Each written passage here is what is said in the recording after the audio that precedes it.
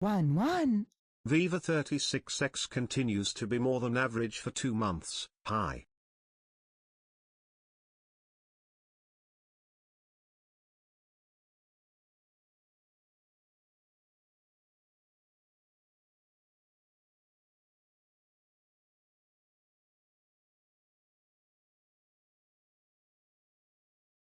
One.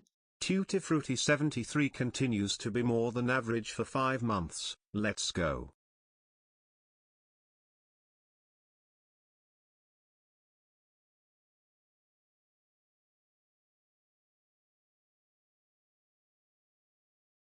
One.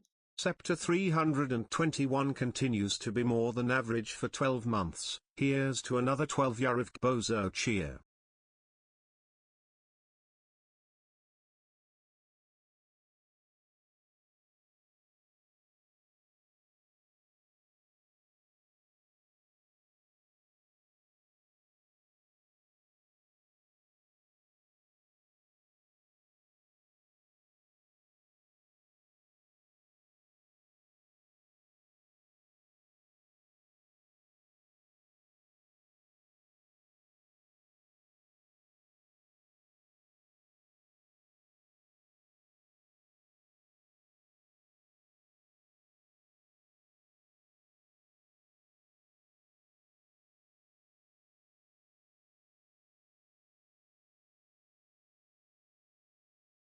One.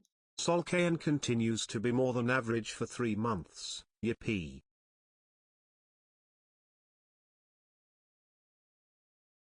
One. Reticeti continues to be more than average for 7 months, 7 months, how the time flies.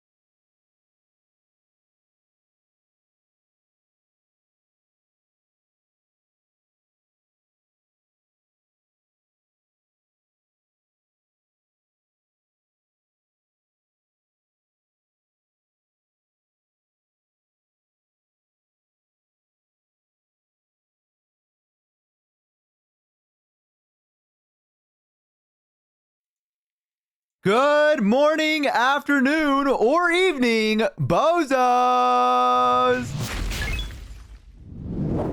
Hello, hello! Hope you guys are having a fantastic morning, afternoon, or evening. I already said it twice. There we go. Great start, Bo. That's the reason I can't be a radio host. Hope you guys are having a fantastic day so far. Let's get some music going. Hang on. What about this? Does this work? There's a playlist called World of Warcraft, but it's lo-fi beats. Is this lo-fi?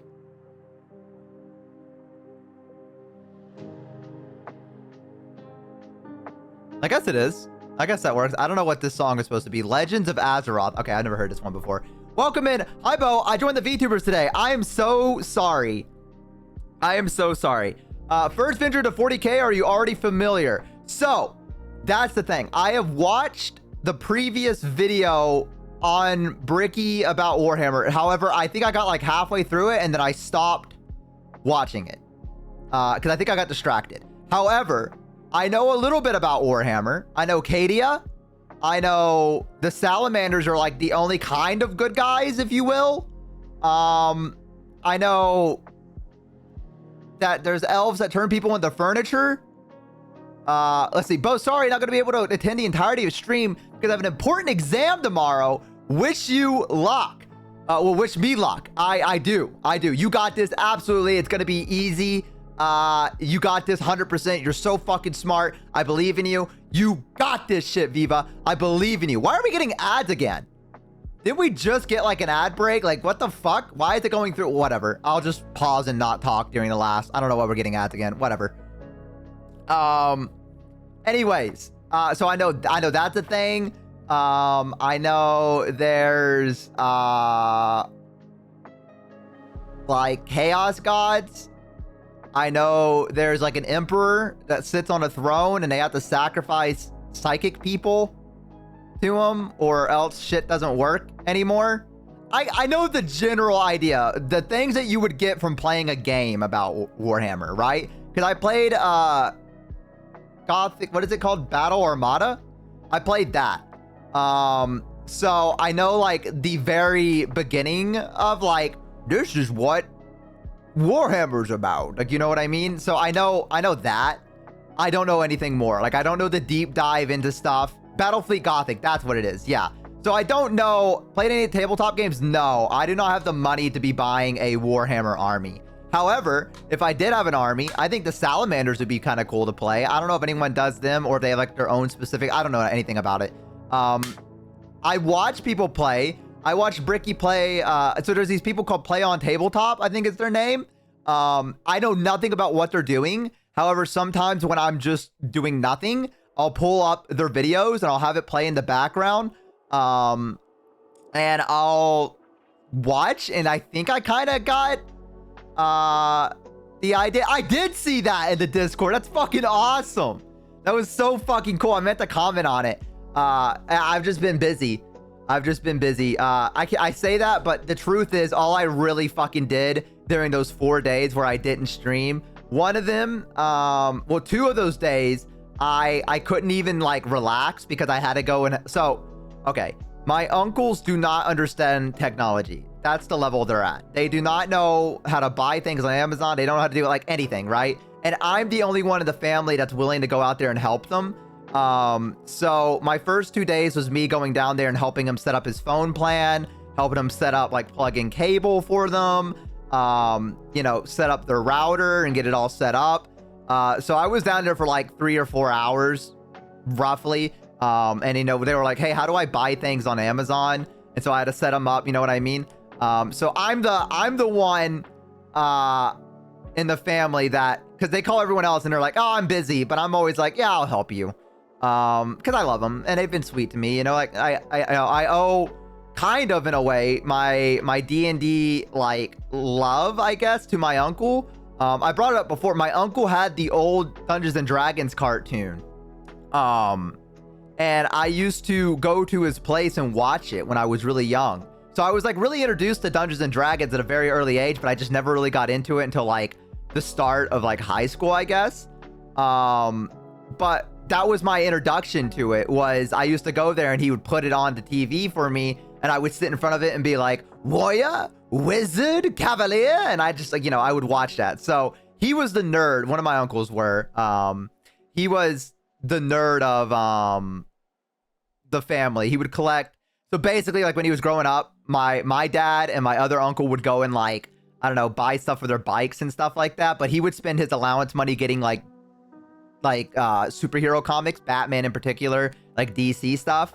So I kind of grew up around him a lot, you know, watching how, you know, D&D, Magic the Gathering, my cousin played as well. Never really got into like all that nerdy stuff until like way later. I think World of Warcraft was the first thing that really hooked me in terms of fantasy, which God help me, I deserved better than that. But yeah, so now I feel like the least I could do is go back and, you know, help him out when he needs it. Is that a wizard cat? No! Fat ass wizard explodes, bud. No! So that's, I feel like that's the least I could do is help him out. So I do my best. I do what I can. But hi, welcome in, Jade. But yeah, thank you guys all for being here today, by the way. I don't know if I said that. Yeah, thank you guys. I appreciate it. Today we're going to be mainly watching stuff. I'm going to be a React VTuber for a little bit. Watching Bricky's video. We're going to probably get into that in about an hour. And then we'll watch those because I think it's going to be about 4 hours of watching Warhammer content, if I'm correct in my knowledge of how long the video is. And then we're going to probably play a little bit of those games. I really want to play Labyrinth of the Demon King. Are we watching Laura? We're watching Bricky's video every single... Let me see. Let me scroll up real quick to the video. Every single Warhammer 40k faction re-explained part 1. This one's about 2 hours long, and then part 2 is about an hour and a half. So about 3 hours, 3-ish hours. So we're going to be watching that, and we're going to be learning about Warhammer. Because I really, really, really want to get into Warhammer. Everyone I know has talked about Warhammer. You know, it seems interesting, and I would like to get into... See, here's the thing, right? Some things can get really intimidating very quickly in terms of learning the lore of stuff if it's been around for so long. And I think Warhammer is one of those things where the lore goes so fucking deep, and then sometimes they retcon things, and I don't fucking know what's what. Okay. If I'm going to get into something, I really got to know the lore of it. And I'm just one of those guys where if you want to immerse me in a world and you want to get me hooked on it. Hi, Beetle. Welcome, by the way. I have to know, Pargu, welcome in as well. I have to know the lore. You know, speaking of, before we get into that, let me scroll up and say hi to everyone real quick, okay? Let me do that. Actually, you know what? Soul Kion as well. Thank you for the tier 1. Ready, thank you for the tier 1. I can't remember who all gave the tier 1s. The chat doesn't go far that back, but thank you guys for everyone that gave me a tier 1 sub. I appreciate it. Thank you guys. Okay, can everyone just say hi real quick, and I'll start doing it. I'll start saying hi to everyone. Okay, there we go. Vivo, welcome in. Crocblade, welcome in. Brickmage, welcome in. Polar, it's good to see you. Elsewhere, welcome in. Hi, Alex. Hi, Halo. It's good to see you. Giddy Breadsticks, good to see you. Cornelian Moon, welcome in. Hello. British Badger, welcome. Maddie, welcome in. Turnips, good to see you. Gopi, good to see you as well. Zen, good to see you as well. Ready? Hi. Hi, Oak, welcome in. Nightingale, welcome in as well. Early squad, by the way. Tokidoki, welcome in. Turtle Scholar, good to see you. Hi, Scepter. Let's see. I already got hit with a high. Get high again. A Fleck, welcome in. Hi. Parguy, thank you so much for being here. Desario, welcome in. Tutti Fruity's good to see you. Duke Duckman, hi. Never Gonna Find Me, welcome in. Blue, welcome in. Beetle, hi. Fafino, hi. Good to see you. And I think that was everyone. I think that's everyone right now. So welcome in, guys. It's good to have you guys here. Welcome. Gotta make sure I say hi to the bozos. You know what I mean? Gotta make sure I say hi. And we're also 5 away from the daily sub goal. Throwing it out there. So, like I was saying, I need to get into the lore in order to really get into a series, or like, you know, something like that. World of Warcraft was probably the first instance of that.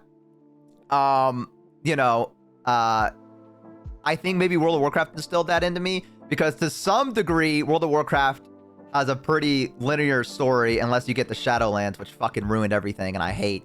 You know, but for the most part, it had a pretty consistent lore. And the cool thing about World of Warcraft is that you could go back in the world and you could see like remnants of like the first and second war or whatever, and it was cool. So I really like, you know, being able to look at something and be like, oh, I know why that's there. That's because of this or that. You know, hi Scum, welcome in. Good to have you here. Thoth, welcome in as well.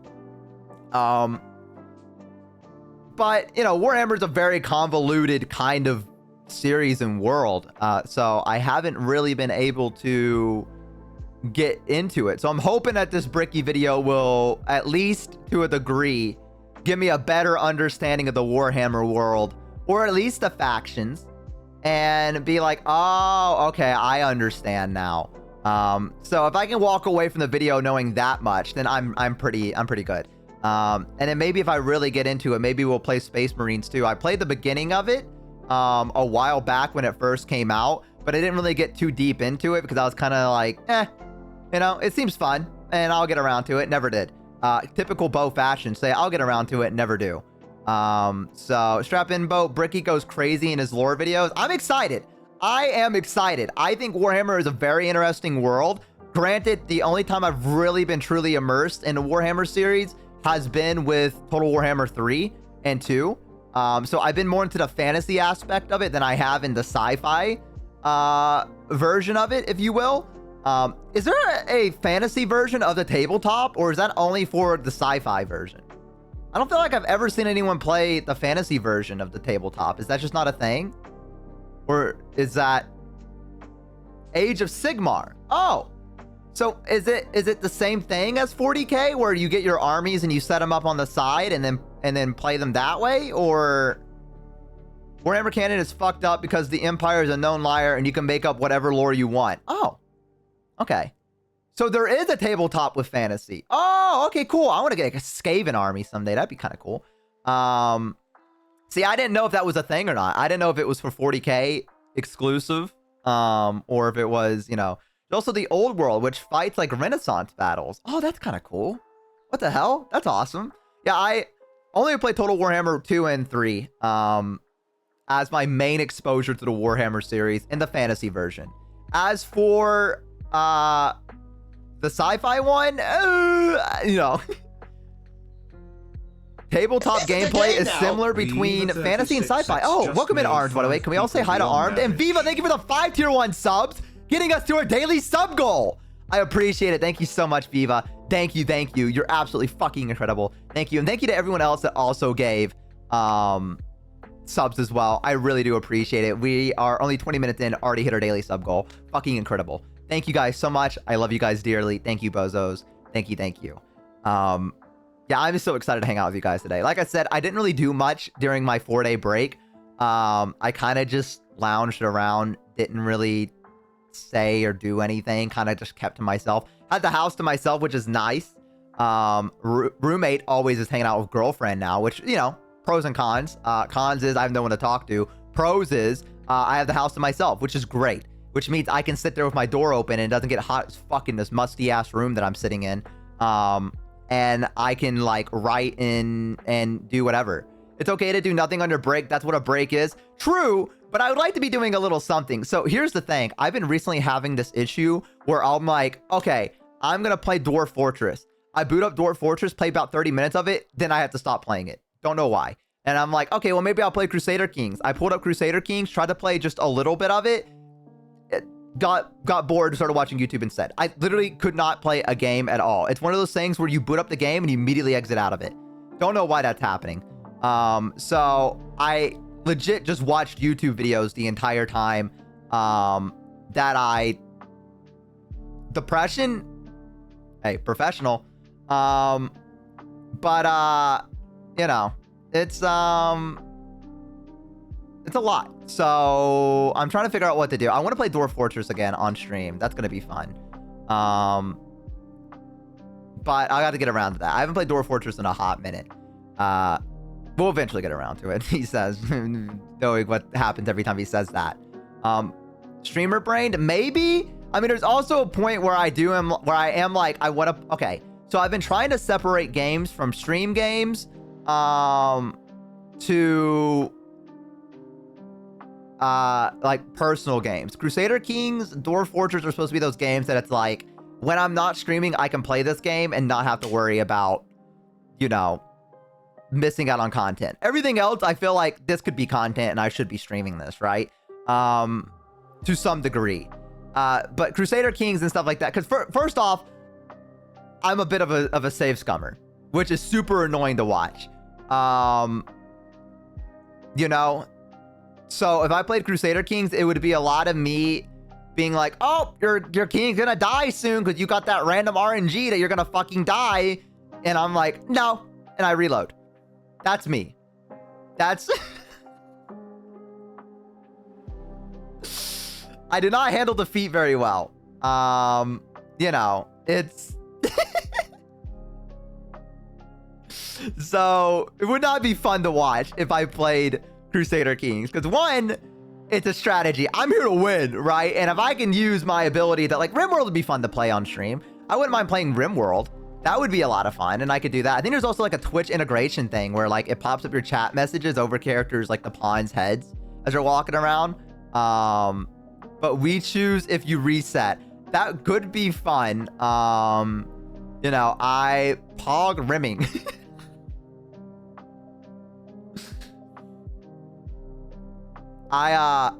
Dude, I feel like this music is too chill. Hang on. We need to, like, get... Or maybe it's not chill enough. Let's see. Maybe we need to... we'll keep it for right now. We'll keep it for right now. We'll keep it for now. It's coming as a symptom of our generation's inability to handle failure? Nah, surely not. Nah.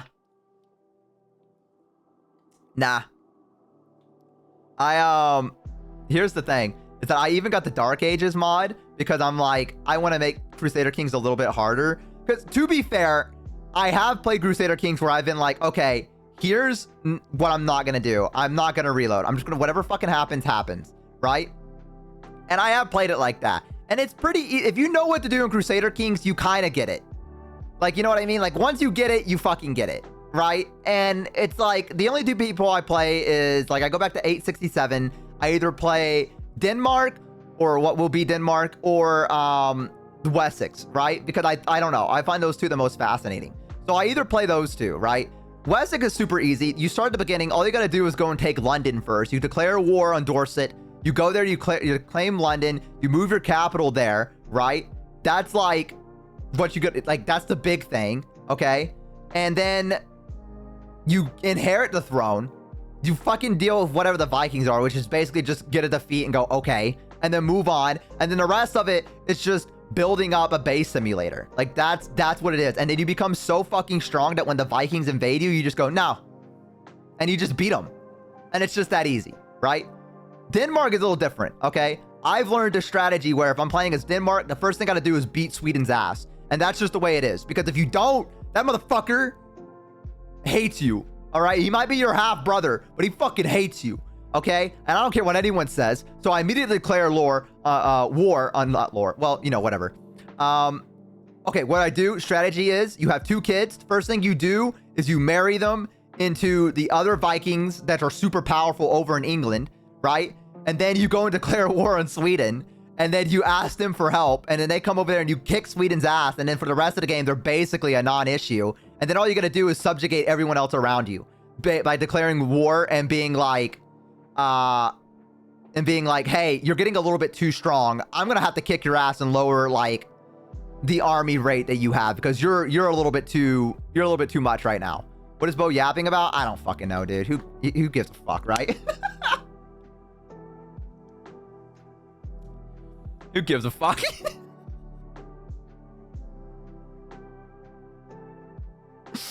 No one cares, dude. I'm just fucking talking. I'm talking to no one. Who gives a fine? No one gives a fuck about Crusader Kings.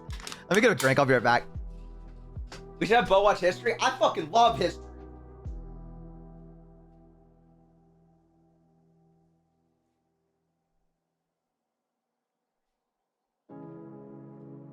I did consider watching history stuff. That was a thing that I was considering doing at some point, but I also don't know how interesting that is. But I do like history. Crusader Kings is one of those games I always wanted to play, but it doesn't seem like my shit, so I love watching it instead. You know, Crusader Kings is pretty good. Hope that was good for you. I want to hear you declare more lore. Okay, well, I'm gonna say war, but is there an animated history YouTube channel? There is. I think if I was gonna watch one, it would be Keep Info Dumping. Hi, Teal. Hi. Welcome in. Happy to have you here. Welcome, welcome. Hang on, let me do this. There we go.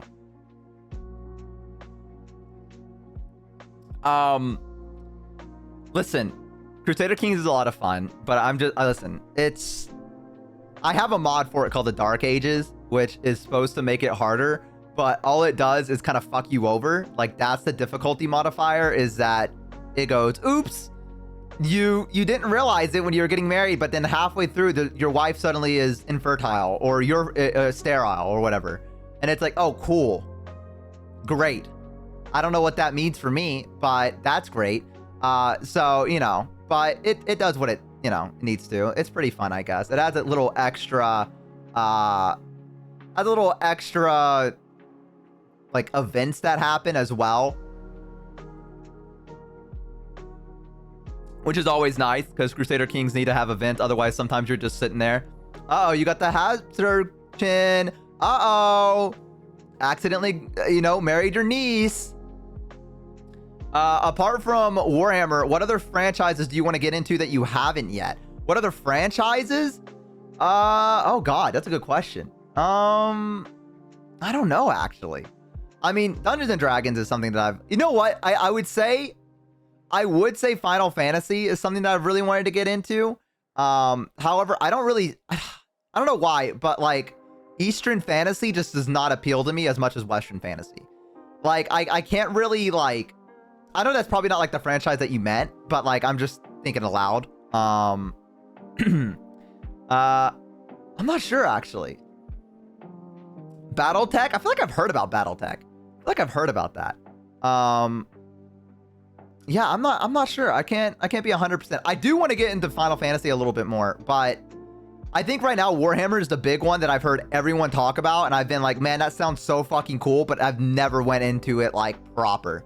So right now, I think Warhammer is the biggest one. I mean, I'm open to more things. If you guys want to introduce me to more stuff, I'm always down.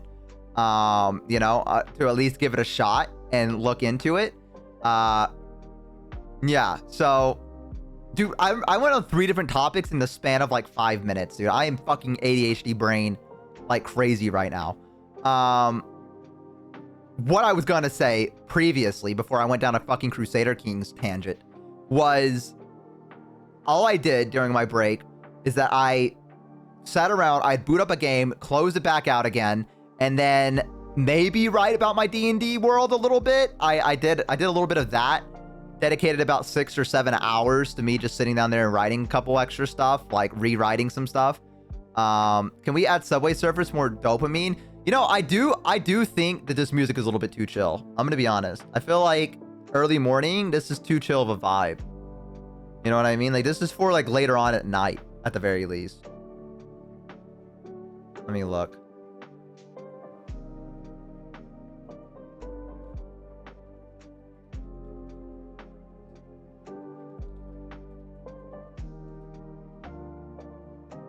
Hang on.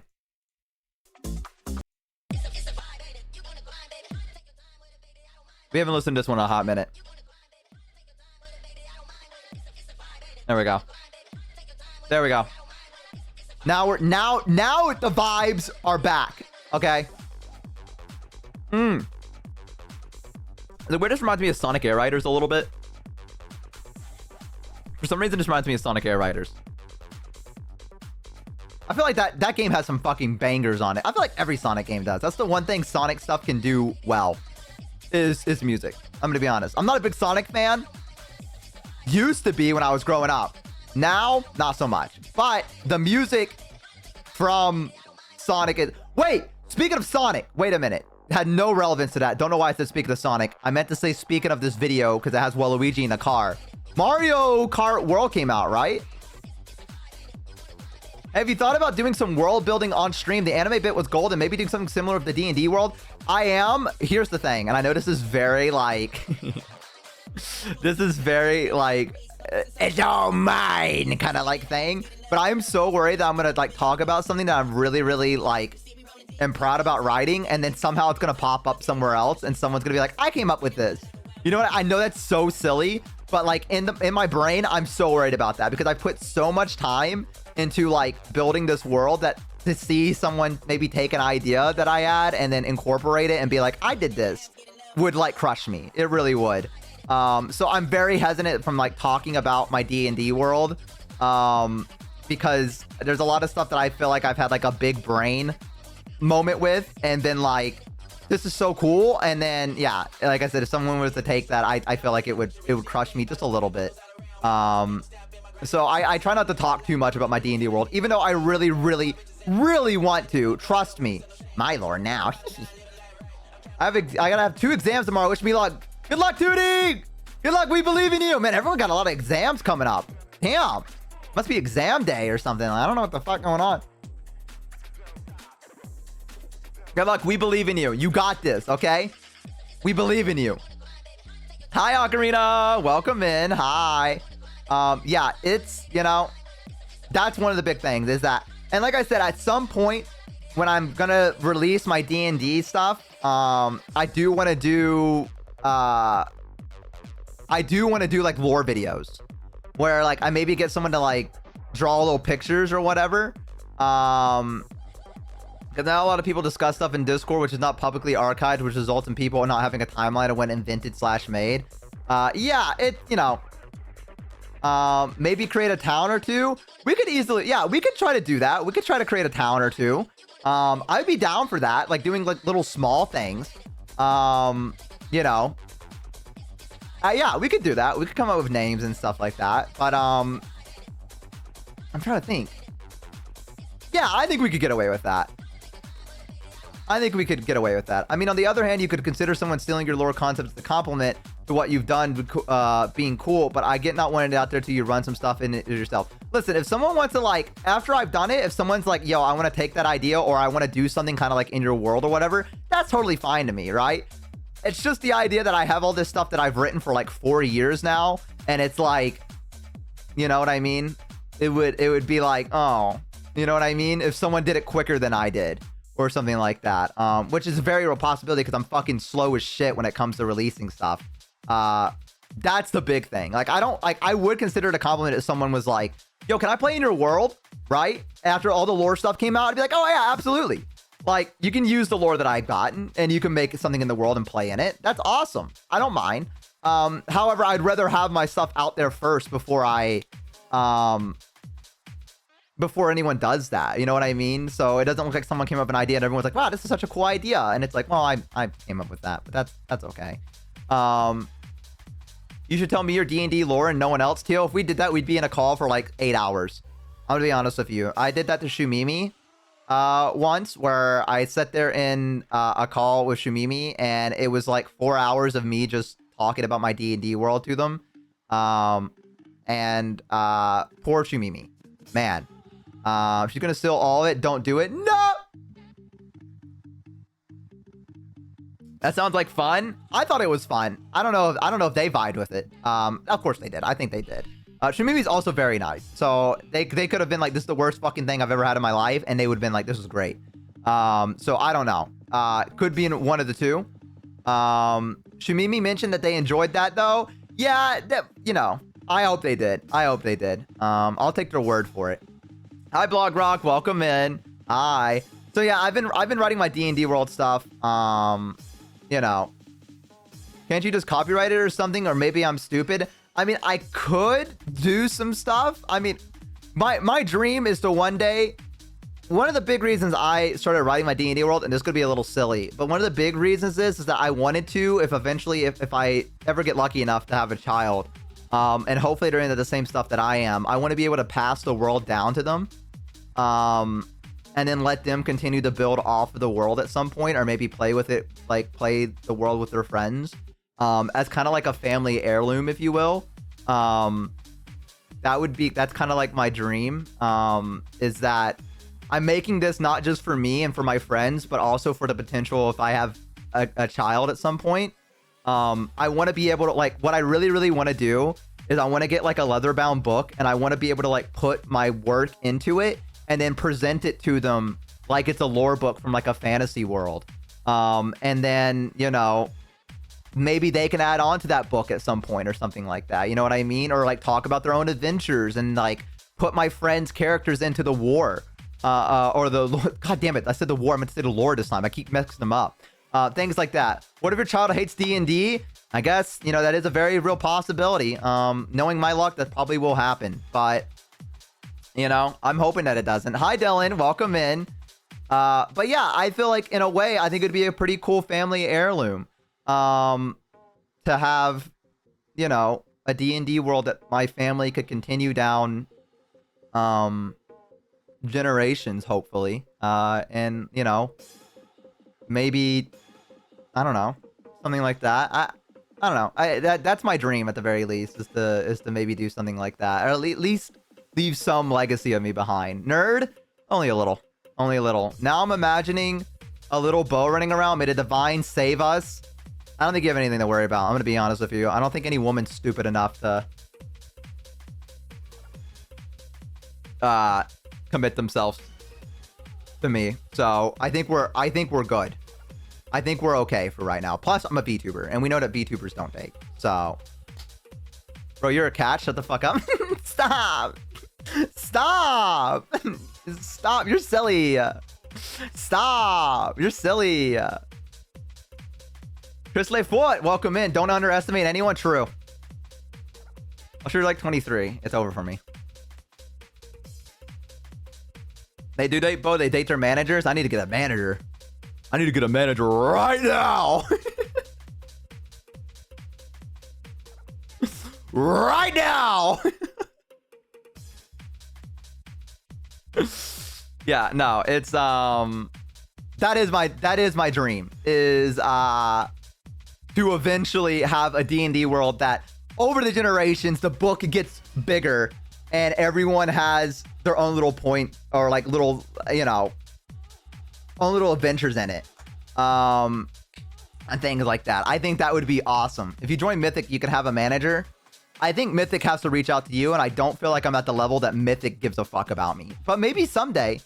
Maybe someday. Can I be one? Can I please?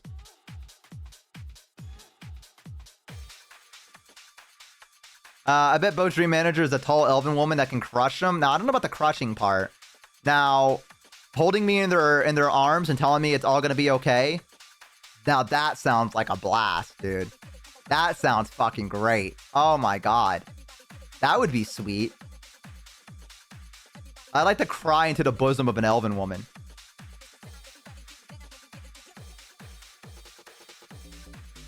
That would be awesome. Do you even have a public business email? No. Probably should get one of those eventually. One day. It'll be fine. It'll be fine. They'll find a way to message me if they really want me. You know what I mean? I'm a hard catch. You know?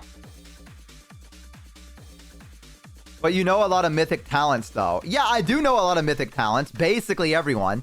But I don't really think that is grounds for me becoming part of Mythic. I think that you need to have, like...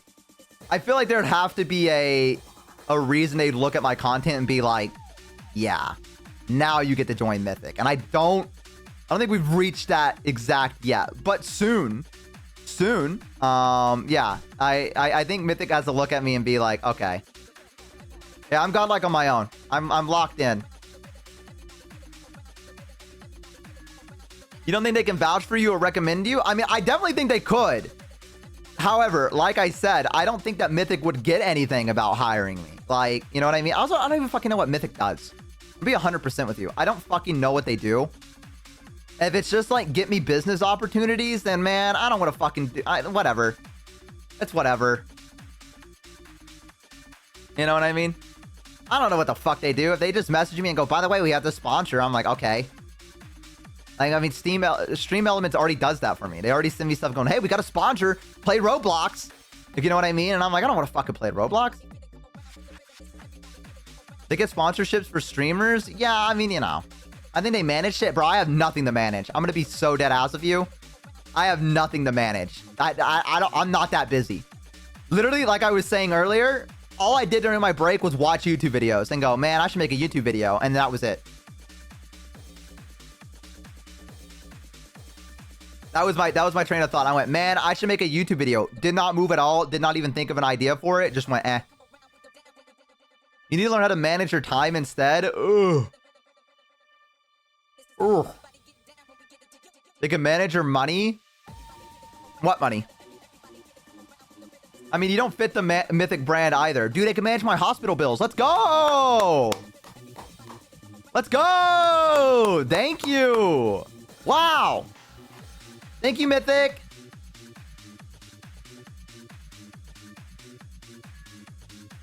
Wow.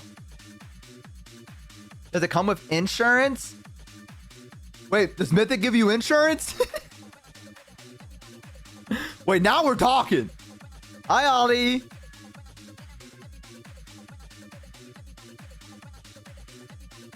I doubt they do. I'm gonna be honest. I doubt Mythic gives you insurance. I would be very surprised if that was the case. I would be very surprised. What are they called? Mythic.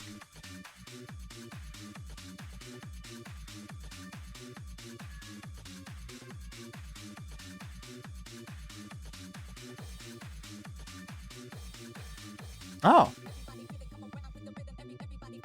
They do give you. Is this real?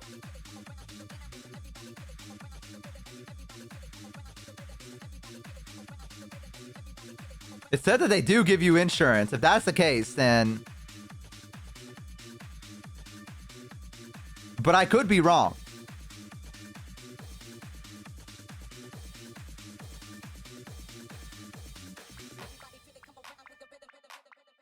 I could be wrong. But if that's the case, that'd be pretty cool. That would help me out a lot.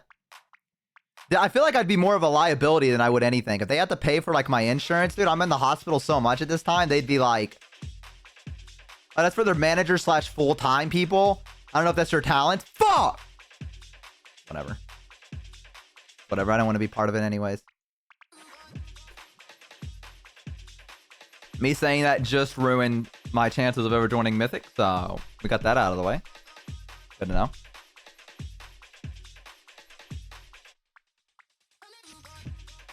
Just ask the members you know. I guess I could. I'll message them later. It's fine. I don't want to message anyone right now. I just want to stream. If they get insecure, well, that's a loaded question to ask. You could just ask Minnie or Cerber. Bo not being afraid to reach out to his friends challenge impossible. Man, I mean, come on, man. Wait, Bo, with how many other VTubers you organize for collabs, aren't you the manager? Not anymore.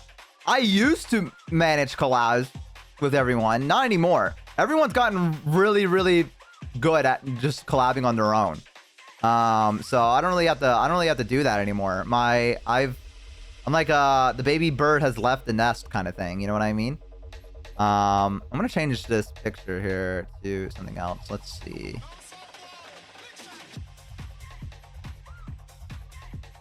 Let's see. What should I change this to? Should we go with the classic?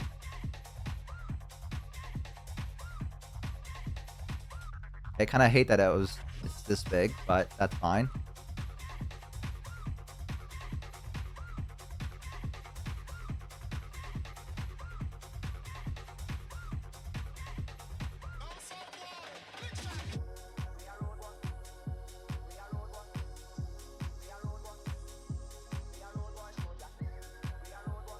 There you go. Classic. The classic. One. Yo, Eric, hi! Eric Bartender continues to be more than average for I'm 13 gonna burp. months. 13 months, that's crazy. Hi, Bo, how you feeling? There we go. I'm feeling, you know, I'm feeling good. I'm doing well. You know? I'm doing well. Another hospital visit? Nah, not a hospital visit. I'm doing well, physically.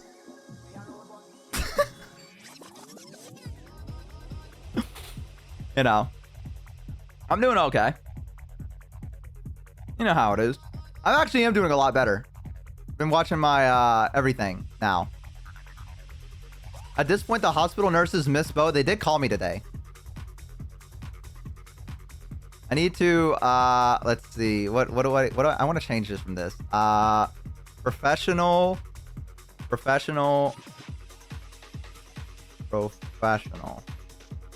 There we go.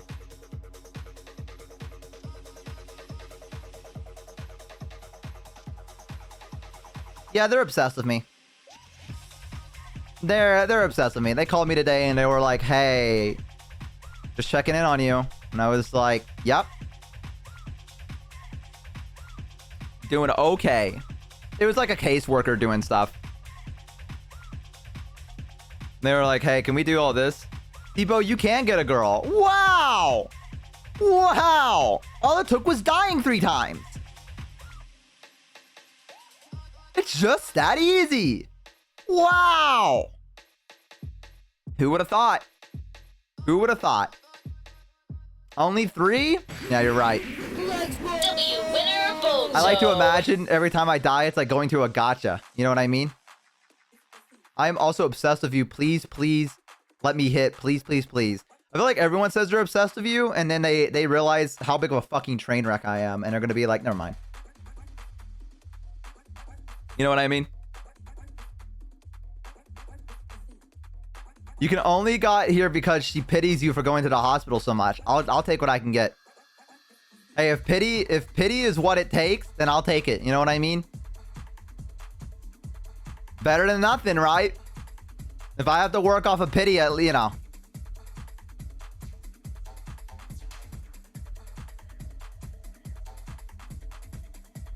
Bo needs this. This is true. This is true. I do need this. Did I say thank you for the sub, by the way? I don't think I did. Eric, thank you so much for the tier 1. I appreciate it. Thank you. I do appreciate it, Eric. Thank you for how long was that? 13 months. Jesus Christ. Jesus, man. I don't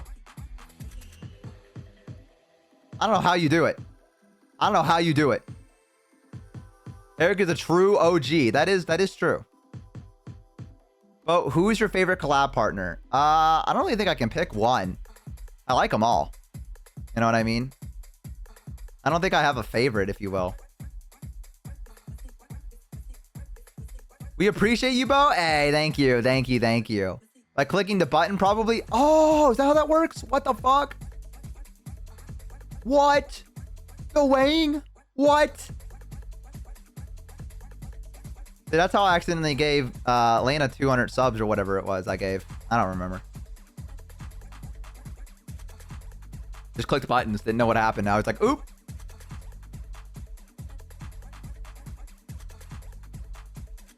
Rank your friends on a tier list now! Alright, so...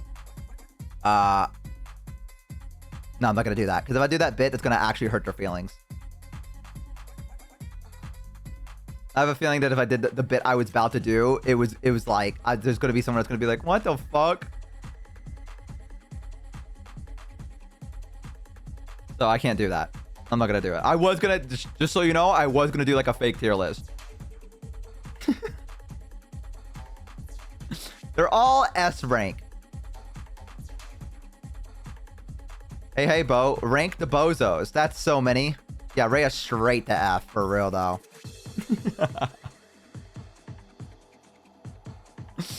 Yeah, we know that. Come on, that one's not. No, I'm kidding. I love Rhea. Rhea's fucking great.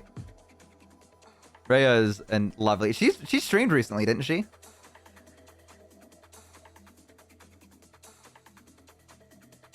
I know she was feeling sick for a while, so she seems like she's, she did? Okay, good. Was she feeling better?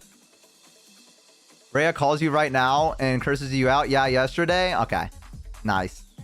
Rhea is your wife. I was not aware of this. I was not aware that this was a thing. But this is good information to know. This might come in handy later on in the future. Someone asks, are you married? Apparently, I have to say yes now. And shake it. Was not aware I was married, though. So, little thing. Of course, I had to get married to a British person. Ugh. Fucking, what a rotten luck. Ugh. No, I'm kidding. I'm kidding. Come on, bozos. You know I'm playing.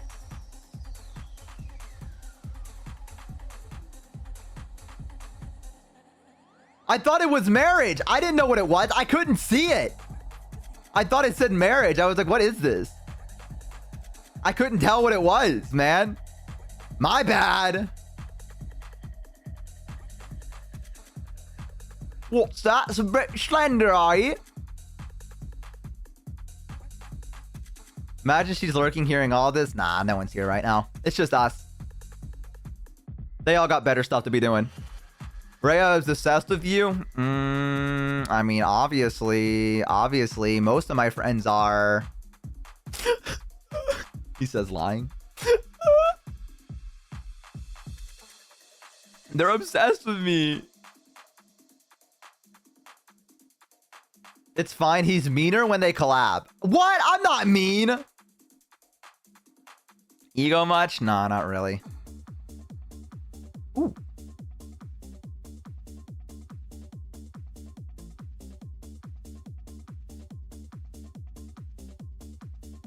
Damn.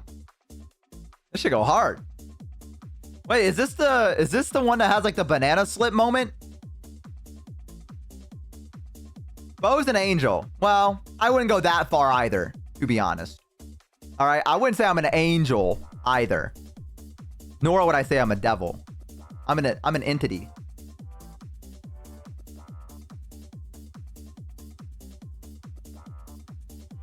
Well, you say you're not mean, but look how mean you are to yourself. But that's different. That doesn't count. All VTubers are obsessed with Bo for real. Dude. Can't blame them. Bo's an SCP. I did go on a thing where I was reading SCP articles not too long ago. I just started reading like a shit ton of them. I think I got a new favorite one here. Let me see if I can find it real quick. I can't remember. It's like in the 300 series. It was The Recorded Man, SCP-315. I like that one. That one's good. You guys should read that one at some point if you haven't already. I read 16 articles. That Murder Monster one was great. Another good one is SCP-303, the Doorman. It's just a thing that spawns behind a door and breathes heavily and gives you like an overwhelming sense of fear. And it just stays there for a few minutes and leaves. I like the SCP that makes your balls explode. Oh. SCP-516, also known as Blue Ball. SCP that's just a wizard that casts testicular torsion.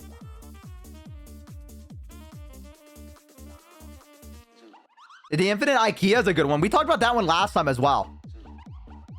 Alien GF? Alien GF? Oh, here's the banana slip.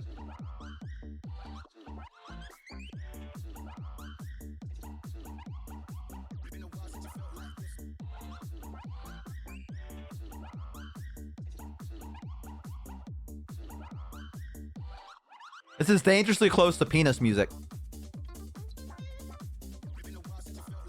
Dangerously close. They skirt the line of it. They skirt the line. This is penis music, but it's good though. Penis music is like all over the place though. You know what I mean? Well, you guys never heard penis music before? Hang on.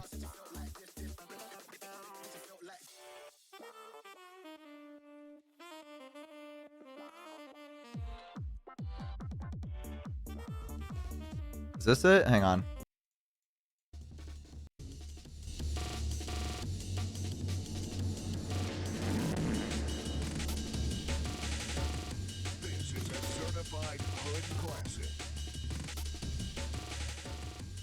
This is penis music.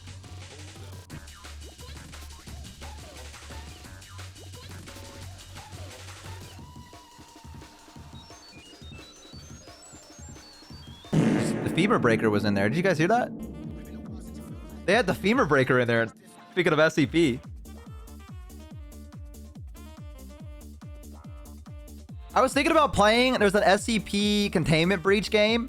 It's like the ultimate one. There's like a mod for it where they added like a whole bunch of different SCPs and stuff like that. I was thinking about playing that at some point.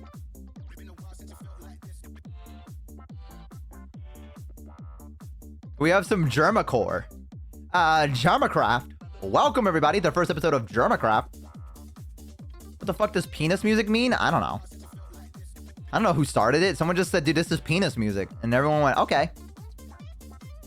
Everyone nodded their head in agreement. And so we now just call it penis music. I don't know. I don't make the rules, okay? I just follow them like a responsible human being. Of decent SCP mods? Oh, man, no one's played Lethal Company in a hot minute. We're going to do the Bozo SCP stream? Yeah, we can. What was it? It was containment. What was it? SCP Secret Laboratory? That's what it was. Secret Laboratory. That would be the fun one to play. I also like to get a lot of people together to play that, but I don't know. I don't know if I have that kind of pool. Like a lot of different streamers and see if we could try to like set something up at some point, but I don't know. Version 70 came out for Lethal. Really? No one's even talked about it. I think Lethal kind of died out. I'm going to be honest. Like Repo's the new Lethal right now. Let me look. Lethal. Incubating update. Overhauled the radar. Added new furniture. Okay. Interesting. Added the giant sap sucker.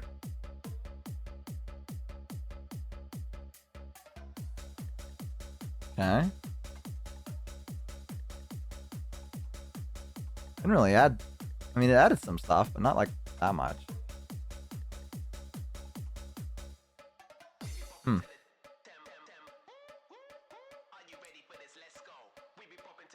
Pretty cool. Maybe we'll play it at some point. Repo 2 shall fall the way of Lethal Company. There is someone younger and prettier that comes along, as is the case. As is the case. I mean, listen, the good way to keep people's attention is to do pretty often updates. And the truth of the reality is that this is normally a small team and it takes a while for updates to come out, so people lose interest pretty quick.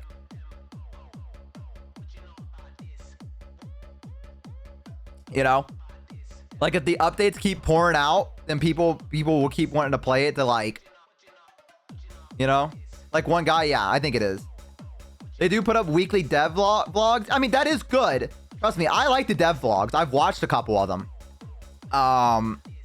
You know, but unless people see it like in the game, people are going to be like, eh. That's my take at the very least. You know?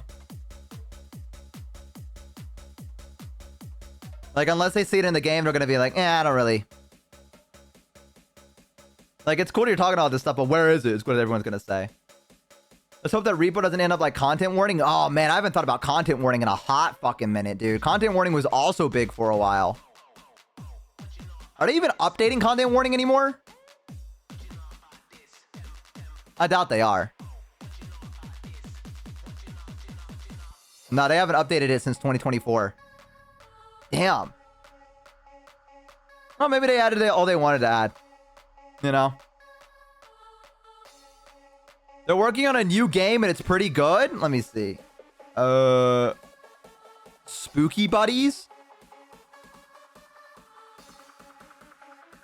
No, that's the bundle for everything. What is the new game? Content was literally an April Fool's joke from that studio. Funny how that works. I feel like more often than not, when people don't put effort into something, like they can...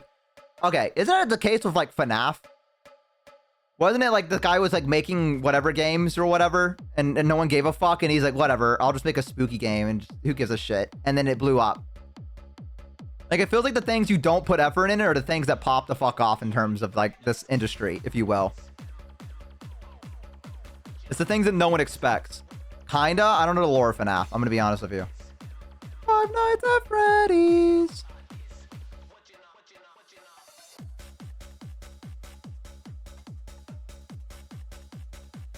April 1st when Landfall drops their games. They used to make games for children, I think, but they were fucked up looking. It's when you stop worrying about being a tryhard. Yeah, and that's when it all works out. Server could teach you about FNAF? Maybe someday. I think it was like spread the fishing lines until something bites. That also, I mean, that's also a good strategy. That is also a very, very good strategy to be like, you know what? Fuck it. I'll just try everything until something finally works. And eventually something will, I guess. That's the motto to take away from this. Is that eventually something will work. Don't know what it's gonna be, but something will. Maybe I gotta do that. Maybe I gotta spread my fishing lines. I don't know what else to spread it to. I do want to make more YouTube videos. I'm watching a lot of documentary stuff on YouTube. Not like documentary, but like videos like, I joined this dead MMO for 30 days. And this is what I learned. And I'm like, oh, that's interesting. Or watching like Miss Chalice talk about, oh, I played Liza Peeve. And this is what I learned. And here's me talking about it. Or whatever. Video essays are peak? Yeah, I really do. I watched YourAverageBo for 2 years. I'm so sorry. There has to be some kind of like veterans bonus for that. Oh yeah, and update the VOD channel more on YouTube. Oh yeah, that's right. I gotta do that. I'm almost caught up. I'm almost caught up with all the VODs, I think. Liza P is great. I want to finish it. Never played it. Those, I joined the cult for 10 days and then they don't post after that. I'm usually a VOD watcher, so I need it. Okay. I'll post one after stream today. But yeah, I want to do... Here's the thing. I don't know anything I want to talk about. Like, you know what I mean? Like, I don't know anything that's interesting to talk about that's like, I could do a video essay on. So, I had to figure that out first. That's the first step, is to be like, what do I want to do that I feel like I could... are we ever going back to Expedition 33, Bo? Yes. I think it's on the schedule, isn't it? Let me look. Yeah, we're going back on to Expedition 33 tomorrow. Do you know the word honorific, Bo? Yes, I do. Trees are cool. I guess that's true. I don't know if I want to talk about trees for like an hour though. Maybe I should do one on Daggerfall again. I don't fucking know. I'll figure it out. I gotta figure out something that like I could squeeze into. You know what I mean? Like, there's so many people talking about why Dark Souls is such a good game. You know what I mean? Or whatever. That it's like, okay, like, who's going to watch another video on that? Like, who gives a fuck about this guy's opinion? Right? So, 6-hour essay about WoW role-playing. I could probably actually do that. I'm going to be honest. Squeeze into your... Hey! So, like, Ellie talking about bugs. Yeah, it's, you know, I feel like I have things like that I get, like, really passionate about, but... I don't know. Do I have any passion? That's the thing I gotta ask now. Has the life left my eyes?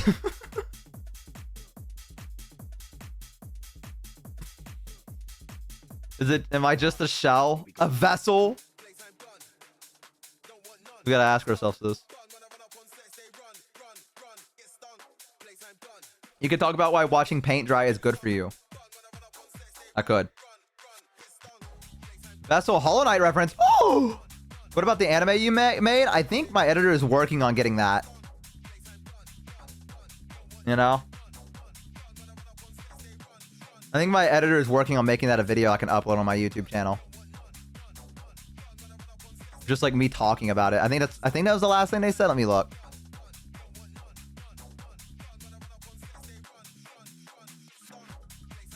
Yeah, they said assuming you can get away without any copyright infringement or liability issues with the music I was playing in the background, because I'm such a good fucking streamer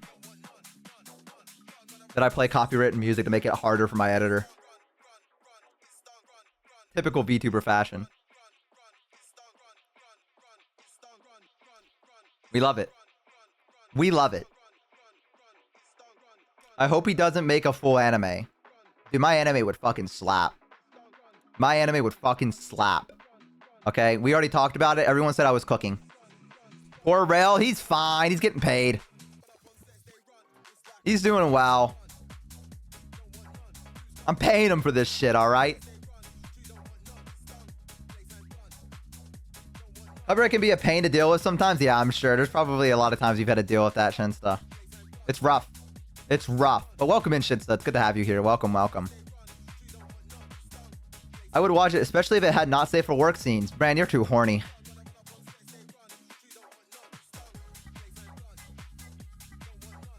So horny.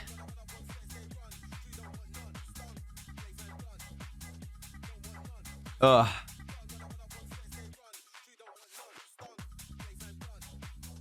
You did plan an episode where they did frick for like 5 hours though. Yeah, but that's on the Blu-ray DVD though. That's not my fault. That was the people that put it in there. You made me like that? I didn't do shit, by the way. I didn't do shit, by the way. I just existed. And then you had the poor choice to fall in love with me. And that's on you. Okay? That was not me. You need better decision-making skills is what you need. All right? That's the big thing. Is that Bo in a furry suit there? I don't think I'm that caked up. I'm going to be honest with you. Well, I got to get going to class now. Bye, Blog. Thank you for hanging out. Bye.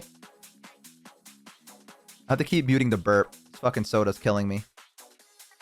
Not literally. It's a zero sugar one. Just before you ask, okay? The zero sugar one. But it is killing me. It's making me burp. It's destroying my insides. Destroying my intestines. It's over for me. Show burp. No! You don't like it when I burp. I used to just burp on stream and didn't give a shit. What anime made you into a weeb, Bo? I don't know if I'm a weeb, but the first anime that like I really got into, Urusei Yatsura. I think that's how you say it. That's probably take a shot every time Bo self-deprecates. Good luck surviving the stream. Okay, I'll do it. I'll start drinking.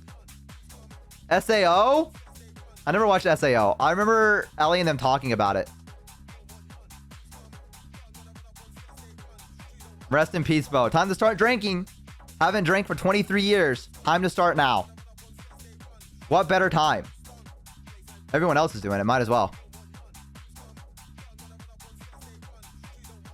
Destroy my kidneys. Pancreas already doesn't work. Magi Labyrinth of Magic. I don't think I've heard of that. No, have you seen what water does to metal? Do you want that in your stomach? Soda cleans metal. Soda is healthier than water. I like that. I like that. But did you just confirm your age? Yeah.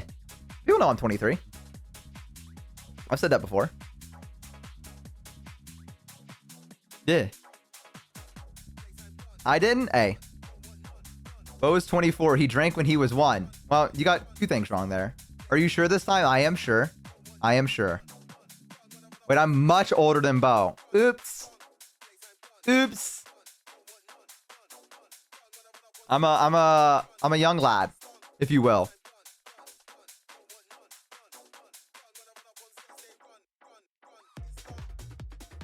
I'm younger by 2 years. Nice. I'm a hag. Oh no, Emmy. Oh, you're the same age as me, and that feels weird, man. What the fuck? Would you rather me be younger?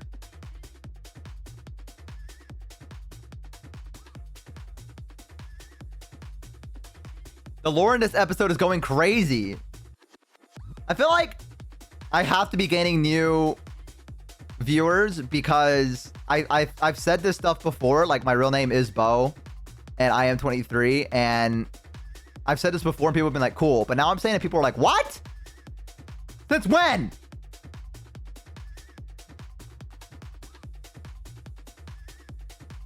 Old people have to stick together. I'm 1 year younger than you. I feel like I have an older audience than I do a younger one. I'm going to be honest. I wish I could see what the age of my viewership was. I definitely feel like I appeal to an older audience.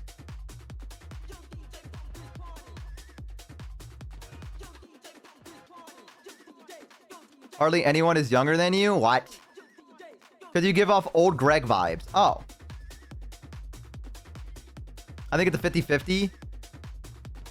I don't know. I'm 23 too. Oh, never mind then. Okay, wait, maybe. You could poll age rangers. I don't think you're supposed to do that on Twitch. I don't think you're supposed to say your age on Twitch. I feel like that's like a rule. Oh, maybe I do have younger audience then. Okay, well, never mind then. I'm good. Analytics doesn't show age. Analytics just shows like where people are from. This guy fucks. Wow, what a giga chat. Anna_Narf is no Anna Narf, thank you so average. much. I appreciate it. Congratulations, no longer being average. Thank you, thank you. Yeah, let me look. Yeah, I don't think analytics. Yeah, analytics does not show. Yeah.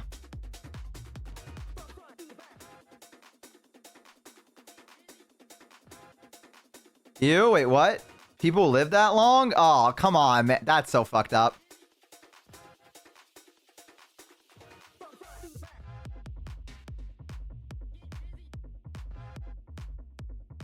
That's so fucked up. Let me see.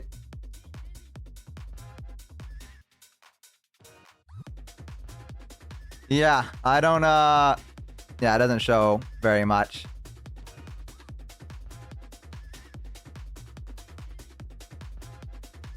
Dude, my engaged viewer stat, 53% new engaged viewers, 53% returning engaged viewers. Wow, I'm good with engagement. That's huge. That's big. People seem to keep coming back for some reason. Wow. Wow. I can see where everyone's from. Yo, we got people from France now. Man, I don't got a big Australian audience. I'm not gonna fucking say what you just tried to do to me. I read that in my head. I'm not gonna say what you just... I'm not gonna do that. You tried. You tried, motherfucker. You tried. Okay? Can anyone say hi, by the way? To Todd? That's Brooke and her alts. Oh. It's 4 a.m. in New Zealand. The fuck time is it for... Is it in Aussie? I don't know. Gotta be something. Oh, YouTube has age stats. Yeah, but I don't know if I have enough people that, like, watch my streams also watch my videos. You know what I mean? Come to France, Bo. We are very welcoming. I think I'm okay. Premier 2 went to France, and I think he got stuff stolen from him. Or maybe that was England. I can't remember. Okay, I'll read you my stats, right? 41% of my viewers are from the United States. Okay, 7% from the United Kingdom. Is a Space Marine on the Salamander chapter of Warhammer 40k. I'm gonna look that up, and I swear to God. Oh my God, you're right. I thought that was a D's nuts joke. What the fuck? His name is Sakan? His name is Sakan.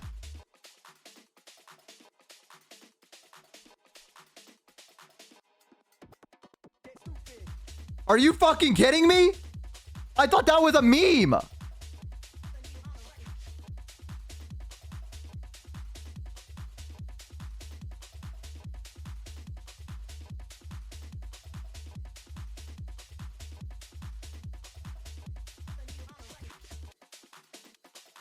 He suck on these nuts. Whatever, dude. Whatever. I'm looking back at my discovery. Whatever. Whatever, dude. I'm looking at my discovery. Okay. Hang on.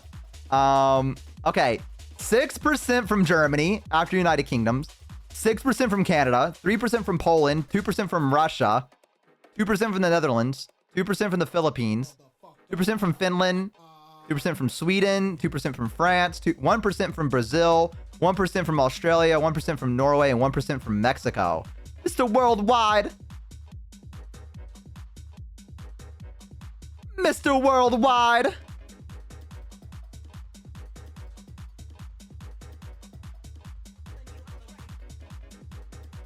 I'm not even on that list. Woo! I wish they showed me more, but that's it. That's the only stats I got. Didn't even get named as a percent. You gotta get more people from where you live to watch me. That's what you gotta do.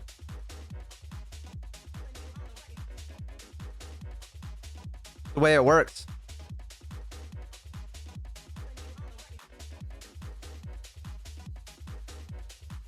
Oh, I can see where people have found me from. You're from North Korea? Hope they don't find out. Time to shill Bo to my colleagues. Yes, please do. I need all the help I can get. I'm begging you. This is not a joke. Okay, from the browse page. Okay, I get 1% of the people from views from Twitch that find me on the browse page.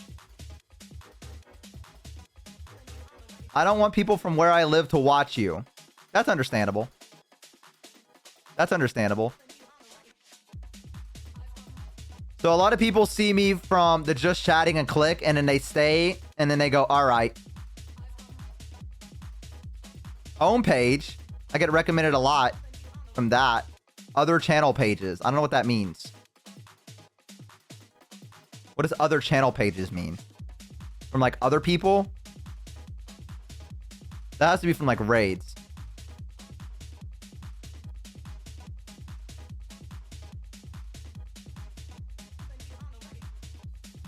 That must be what that is. It means it's on the recommended list of other streamers. Oh, so I'm a 50% recommendation to people. So when you're watching Ellie, it says, hey, maybe you'll like this guy. That should be illegal.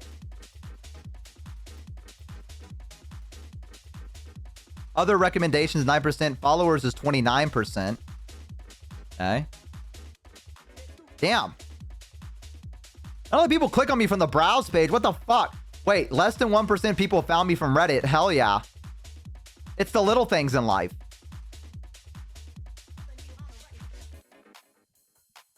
Hell yeah.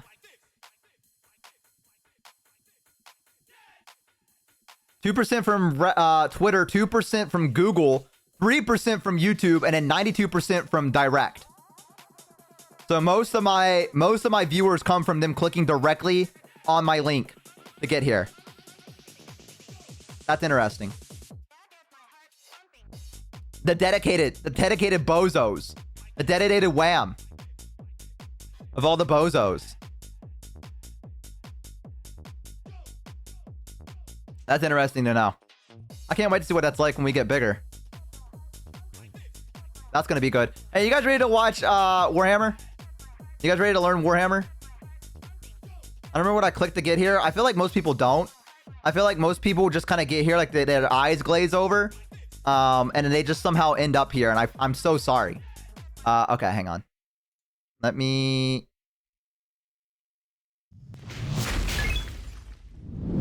Oh, I almost burped in the middle of that. I'm such a monster. I'm gonna sneeze and burp at the same time. Oh, God.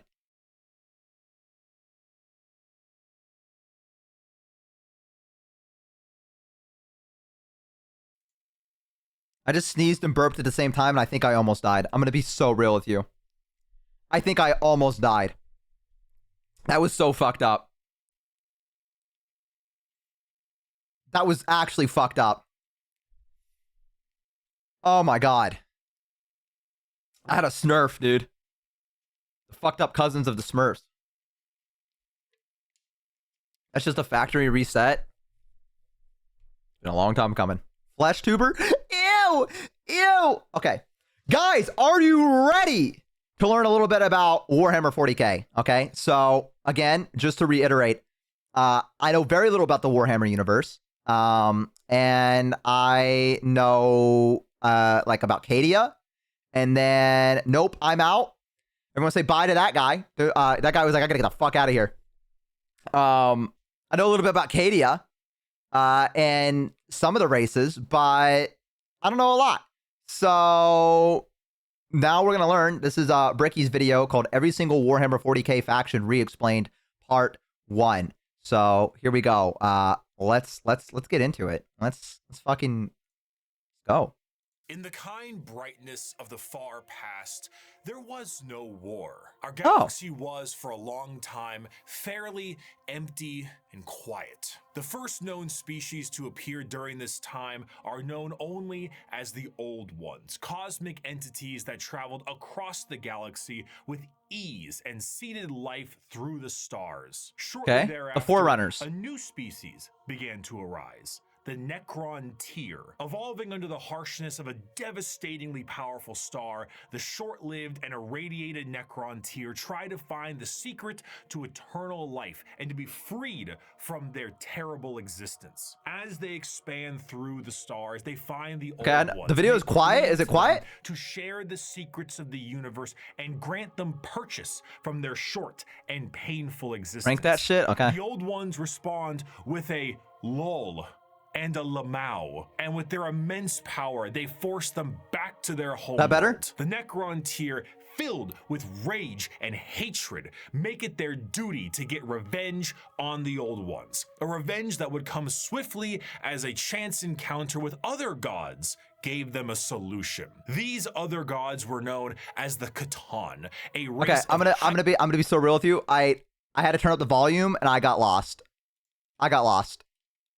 Hang on, let me just give me a minute. To them to share the secrets of the universe and grant them purchase from their short and painful existence. Okay. The Old Ones respond with a lol and a lamau, and with their immense power, they force them back to their homeworld. The Necron Tier, filled with rage and hatred, make it their duty to get revenge on the Old Ones. A revenge that would come swiftly as a chance encounter with other gods gave them a solution. These other gods were known as the Catan, a race of highly powerful star-consuming entities. Do not fear, young mortals. Dude, that looks like Coruscant. The Catan will provide you with the immortality you seek. Come now, won't you shake a poor sinner's hand?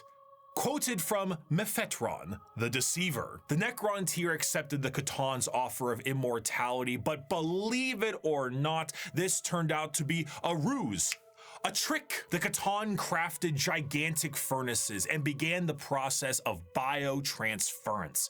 The Necron Tier willingly walked line by line into the furnace engines made by gods who devour stars and had their souls consumed instead. The short-lived, irradiated, and cancer-inflicted race of the Necron Tier ceased to be, and the immortal, soulless Necrons remained. Now backed by the immense power of the...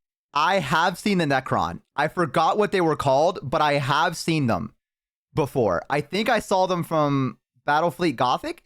I think they're in that beginning section of it, if I recall correctly. So I have seen them before. I was not aware of their lore, but I knew what they were. So, okay, now I know. Now I know who the Necrons are.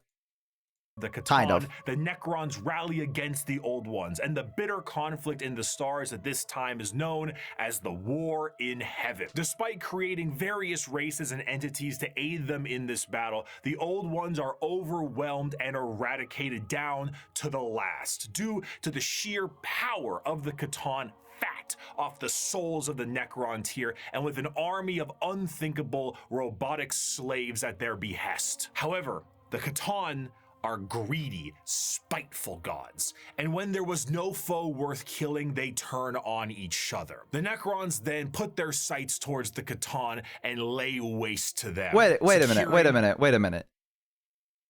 Just to reiterate, they were losing in a war, and so the Catan, what they did because they were losing in a war was started to kill each other.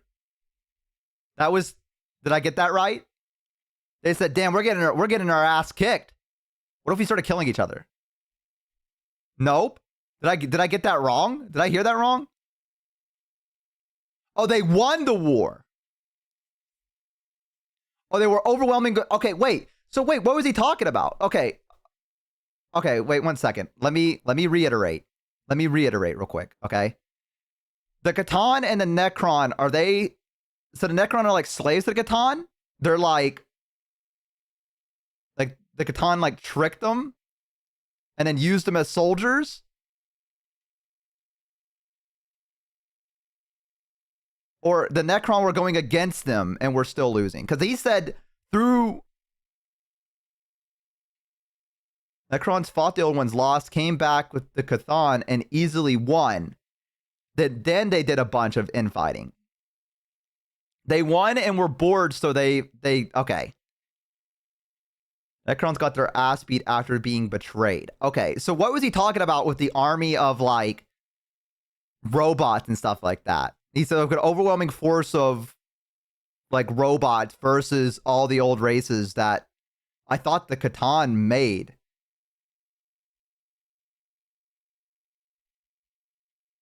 That's the Necron. The Necrons are the robots. The old one made the races. Okay. Maybe I heard different. Hang on. Behest. However, sheer power overwhelmed various races and entities known as the War in Heaven. Despite creating various races and entities to aid them in this battle, the old ones are overwhelmed and eradicated down to the last, due to the sheer power of the Catan fat off the souls of the Necron tier, and with an army of unthinkable robotic slaves at their behest. However, the Catan are greedy. Okay. Oh, okay. I get it now. The old ones were killed by the Catan and the Necrons. Oh, okay. So the old ones lost to them. Okay. That's where I got mixed up on. Okay. I thought, great. Okay. I'm glad I reiterated that. Because I was a little confused on it. Okay. I was going to make a YouTube video out of me reacting to this. It might still be a thing. God, people are going to hate watching this. I know there's going to be someone that's going to be like, bro, just fucking listen. I'm so sorry. I'm so sorry. You, please bear with me. Please bear with me.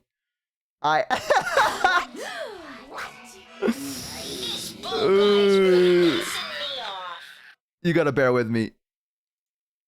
Spiteful gods, and when there was no foe worth killing, they turn on each other. The Necrons then put their sights towards the Catan and lay waste to them, securing their freedom. The once subservient Necrons now control their former masters. Worn out and weakened by these wars, the Necrons under their leader Zarek, the Silent King, lie dormant with a plan to eventually wake and reclaim control over the galaxy. Over millions of years, empires rise and they fall. The species created by the old ones have footholds over the galaxy, but on a pale blue dot in the thick of all this conflict, is that us? Humanity begins to evolve. And for the most part, the basic path of humanity's evolution remains the same as it is now for almost 15,000 years. Right now, in the 21st century, this is canon. You, right now, Twitch streamer reacting to this video, that's me! Existed at a point in the Warhammer universe. Oh, I'm but so with sorry. time, humanity's ambition and the power of their technology becomes unmatched, and the golden age of expansion begins. Humanity starts to branch out through the stars with powerful tools used for agriculture, mining, and expansion. Some branches of humanity would eventually settle far away from Earth itself, and around this time, the ability of humans are greatly expanded, and what we begin to know as psychers appear. But despite all the progress, things would begin to collapse. The machines created to aid humanity would turn on them in M23, an event known as the Cybernetic Revolt, and trade would begin to collapse due to the immaterial warp, aka actual hell, beginning to cause ruptures in space and time. These warp stones would separate humanity, and this would be what is known as the Age of Strife. The warp, a sea of souls, storing all thought, emotion, and the souls of those who have passed on, begin fluctuating into something terrible, as far on the horizon, something horrendous was brewing. You see, the warp isn't just a random assortment of chaotic energy. It is fairly well organized, thanks to those living in the galaxy. The warp itself acts as an afterlife of sorts, and the actions of the innumerable amount of creatures who live in the galaxy have manifested a pantheon of organized entities known as the forces of chaos. At My their mouth helm open. are three major entities. My mouth open streamer. Dude, if I'm gonna fucking absorb the information in this, okay, I'm gonna have to keep my mouth open, all right? At least that means I'm listening, all right? I fucking... Leave me alone, man. Whatever, dude. I gotta focus, so I can't, whatever. I'm trying to listen. Okay? Allows more information in. Okay, listen, I'm trying to absorb. So why did the robots rebel for humanity? Was that just a thing? Was it like AI taking over kind of thing? My Slackjaw yokel streamer. That's so fucked up. That's so fucked up. Yeah? Okay. Korn, Nurgle, and Zeech. Oh, I know However, these people. a fourth one, Slanesh, was about to be born. The ancient Eldar were one of the first species created by the Old Ones. What the fuck is this? Is this the Eldar? What the fuck going on? What happened to them? Why are they all clowns? What? That's the old school Eldar designs. They are slaying. Oh, I never said they weren't slaying. I just was wondering why the clown aesthetic. Harlequin Eldar. So they're supposed to be clowns. This one kind of caked up over here. You see this one? Damn. Jeez. That artist knew what they were doing when they drew that. I'm going to be honest. I kind of like this design, though. I think this is kind of a unique look. Just listen. Okay, my bad. To their extreme and unbridled excess, the birthing of Slanesh tore a hole in the galaxy and forever split the Eldar into those of the craft world, who sought to bring their species back together, and those of the Drukhari, who wished to continue what caused the birth of Slanesh in the first place. The birthing of this fourth chaos god settled the warp storms of the Immaterium and ended the age of strife. But humanity... Okay, I'm sorry to pause. Not last time. I'm not going to lie to you. I won't pause so quickly going forward. So just to make sure I understand, Slanesh was born because the Eldar were fucking?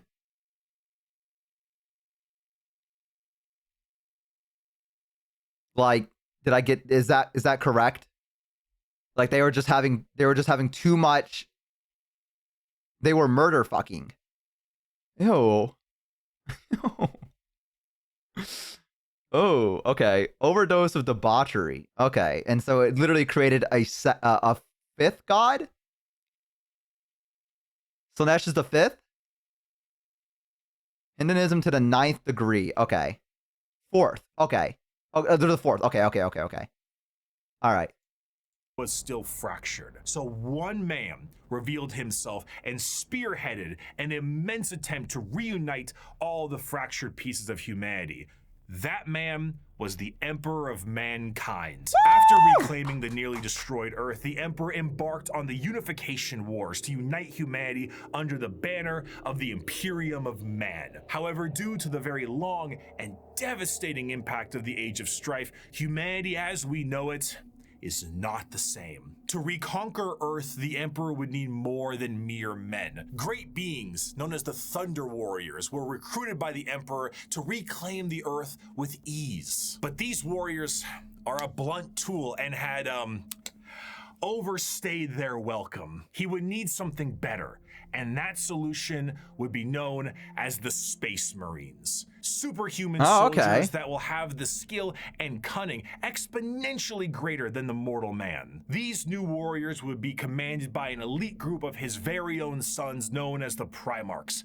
Unfortunately though, Daddy didn't charge the baby monitor, and his 18 sons would be stolen by the forces of chaos and scattered across the galaxy. This would begin the Great Crusade, a monumental task to take back the stars in the name of humanity and reclaim the lost Primarch sons. However, he would need the fires of industry to make this happen. Looking to the distant cousins of Mars, the Emperor signed a treaty with the technologically irradiated hellscape of the Red Planet and allowed the cult of the machine god, the Mechanicum, to supply his crusade. While Space Marines were the tip of the spear, their numbers paled to the vast might of the Imperial Army and Navy. The Astra Militarum and their seemingly endless numbers make up the bulk of the fighting force for humanity, supplied by the intelligence and prowess of various agents of the Imperium, such as rogue traders and assassins. Due to the lack of connectivity between the worlds, what a society had become over thousands of years became mysterious and varied. Tools once used for harvesting and agriculture now are being used as machines of war in the form of Imperial Knights. Some of these fractures— What? That was used for agriculture? This was used for agriculture.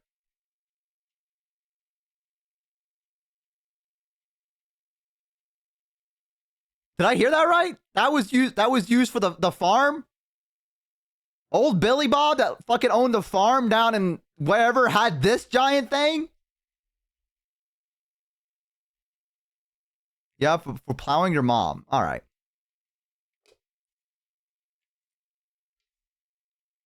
All right, man. I'm trying to learn about Warhammer here, okay? We don't... Come on, man. Come on, man.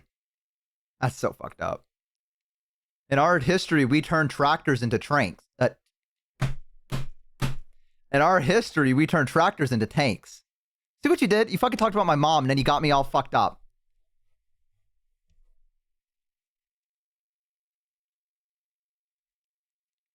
Okay, just to make sure I understand. Okay. Who are we fighting the AI robots in this time, or are we just fighting each other, like trying to unite different humanities on different people on different planets under one banner? Both. So we are fighting the AI that like brought about this downfall of humanity. Like we're like wiping it out so we can, but we're also uniting the humans. Because I'm still, AI is gone by now. What happened to it? Did I miss something? Because it took over everything, right? Did it not? Or did it just like... The moment we're fighting Xenos, Necrons aren't really back yet, and trying to unify humanity and get the Primarchs back home. The Necrons went to sleep. Okay. Humanity won. Oh, okay. So we already fought the AI and we won, but we're just like weak. Like we basically have been like brought to a dark age.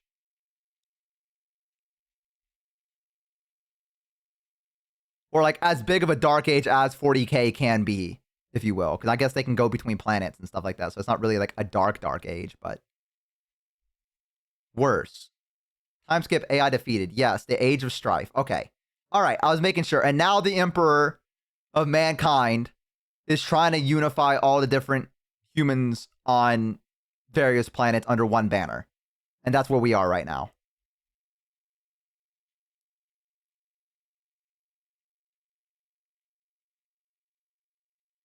Okay, I think I'm following now. Being used as machines of war in the form of Imperial Knights. Some of these fractures of humanity would even be changed further and become unrecognizable to the average human, with differences in size, skin color, appendages, cat ears sometimes. Some would go so far to... What? There's no fucking way that Warhammer has cat girls. Is he memeing? Does Warhammer have cat girls? Felines? What?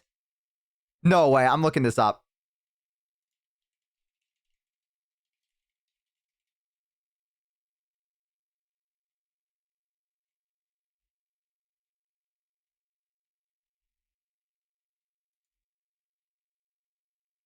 What?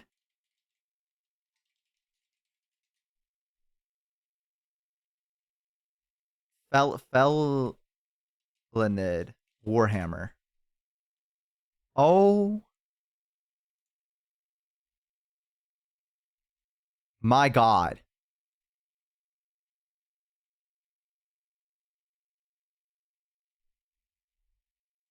You let one weeb into the studio, and this is what fucking happens. You let one fucking weeb into the goddamn studio. You let them into the fantasy world for a brief fucking moment, and they had goddamn cat girls to it. You can't escape it.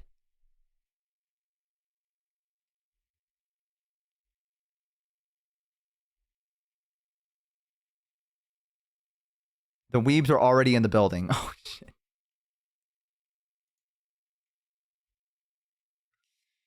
Okay. Well, Bo hates cat girls. I never said that. I was just surprised that Warhammer, a game that's touted as the darkest sci-fi game ever, has cat girls in it. Okay? That's all I was. You know what? That makes sense. To become their own galactic societies, like the miners of the galactic core and their immense supercomputers, forming the Leagues of Votan. After an incredible amount of effort and books, the lost sons of the Emperor would be reunited, and the Imperium of Man would be firmly established. This, however, would not last. Be it intentional or accidental, the Emperor would not reveal to his sons the true nature of the galaxy and the terrors of the warp. And this oversight would result in one of the most impactful wars in humanity's history. The favorite son of the Emperor, Horus, would fall to the powers of chaos and turn on his father. This betrayal, Arthas! This backstabbing, this heresy, this Horus heresy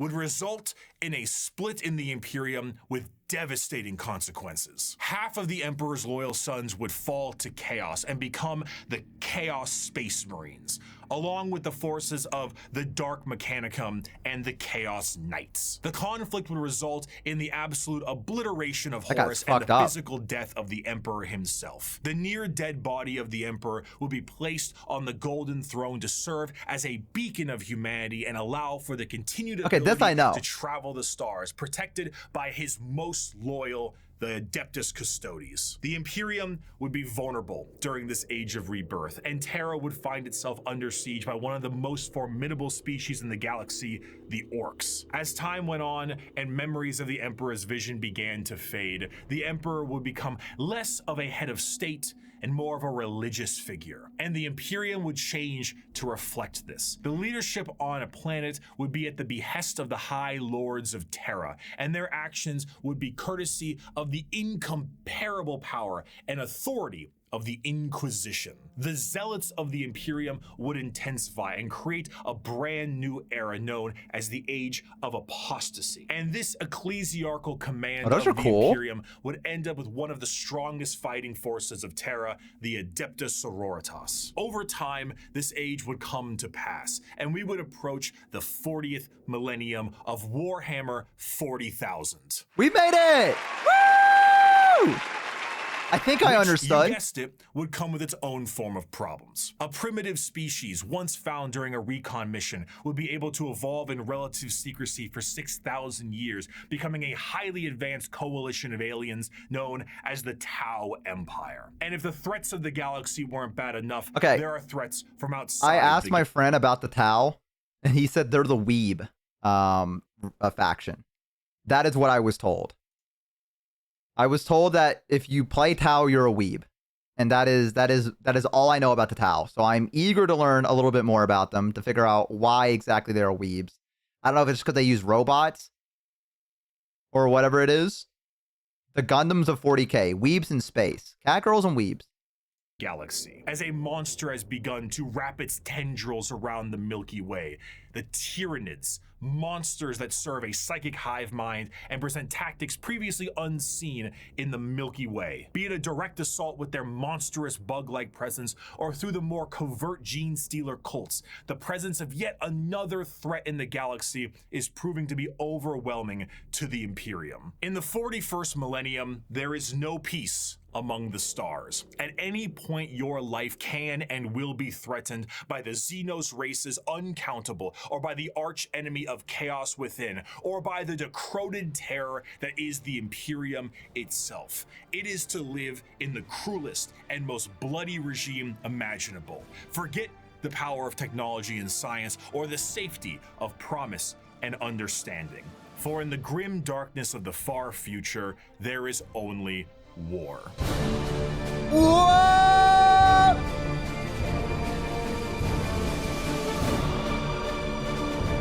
Damn, this music goes fucking hard.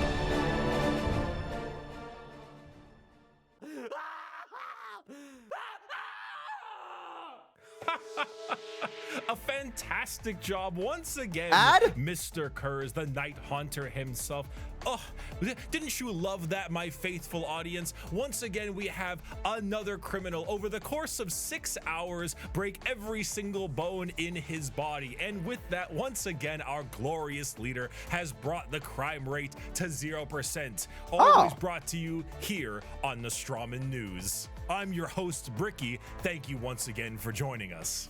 Our top stories for tonight. The weather forecast appears to be rainy with extra dark, so make sure you pack those extra batteries for your lamp packs. And of course, let's not forget the fantastic gang violence problem we're currently having. Oh, I'm sorry, what's that? Oh, right, it's gone. Oh, I was about to say, I thought crime rate was 0. It's looking to be a chilly one tonight as well, so make sure your skin capes are nice and tight. My what? Wait, hold on, one moment. No. Adamantium reserves have tripled? Wait, I'm sorry. Self-harm rates have gone down to 0%. Oh! The Night Haunter smiled? No. This could only mean one thing. An ad? It is the Strawman News' great privilege to bring some color back in your life with the brand new 3-part Gamer Subs drop exclusively on this here news network. Gamer Subs? Your esteemed host, Bricky, myself, is dropping a 3-part Oh shit, that's a big ass jug. release for pre-order available now and only for a couple I'm not gonna of skip this. He weeks. deserves this. Not I'm only stealing does his it content, might as well. include a completely brand new artwork reskin Man, that kinda of looks the fucking- Sweet 6-pack flavor, one of the highest selling flavors in the entire but it also comes with the first ever all-over print Gamer Subs 32-ounce jug. And if that isn't enough for you, if the phenomenal drink and drink holder is not enough for you, we have a desk mat to go along with it. Oh, That's shit. right, the Herculean look of the brand new Sweet 6-pack style is here. We're still looking at muscles beyond belief, but this time we're talking I didn't know Bricky was taste. based We're like this. talking Atlas, we're talking smooth. And if that wasn't enough, I, your co-host specifically, should you pre-order all 3 of these items, will personally hand sign a note for you, thanking you for supporting this. Damn, that All must of be this good as a you can content receive creator. for Imagine being so big, people want your 10% like if you go down signature. in the description of this video and click the link, or go to gamersubs.com/Bricky and use code Bricky. Save 10% off with code Bricky. Bring some. I turned it down just a little bit because I don't know if you guys can hear me over the video. Increase production across. I imagine the you board probably for our could, but glorious leader, the Night Haunter. Thank you, Gamer Subs, for sponsoring the Strawman News, and let us move on to our next scheduled program. 5 years ago, I made every Warhammer 40k faction explained. A passion project of mine for a universe that I enjoyed so much. Its main purpose was to be a drawbridge, the separation between the layman who had only ever seen the big armored blue man situated That's next me! to a Wetzel's Pretzels, and then the hardcore Warhammer lore nerd. That was just too wide, and there was nothing bridging these two together. Since 2020, Warhammer has exploded in popularity thanks to COVID, quality game updates, and a few excellent video games. I feel like D&D has too. Series. The sheer volume of people who have told me they have purchased miniatures due to that video alone makes me feel as if Games Workshop owes me commission.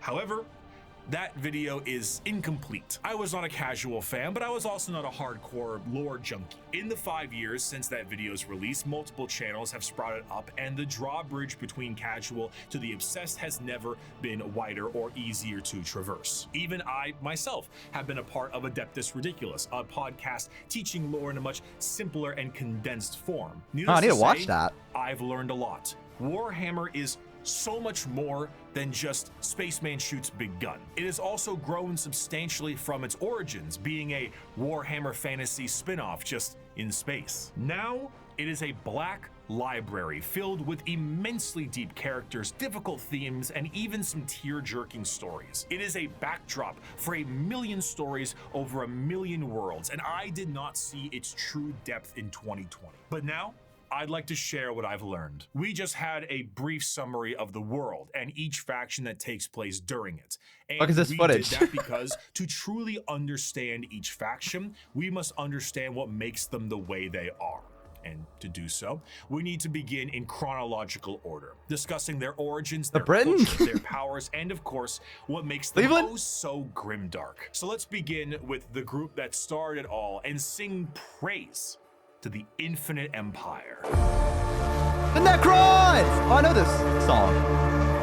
As mentioned before, the Necron tier were the original form of the Necrons, an alien race far away from us that lived short, painful lives due to the irradiation of their star. Normally, this would manifest as like a sort of cancer, a space cancer of sorts. The Necrons are very much inspired by the ancient Egyptian aesthetic, but unlike the windswept dunes commonly associated with it, the irradiated hellscape the Necron tier endured was far from picturesque. This also translates into their hierarchy. They are a race of nobles and peasants. Most of the peasants would often live for their very short amount of time, only a couple of decades, while the nobles tended to have better care and would live a little bit longer, but still far less than the average lifespan of a human, even today in the 21st century. The leader of the Necrons was Zarek, the Silent King. He was the one who took the deal with the Catan and the Deceiver. Of course, he wasn't aware of the fact that they were known as the Deceiver. Yeah, I was gonna ask about that. But the whole species was blinded by hate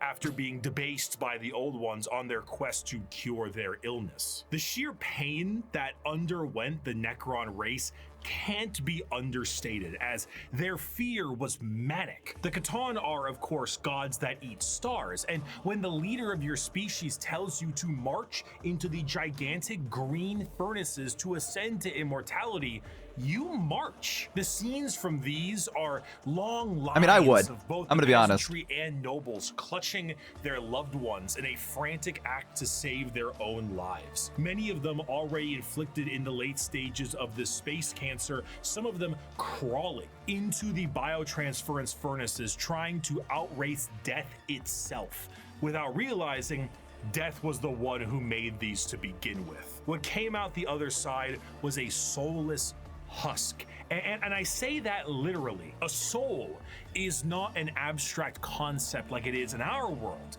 an immaterial version of oneself discussed and debated in religion and philosophy. No, in Warhammer, a soul is a real, tangible item of oneself.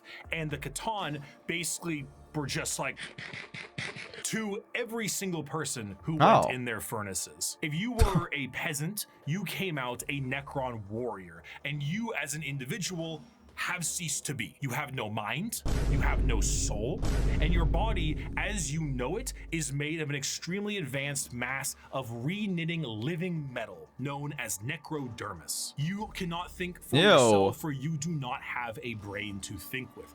All you do now is await protocols from your overlords, which are the nobles who came out of the furnaces with their minds. How did they even turn against them then? Souls, mind you, but their minds are very much intact. These nobles now have command protocols. Hey, thank you, Breezy. I appreciate it. All of their peasantry and do with them whatever they wish. Zarek, the Silent King, is the most advanced of all the Necrons, a perfect metallic version of himself with incredible power and intelligence. His strength allowed him to lead the undead and the unthinking armies of the Necrons to battle against the Catan when they were at their weakest due to their incessant infighting, and then win back their freedom.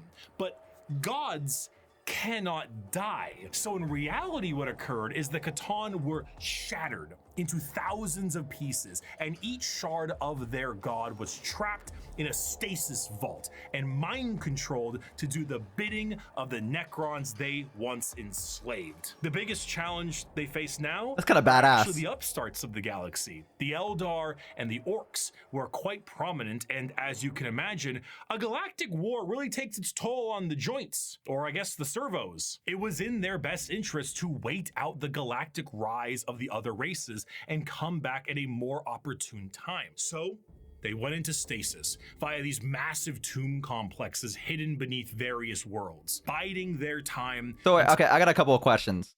Okay, first question I want to ask is, if they didn't have any souls or brains, how did he lead the Necrons against them?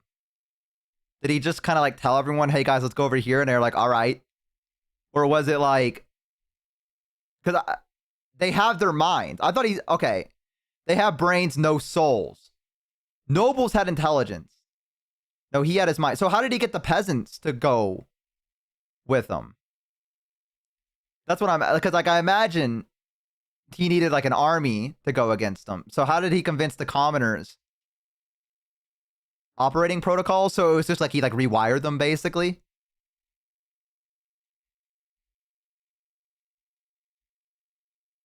The nobles command the peasants. Okay. Oh, so it's a tier. Okay.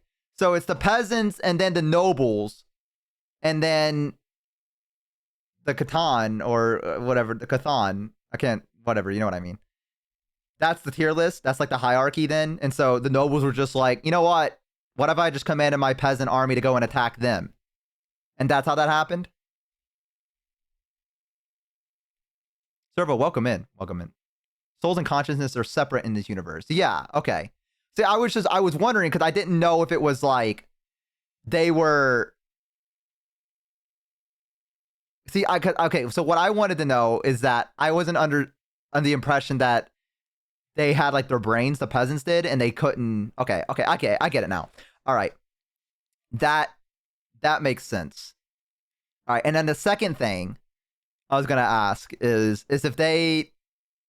I imagine the Necrons probably don't have any way of reinforcing their army.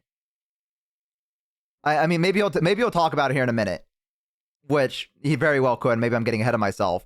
But can they build themselves again? Is this like because like they had to use people to trap into this machine in order to make the Necrons, right? So they're a limited army. Like they will against an a force that reproduces quickly or anything like that. There's like the Necrons. I'm not asking if they can fuck. That's not what I'm asking. They can regenerate. Okay. They can't reproduce, but they can regenerate terminus. I was not asking if they fuck. Okay, that was not what I was asking. I was wondering, is there a limited army is what I was getting at. Is it like, you know, but very repairable. Okay. So as long as they go into battle and they escape out of it, they can repair themselves and then be back on the front lines again. They teleport out when critically damaged. Oh, okay. So there's a good chance if you're fighting a Necron. I guess not a good chance, but there is a chance if you're fighting a Necron, it's one that you fought before in a previous battle that you may have defeated. So they just keep coming back. So that's like their endless resources. As long as they can keep coming back and teleport out, they can keep refilling the front lines again. So I guess the best way to defeat the Necrons would just be to keep pushing until like they can't come back. I guess that makes sense. A nuke also works. Hang on, I gotta fucking reply to a text message.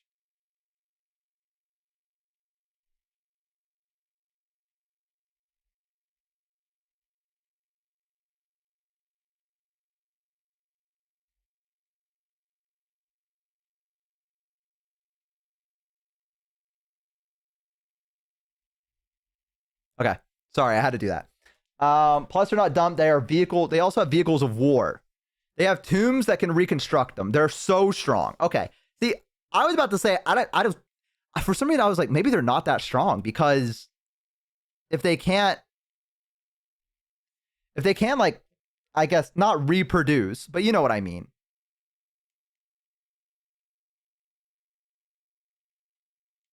Okay, that's good. That's what I wanted to know.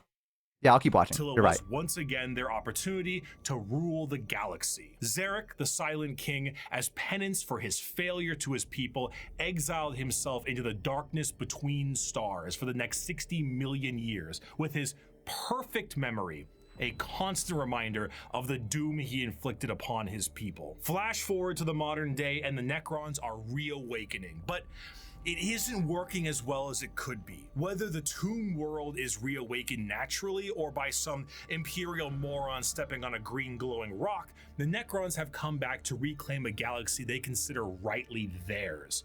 But 60 million years of hypersleep have taken their toll. Many Necron dynasties awake with systems unrestored and huge swaths of their population's minds completely lost. Necron nobles wake with various mental faculties compromised, sometimes exhibiting traits similar to excessive paranoia, schizophrenia, or even dementia. One notable Necron, Nemesaur Zandrek, believes that he is still back on his home planet fighting off separatists and interlopers. See, Oberyn, the separatists come, attempting to outflank me as they did at the 4th Battle of Vindach. How they calculate that daubing themselves green and roaring like savages will produce a different outcome, I cannot fathom. But it is of no account. Ready, my legions. Another glorious victory shall soon be ours. Okay, I like that though. I like that gives them all different personalities in a way. Like, it makes them unique. You know what I mean? It's not just, I'm General Number 5. I lead this army. It's, this guy's a little quirky. This guy's just a little, for lack of a better word, this guy's a little quirky. I like that. That's kind of cool. Yeah, it must be orcs. That's what I was thinking too. It must be orcs. Individuals such as the esteemed Imhotep the Stormlord seek to usurp the newly returned Silent King for rightful ruler over the Necron race, believing his time has come to an end, while scientists and archaeologists like Trazen the Infinite and Orikin the Diviner spend thousands of years bickering over artifacts and petty squabbles. Truly, the Necrons are a faction of unthinkable, unimaginable power, held back entirely by their own hubris. And Wait a minute. Isn't that kind of like the same thing that the people they overthrew in a way? Isn't that kind of like a weird irony, right? Like, it was the bickering that eventually...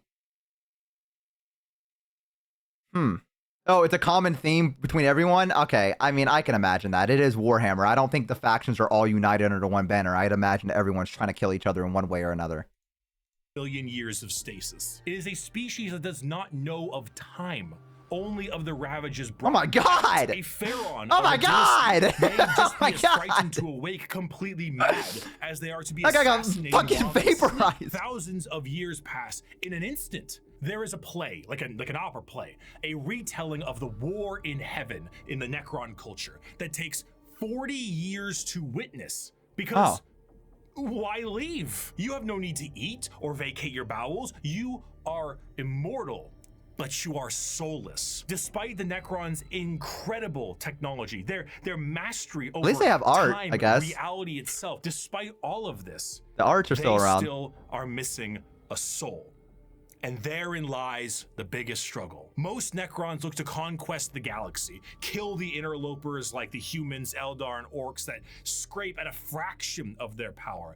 But the end goal for many, including Zarek himself, is to return the souls to their bodies, to undo the horrible fate he cast upon them. This is not the interest of all. Many simply wish to rule their dynasty with an iron fist and kill all they consider unworthy. But to many others, it is to undo the decision that doomed them all. Before they can do that, there is a pest that needs exterminating. That is the fundamental understanding of the Necrons. They are so hyper advanced that their science borders on magic. They play with the fundamental aspects of reality and time. Their mastery of the physical galaxy is the strongest in the universe. Their weapons reduce people to the barest molecules, and they have devices capable of causing stars to supernova. They are unfathomably difficult to kill, as if you do fell one of their number, the living metal reknits itself, and the reanimation protocols allow it to come back alive once again.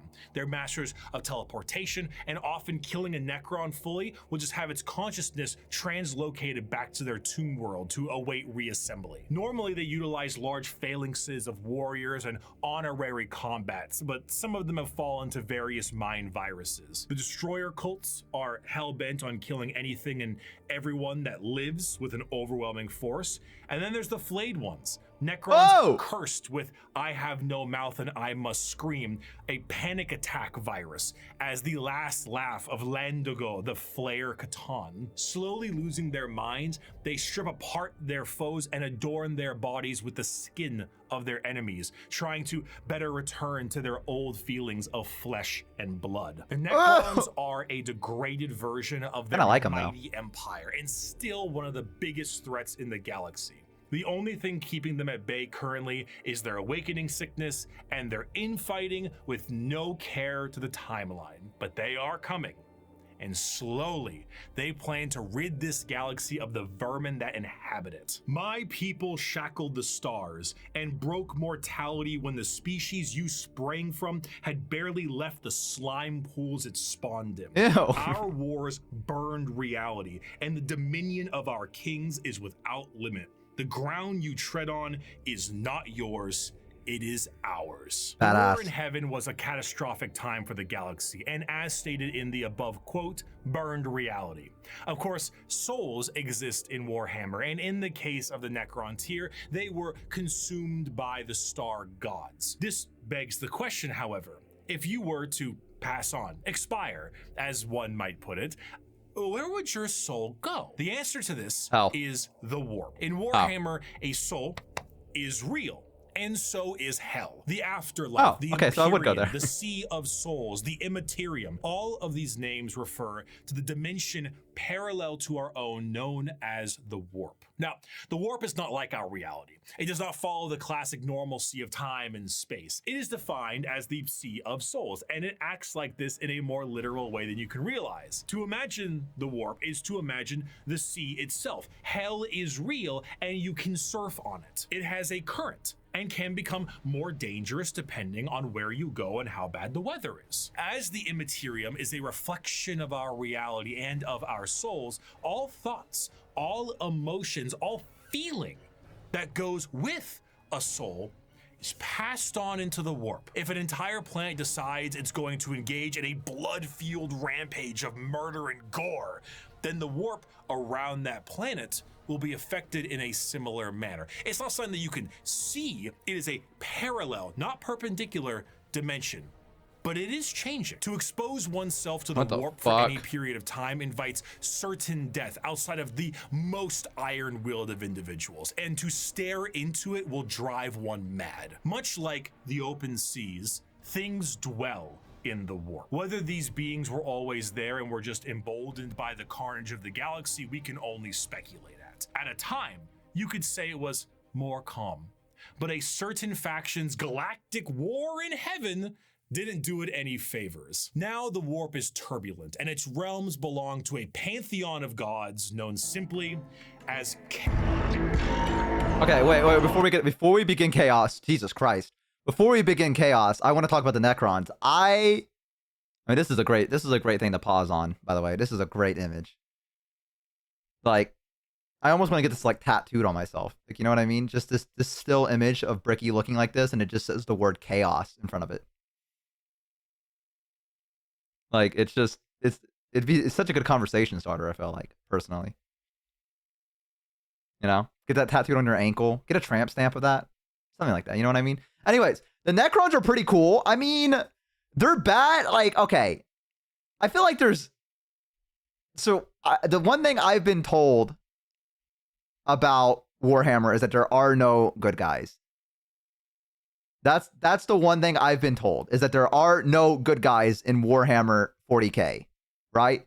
However, the Necrons don't really, like, I mean, they're bad because they're trying to kill everyone, right? But I mean, like, I can kind of like understand, you know what I mean? Like, in a way, like, it's not like they're just like, oh, let's do it for the fuck of it. Like, they're, I don't know. It's very interesting. I think they're pretty cool. I like they're extremely psychopathic, but they're also like, I don't think that's their fault either. You know what I mean? Like, I think it's because they've been in stasis so long that they're like that. You know what I like? Maybe if they, I don't know. I couldn't tell you. I don't think any of us could really tell you what the Necrons would be like if they woke up without having their brains kind of like fucked up a little bit, right? But I mean, maybe there's a chance where if they woke up with it, they would have been like, eh. You know what I mean? Like, maybe we could have handled this a little differently. I don't know. I think they're pretty interesting. I think their story's a little tragic, but I also think it's really badass. Remember, before they changed the Necron, they had the master-slave hierarchy. With themselves, they had that? I don't remember him saying. Maybe I missed that. They did? Imagine going to sleep and how the ants rule the world, Bo. That's them.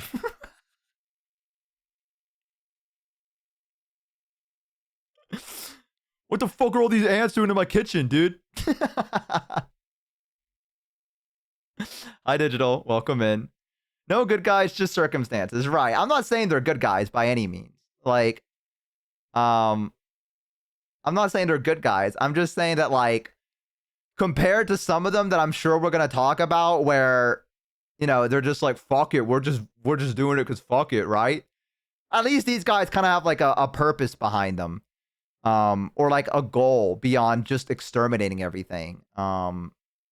Which I think is a little interesting, is what I was getting at. It's not that they're good guys. I just like the fact that they kind of like, well, our goal is to go and find our souls, which I imagine would be like in the warp from after what he just told us. I don't know. Maybe that would be like the final war for the Necrons, would be like a fight to the warp. I don't know. I don't know enough about the Warhammer universe to theory craft what would happen or whatever. But if I had to guess, I guess it'd be in the warp is where their souls would be. So yeah, and I really like the idea that each one of them are a little different with their own like little stuff that they got going on. Like, some of them have dementia, some of them are like schizophrenic or whatever. I think that's kind of an interesting concept for some of the generals. Or the fact that they're like leading, like the one that he said where he's like, I don't know why they're dabbing themselves green or whatever, right? I think that's cool. I like that they're, because I'm sure there's going to be other generals in the Warhammer universe as well, that are gonna, like, you know, they have their own characteristics and their own like little traits. But I don't know. I think it can make for some pretty funny Necrons, or pretty interesting ones. I should probably say. I like them. I like the Necrons. I think the Necrons are really fucking cool right now. I like them. The problem, Bo, is you will see is the general thing of Warhammer 40k is it got better than warp stuff happened and it got worse. Yeah. I mean, from what he told me about the warp, that sounds, I mean, we're about to learn about chaos, so you're probably going to be right about that. But I like them. I think I knew nothing about them. All I knew about the Necrons were from Battlefleet Gothic, which is where they showed up and I said, oh, that's a cool little guy. I think that was my takeaway from seeing him in Battlefleet Gothic was, that's a cool little guy. I think he was in there. He popped up. Had no idea what they were doing or what they, you know, what their purpose was or anything like that. I just thought they were a cool design. So now that I kind of know them, I think they're even cooler. Bye, Viva. Thank you for hanging out. I appreciate it. Some Necrons have different goals. The Infinite, who is just a kleptomaniac who likes to collect stuff into his museum. See, I think that's kind of cool. I think that's cool. Cool little guys. All right, let's learn about the chaos. The forces of chaos are beings that serve directly under their patron deity. There are 4 current gods of chaos at the moment: Khorne, Tzeentch, Nurgle, and Slaanesh. Each of them represent various facets of and emotions of sentient species. By the way, I think if I recall correctly, I was looking at old Babylonian gods on Wikipedia, as you do. Or maybe it was Sumerian or whatever like that. And one of them is literally called like Nirgal. It spells with an E instead. Yeah, Nirgal. That's what it was. And I was like, oh, that's where they got it from. And I think he's like literally the one of like disease or death or something like that. And I was like, oh, so that's where they got that from. That makes sense. You know, the more I learn about different fantasy worlds, the more I learn that everything just steals from everything else. Like World of Warcraft steals heavily from different stuff. And it's just like, I didn't really think about that. Because I'm so particular about my D&D world where I'm like, I don't want to take any ideas from something else because I don't want to be called like a copycat. And then like half the big franchises of fantasy are just taking from stuff. They're just taking from like different things, like from each other sometimes. Yeah, and it's very interesting. They was defenders stolen ideas till the end. History doesn't repeat itself, but it rhymes. Yeah, I noticed that yesterday. I think I was reading about it, and I was like, I was like, that's interesting. I didn't like for some reason I thought the Nurgle was like a name they came up with themselves, and I was like, that's such a cool name. That, you know.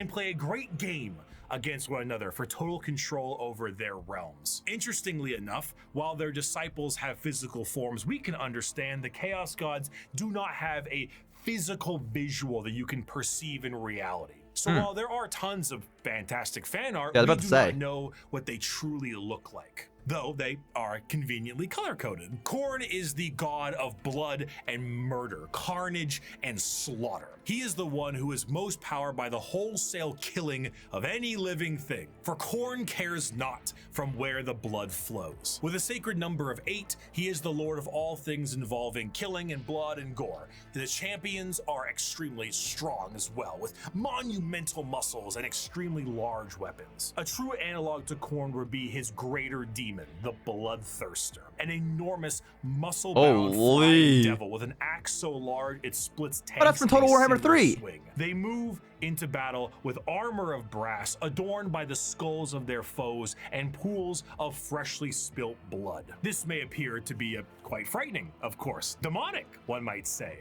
But in the world of chaos, all emotions feed one of these gods in one way or another. If you were to define Khorne with single words, you would use blood, carnage, murder, skulls. But you'd be missing out on important ones like strength, honor, prowess, courage, and skill. Khorne is not just about the wholesale slaughter of people. He is about the honor and power of martial combat. The true strength there is like investing someone in physical strength and skill. Of course, a murderer would be someone who would feed Khorne, but a soldier could feed Khorne. A martial artist or professional fighter could feed Khorne. A warrior, good or bad, feeds Khorne.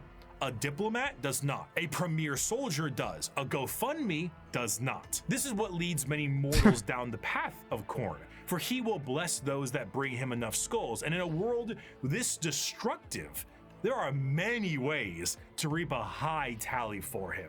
Prepare the dread claws and unchain the mad ones. Glorious battle awaits us today, for the world below has refused to surrender. Let us descend upon them with fury and rage, giving no quarter and sparing only those warriors who fight well enough to earn a place amongst us. As to the rest, their lives and possessions are ours, but their skulls are for Khorne. Normally, if I ever want to explain Khorne, I just kind of show them this clip. I'd never stab you in the back, Shepard. Warriors like you and me, straight to the face.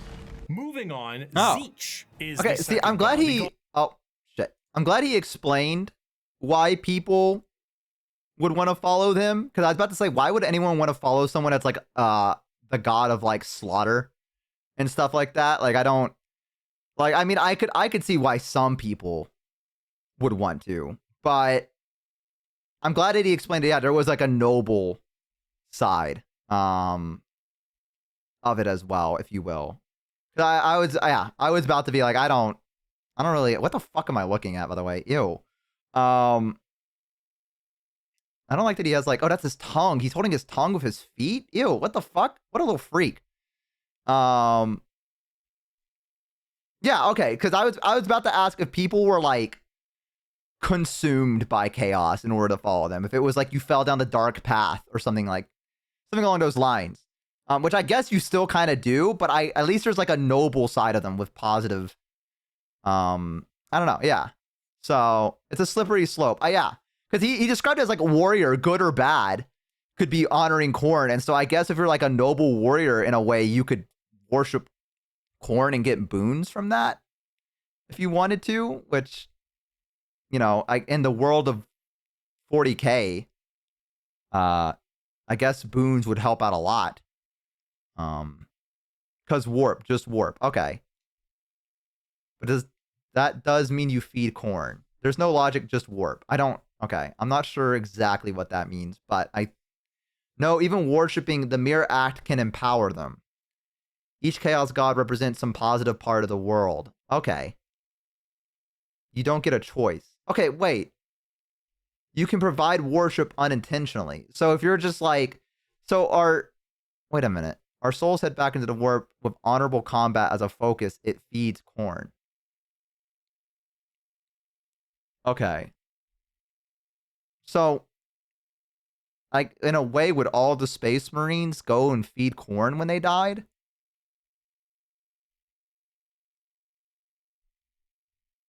I guess they're not honorable, right? I would assume. Yes? So, it doesn't matter how much you fight the Chaos Gods, you're still winning?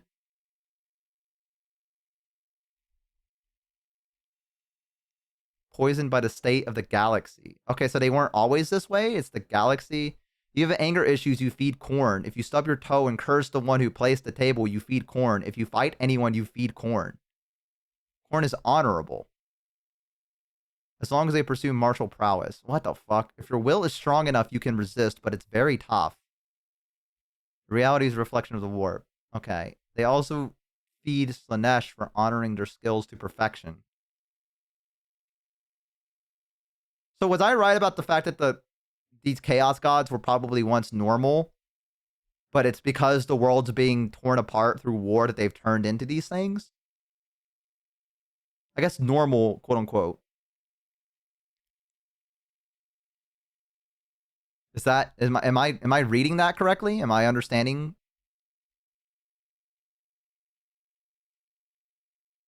Looks like Bricky's pogging at me right now. I'm like learning and he's pogging. Kind of, yeah, before the war in heaven, the galaxy is at war because the orcs think it's the constant state of war. The warp was calm before the war in heaven. Okay. All right.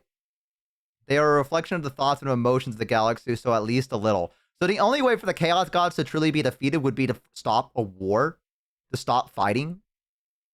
Would that be the way that would like stop? Well, no, because they're all different. Okay, maybe I should watch more, and then we'll talk about this after. Okay. God of trickery and mischief, the changer of ways, the great Wipe out all life. conspirator and the architect of fate. With a sacred number of 9, Like the flood. Tzeentch is truly the god of change in all of its forms. But there is an obvious undercurrent of mischief and cunning. Tzeentch is such a liar that his pants have gone thermonuclear.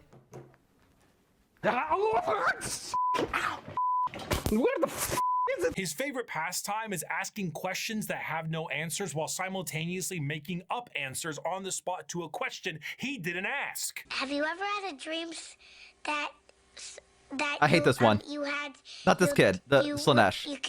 No, not Slanesh. Whatever his name is. I feel like this kid right now. Fuck! You want him to do you so much you could do anything? He is such a conniving little bastard that every emotion of lying, of scheming, of trickery is a direct way to help feed him. An unfaithful partner, a politician, a spy. All these people feed Tzeentch in one way or another. And it doesn't matter if the intentions are good. Acceptance does not feed Tzeentch. Change does. Tzeentch hang on one second.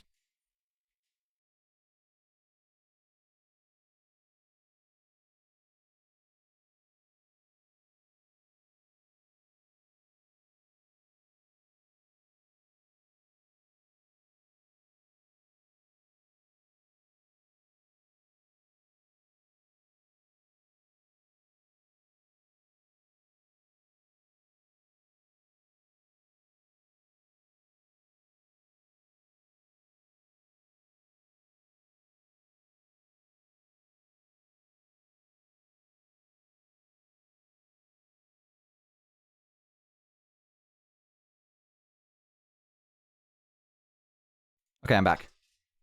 About your facts. He only wants opinions. Because he represents change, he also represents hope, though. Schemes are not always bad, and even the hope to make a better tomorrow is the change he seeks. Because he is the architect of fate and the mastery of sorcery, his presence is purely unknowable. Every depiction of a Tzeentchian demon contains more eyes than are necessary and more mouths than I know what to do with. It is a biblically accurate angel if the angel gaslit you into thinking birds are government drones. What do you mean gaslit?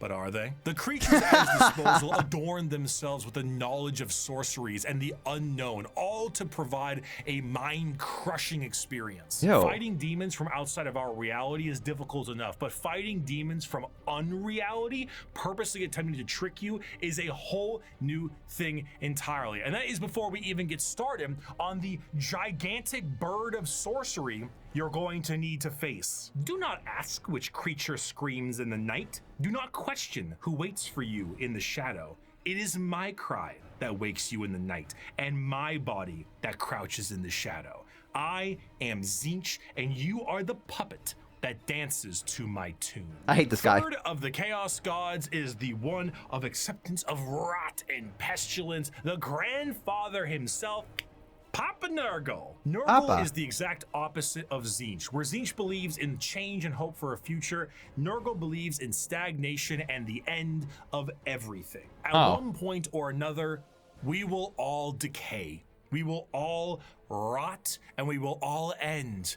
And with a sacred number of 7, every single thing, pestilence, oil, and everything in between, comes under the great shadow and girth of Nurgle himself. For Nurgle, the plight of mortals is his fear and wine. And no matter how solid what the fuck am I looking at? be, everything will decay in the end. In the creation of life, there must be an end to that life. And nobody has more creations to end lives than Grandfather Nurgle himself. Every boil, every blemish, every pus-filled wound and disease, every rot and every plague is kept and concocted by Nurgle. This, humorously, keeps Nurgle as a jovial god. He is full of life and laughter, and by creating as many diseases as he possibly can, he shares that joy with mortals. I mean, his envoy is the great unclean one. And look at how happy he is. And there's a lot of him to love. A fear of death in general is feeding Nurgle. All disease makes him stronger, but to pray for salvation for a wounded loved one is to feed Nurgle. The timeless and inevitable fear that one day you will rot and decay is what gives him strength. The Peloton won't feed Nurgle. Licking the doorknob on a public bathroom certainly does. However, should you embrace your grandfather's gifts, you may find an end to your pain. Maybe. All mortal followers of the Chaos Gods found themselves there in one way or I'm gonna be 100% with you. I feel like I would not trust the guy that is pus-ridden to give me true salvation from my fear of death. For fear of what I would become after. Like, I feel like that would scare me more than if I was just like a rotting corpse. You don't get a choice. Chaos picks for you. I don't know who the fuck I'm going to feed when I die. I'm going to be honest. He can make you immune to pain. I guess if you don't really give a shit what you look like. Thanks, so you hate me then? No, right? Of course not. Like, if you don't give a fuck, and if you're immune to all, like, the diseases that are racking your body, then I guess, like, I really wouldn't give a fuck. Like, what Nurgle does to me. Papa accepts you what you are, though. I don't really get that vibe from him. Everyone keeps saying that, but I don't know if that's... I didn't really get that vibe from him. Hi, Joker. The best part about the Nurgle faction is that your comrades aren't trying to kill you. I imagine that Khorne's faction is probably killing each other pretty consistently. Tzeentch, I don't know. Tzeentch, I already forgot the name. I'm so dumb. I feel like, you know, at that point you won't matter what happens to you. You will become so lethargic. I guess so. Yeah, it's backstabbing, right? I guess if you want to feel safe to a degree, I guess Nurgle maybe. I don't know. It's so, I don't know why I'm trying to like decide which one. He's all for stagnation, so don't change, bestie. He's not going to like where I'm at now. I'm going to be honest with you. Chaos can control your mind. You can't always choose if you want to follow it or not. Okay. Is definitely killing you. Oh, Nurgle is brainwashing. Till some elf wizard turns off your pain resistance and makes you self-aware. I hope that doesn't happen in real life. As back stabbed themselves in the back. Oh, okay. The nerd faction just prank each other. Okay. All right. He accepts you wherever you are. He is everyone's grandfather. All right. Your shower praises Nurgle. Come on, man. My shower ain't that bad. Or another, either through the direct worship or the slow corrupting of their souls. But those that take Nurgle's gifts and embrace the decay of their bodies may end up being chosen among his few as a faithful servant. In doing so, you will be free of the pain caused by Nurgle's ailments, and you may even find yourself just as jovial and happy as he is. Oh, so you're happy. Maybe. His enemies shall wither and die. His allies shall wither and die. The universe and all within it shall wither and die. And when the great corruption has settled over the land and permeated the very foundations of reality itself, then shall the Lord of all rise from the rot and ruin, spread his arms wide to reclaim all of his dutiful children. Those were the three major chaos gods for a very long time, emboldened by war and death on a galactic scale, ever present, but now fact on the suffering of a galaxy. One race, for a while, was able to elude the pull of chaos, an advanced race of psychically attuned aliens whose master over the physical world was so strong that chaos could not glean from them the morsels of power they once had, or so they couldn't. Not for a long while. 60 million years ago, in an attempt to combat the Necrons in Catan, the old ones made a new species. Look at these outfits. With innate power in the warp and the ability to harness Who you call it a pinhead? Mastery that was unseen by so many others. A mastery so powerful, the Necrons retreated to sleep in order to wait it out. It was no longer a galaxy to be ruled by them, but instead begin the age of the Eldar! All right, so that was... Oh, these guys again. Damn. Okay, the Chaos seems pretty cool. I imagine later he's going to get into the faction of the Chaos Space Marines, because I'm kind of curious to see how each one of them kind of came to be to worship these particular Chaos gods. I think that's going to be very interesting to see. Time to read the Horus Heresy. I'm sure he'll explain a little bit of it, right? I'm sure he'll explain a little bit of it.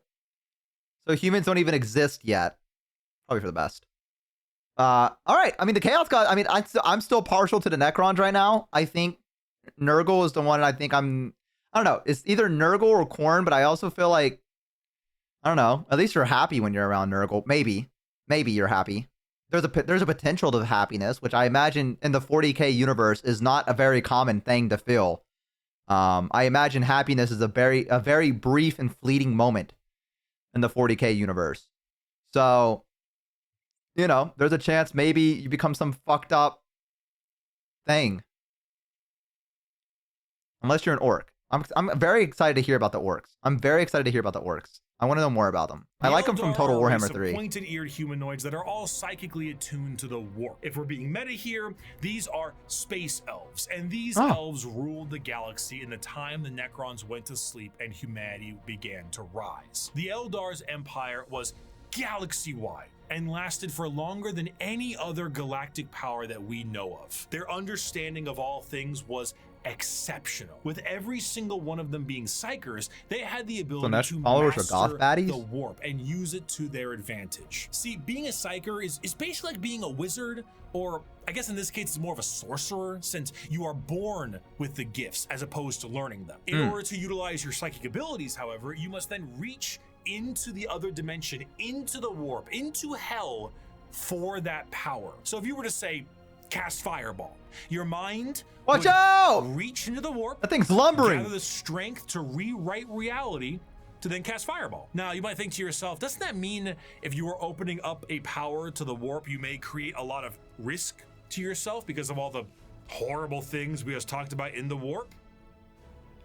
Yes. However, in Warhammer 40k, willpower is a real God, the 80s art is so tangible cool. thing, in the sense that in its own right, it can be weaponized. Being strong This of is the will 80s art, I don't means know. being strong of soul. And being strong of soul means you can resist the pull of the warp that much more. A more inexperienced psyker opens up a hole into the warp that is large, and that hole widens to get more power, allowing evil things to get in. A powerful psyker is able to open a very small hole, but with immense force to get the same amount of power with less risk. The Eldar are master psychers. Every single one of them can call upon the warp, and over millions of years they have perfected it so much so that they can weave structures out of it. In some species in the galaxy, they utilize the warp itself for interstellar travel. The Eldar ain't having any of that noise. How about we utilize a fancy alternative mode of travel that is substantially safer than the old ones created, called the webway? What about dying?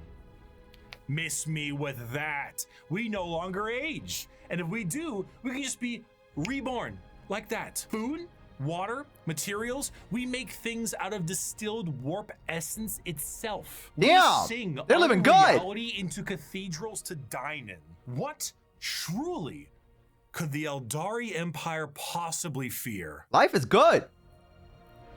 Oh. Rookie behind you! The Eldari Empire's biggest fear was themselves, with a society so perfect they wanted for naught, and this led them down dark and dangerous paths. When the base functions of society are no longer a problem for you, you tend to experiment. Perhaps the medium rare steak on your plate would be better if it was elf meat. Hey, I'm not saying we should make cannibalism legal, but like, what's the issue with a little taste? Violent sports is one thing, but how come we don't do sports to the death? I mean, if I'm just saying, like, okay, both to be fair, to be fair, I mean, no. What I'm saying is the Colosseum existed. Humans have done that before. It's barbaric. Don't get me wrong, but going from cannibalism to what if we just people went in an arena and they fought to death? I mean, you know. Mindless Numpty, thank you for the tier 1, by the way. I appreciate it. 5 months, Bo nearly died multiple times. Truly a one-of-a-kind VTuber. That's me. And that's the reason why, if you're watching this YouTube video right now, you should subscribe and like so I won't die anymore. Thank you guys so much for watching. Okay. Are willing and clear about it. Like, what really is the problem there, you know? Art is in the eye of the viewer, and what is considered art is completely up to the concept of one's own interest. A canvas adorned with thank you again. Treasure Train. Treasure Train. Thank you for the tier 1. Poetry that our society needs. Hedonism. With a slow and consistent hedonism, the Eldar slid backwards into debauchery of the sort I cannot discuss on this YouTube video. Murder on stage, delicacies and drugs distilled from one thank you for the tier 1 as well. The trade of slaves and concubines, and much worse. The okay, I think I understand now. And they can feel more than a human does. So while it can provide lows of despair, it can also provide greater highs. I don't think I like these guys. Ever known. And swinging between the two of them was the Eldar game. The Warp took notice of this heavily, and it began to react. On a galactic scale, the debauchery and the hedonism of the Eldar race caused levels of warp storm so pronounced and so volatile that it cut off interstellar travel for all those who used it. Communications between planets was removed, and a nightmarish era of old night began. This continued for thousands That's starting in 20 seconds, by the way. If you haven't subscribed, now's your chance. The Eldar, all but removed from the problems being caused as they entered heights of more and more ecstasy. They needed more more and more and more. Nothing was ever enough. More murder, more torture. It's art, it's delicacies, it's life. This silence offends Slanesh. Who? Wait.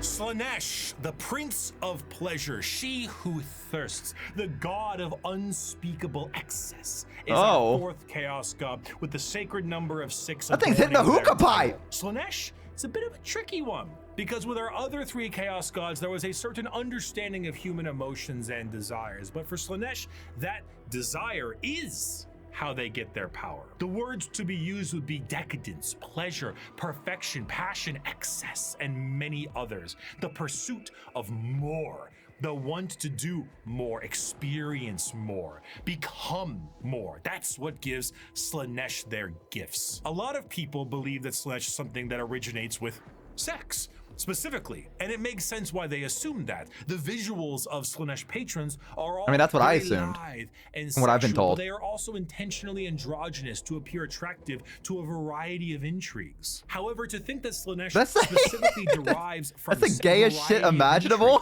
However, You're not gonna show me that?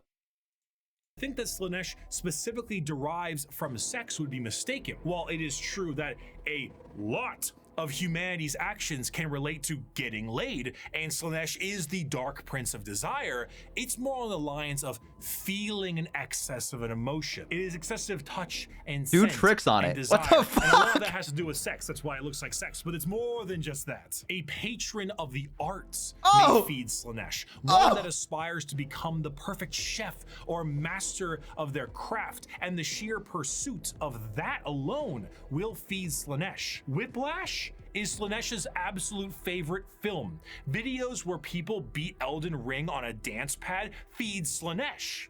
There are no 2 words in the English language more harmful than good job. But is there a line? No, man, no. This also moves into the concept of feeling. Sensation is a majorly Slanesh-coded thing. It might start off feeling good, but then you get to play around a little bit, you know? You play with a little bit of pain. Light pain might not be enough, so you might want more. Or inflicting the pain could be your jam. Thank you, Rai. Music can increase to volumes that may hurt your ears, and even then that might not be enough. More. You thank you as well. Have more. Many of the disciples of Slanesh carry a demonic form in their lithe grace. The keeper of secrets is his chosen envoy, and their movements are a blur of dance and pain with an aura all the more fatal. They dance and sing, but there's always a form of malice behind every action they take. An alluring gaze that will pull you in right before the demonic entity can crush you in that grip. Slanesh's palace has 6 layers surrounding it, and one of them is the excess of gluttony, where the participant finds themselves in a beautiful banquet full of the most delicious foods imaginable. Tables of delicacies and rivers of wine tempt the user to such a degree that they cannot stop stuffing their face, unaware that the things they are eating are very vaguely familiar meat. If one does not see themselves drowning in the river of wine, they may soon fill their bodies up so much that they cease to function and fall over, becoming part of the banquet themselves. That is one of these 6 What layers does this thing say? of Slanesh's palace. Feederism. What the fuck was that? Ecstasy that the Eldar civilization indulged in for millennia, and Oh. did so at a monumental Ready, thank you so much for the tier 1. I appreciate it, man. Or 5 tier 1s. I appreciate it, dude. Thank you so much. Thank you. scale that they create a god from it. Find pleasure in every moment. Indulge in every whim. Let lesser races feel the burden of their crude lives. We are beyond such concerns or worries. Every power is ours to use. Every sensation ours to experience. We are truly masters of the galaxy, and all others exist only to satisfy our curiosities. We have earned our position of power. Let us forever taste the fruits of such achievement. Time itself is ours to command. We are eternal. Oh. With the birth of Slaanesh, the Eldari Empire ceased to be.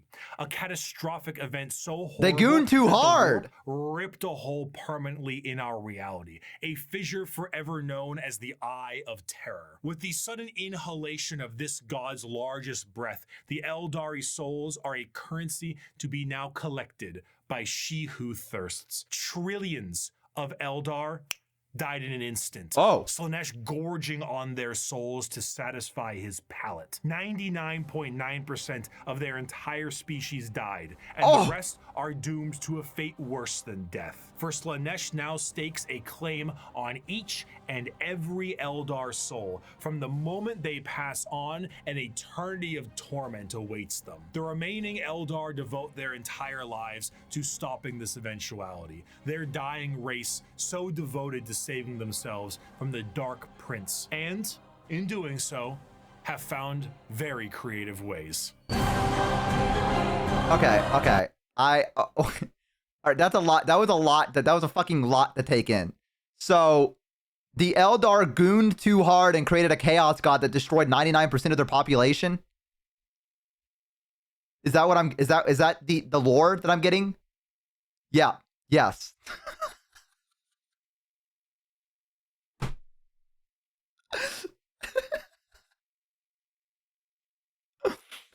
Yo, Sirach, thank you for the tier 1 as well. I appreciate it. Honestly, understandable. Come on, man. They gooned too close to the sun. That's fucking crazy. That's fucking crazy lore. That is insane. So I would imagine that the Eldar probably aren't keen on fighting other people, right? Like the Eldar, I feel like have the most to lose at this point. I guess he's probably about to tell us something new. Maybe there's a way that they can keep. Because then I'm going back to what the Necrons are, right? Where it goes back to that point where, the Necrons. I'm like, how do they keep regenerating? If you have 99% of your population gone, this is a rhetorical question, I guess, because I imagine he's about to answer it. But even 99% of your population gone, how can you fight against orcs, the Imperium, Tyranids, the Necrons? I feel like life's kind of fucked. I feel like it's over. In the modern world of Warhammer, the craft world Eldar are the main Very force carefully Eldar in the galaxy and represent the elf style that many think of when you think elves in space. Fantasy elves in space, not those elves.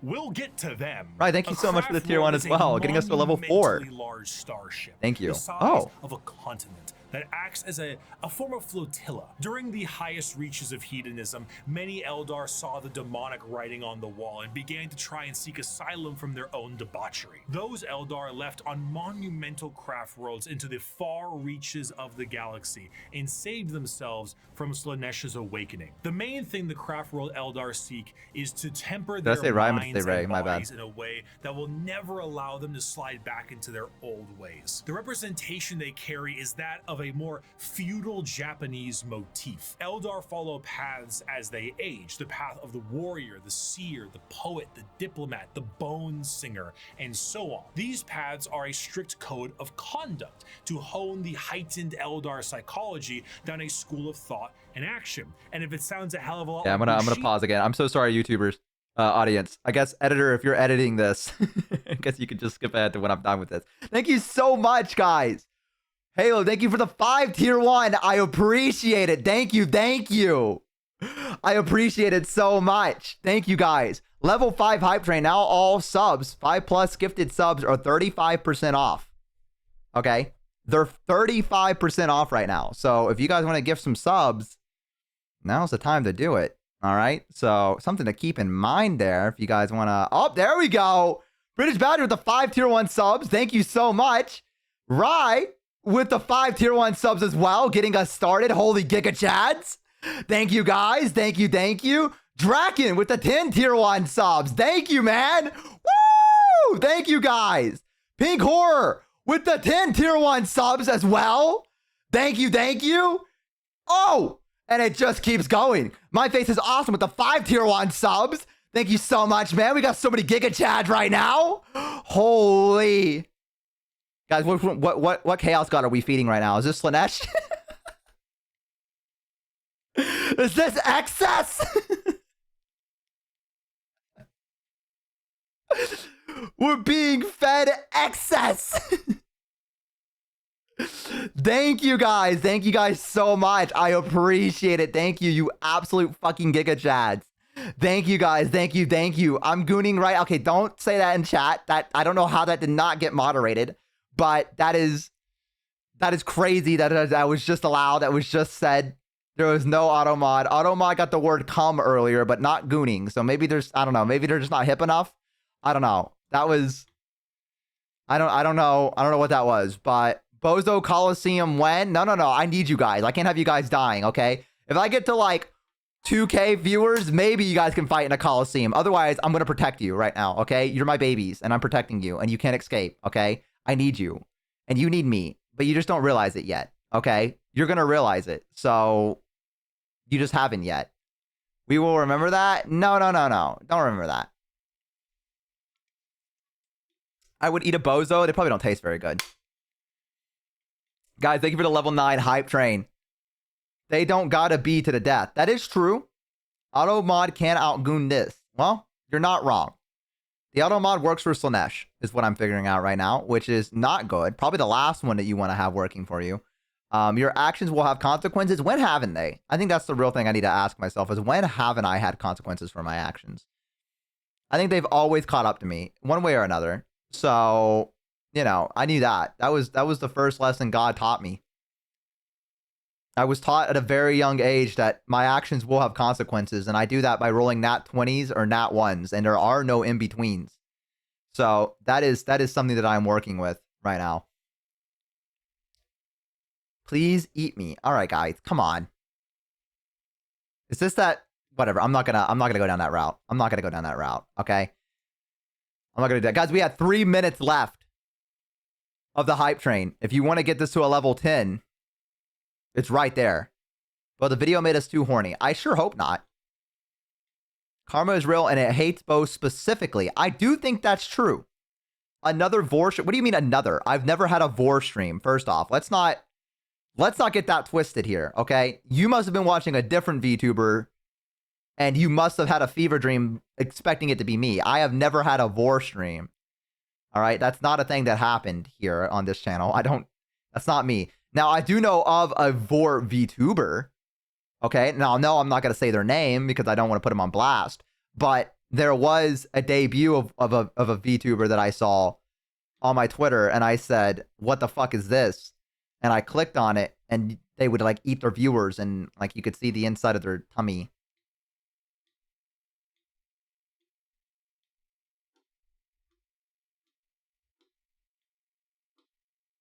So, you know, that was a thing that I witnessed. So I do know there's one out there. Everyone has their audience. Croc, thank you for the 5 tier 1 subs. I appreciate it. Thank you so much. There's an audience for everything, guys. Okay, that's the thing we need to realize. Guys, we have 1 minute and 15 seconds to get to a level 10. We are right there, 41% of the way there. Okay, 41% of the way there. If we want to reach that, now is the time. Okay? Now is the time. Remember, you get 35% off if you use 5+ gifted subs. Great purchase. Great purchase. And you also help someone who's desperately in need of help in more ways than one. Me, your average Bo. If you ever wanted to give to the poor, now's the chance.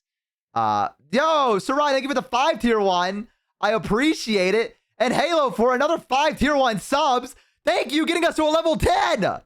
Thank you. Level 10! Thank you guys so much. I appreciate it. People are going to really be appreciating this. He slept on pizza boxes, guys. Keep the subs going. This did happen. This did happen. Can we also say hi to... no, I got this. No, I got this. Namanarai. Whatever, dude. I need help. I need help is what I'm saying. Yo, thank you for the tier 1. I appreciate it. Thank you. Exactly. Can everyone say hi, by the way? Did we say that? Go hi. Hi. Welcome in, first time chatter. We're happy to have you here. Thank you so much. I'm sorry I butchered your name. I am a bit silly. So, and we use silly as a substitute for stupid. So, you know, if you were wondering, that is the case. Thank you so much. Yeah, listen, we can make the gnome. Just imagine the gnomes there. I have it all turned off so that I can make a YouTube video out of this. My poor editor is going to have to sit here and he's going to have to watch the hype train go on. And then I'm going to have to be like, all right, and we're back. And then we're going to press the video again. And then it's going to skip to the part where the hype train's done.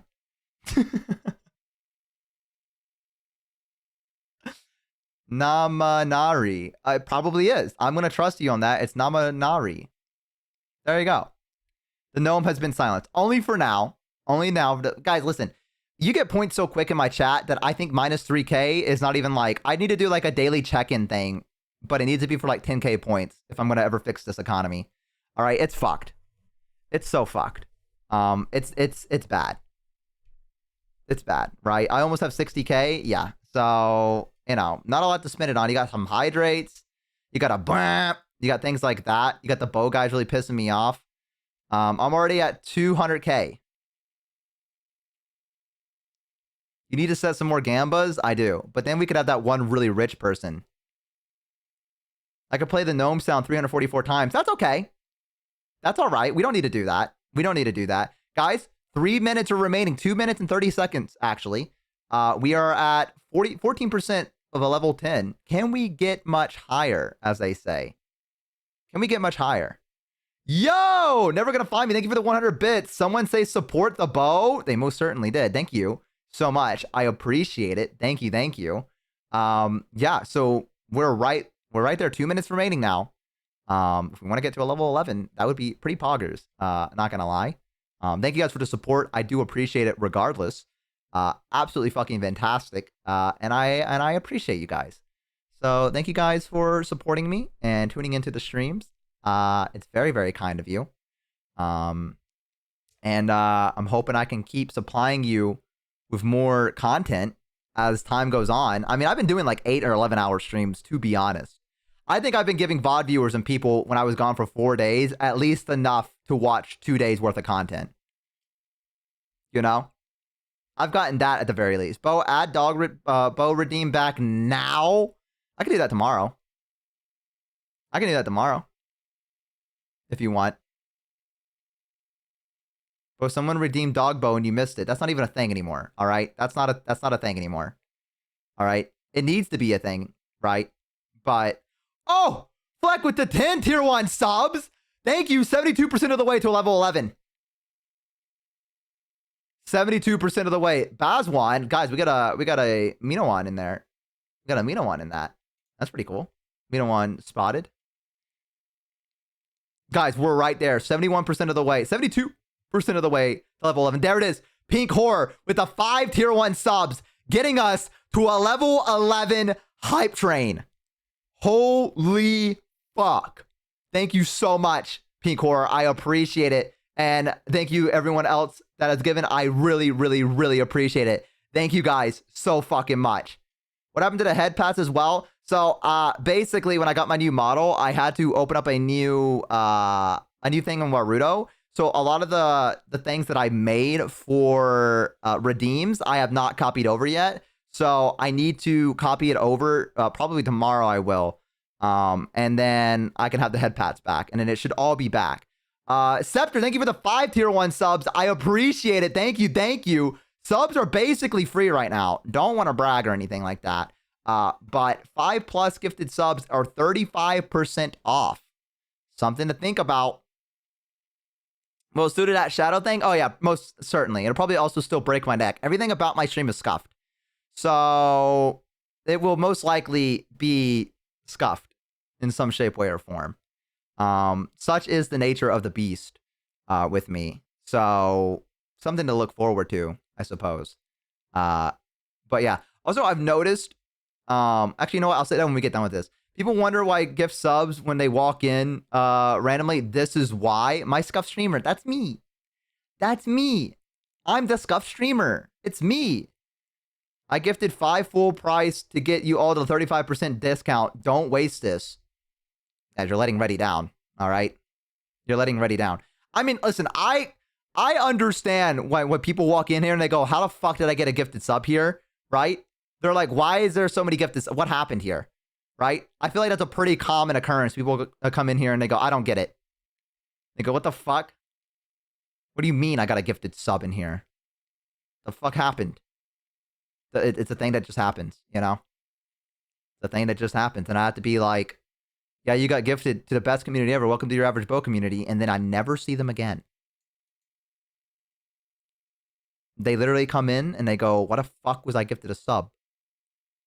And then they leave. I said one. I stuck around. That is true. Small Long Dragon did stick around. That is true. We do get lucky sometimes. We do get lucky and get some really amazing bozos that stick around. Yo! Sids, thank you so much for the 5 tier 1 subs as well. I appreciate it. 48% of the way to a level 12 hype train. We are right there. Wait, was your therapy session where you cried over a month ago? I don't know what you're talking about. I don't cry. Cowgirls don't cry, first off. But you should ping the Discord about the treasure train. I'm okay. I don't think I need to ping the Discord about it. Never happened. Yeah, that never happened. I don't know what you're talking about. I don't cry. I'm a man and I don't cry and I bottle my emotions. Cheese Rep, thank you so much for the tier 1 sub. I appreciate it. Thank you to wow, thank you to Owl03_Toby. Thank you. The discount is paid for by Bo, by the way. It's an opt-out setting. What? You can opt out of a treasure train? Why would you do that? I guess if you like, I guess it's probably an opt-out setting because I don't think you get as much money when it's a level, right? When it's a treasure train. It's a little excessive. Don't ping. Yeah, I'm not going to ping for that. I think it'll be okay. So you get more money. Money. Cat girls don't meow. Minnie is in big trouble. That is the case. Minnie is in big trouble. Guys, 1 minute, 52% of the way to a level 12. We are right there. But it's super rare, so it encourages gifting. Yeah, I don't mind it. But more subs? Yeah, I don't mind it. Worth it, to be honest? Yeah, I think it's worth it. I don't mind it. I think it's a very cool thing. 1 minute remaining. Jorker is in trouble too, if that's the case. Is Jorker meow? Well, I think if you really push for it, you can make partner level 2. Possibly. I mean, I don't know when the level 2 ends. Anonymous, thank you for the 10 tier 1 subs. Oh god, Anonymous coming in strong. Give me the money. Give me money. Thank you so much for the 10 tier 1 subs. I appreciate it. Thank you, Anonymous. Whoever you are. Thank you. Absolute fucking Giga Chad hiding amongst us. Now we're to a level 12 hype train. Can we get much higher? Joker has meowed for us. Oh. I was not aware of that lore. Yo, Ulti with the 1,000 bits. Thank you so much. Choo choo. Bo is cute. I am? It's the little things. It's the little things. Warhammer. Yes, we're going to get back to Warhammer after the hype train. But I wanted to pause it because I'm going to try to make a YouTube video out of this. So the count resets every month, but if you make it for 3 months, for a year, you almost made it last month. I feel like I've almost always made it to level 2. But a lot of my subs are from gift. Bo is cute. Pass it on. Wow. It's so rare I get one of these. It's so rare I get one of these. That's very sweet. Thank you. Wow. Thank you, guys. Aw. Thank you, guys. I don't really get this very often. I try. I mean, not try to be cute. I think that kind of comes naturally. But, you know, I do what I can to appeal myself to you. Which, you know, I don't really think that's a lot. But I do try. We had one other like it, but I don't think Automod doesn't like it. Well, that's probably for the best. I like the Bo is cute. I think the Bo is cute is way better than whatever Automod probably sniped. And there's probably a reason for Automod to snipe it if I had to take a wild guess. He is masculinity defined, the perfection of the male form. Male mental health awareness month. It is. And I'm fucking aware of my mental health decline.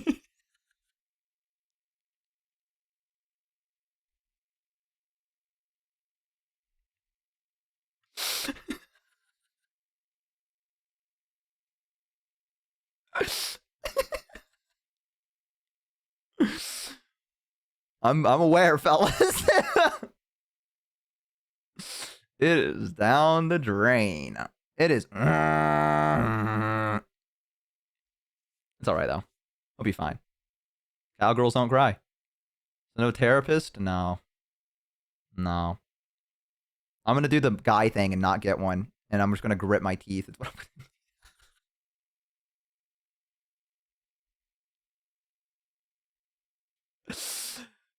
That's my bit. No, that's my bit now. I do that. That's me.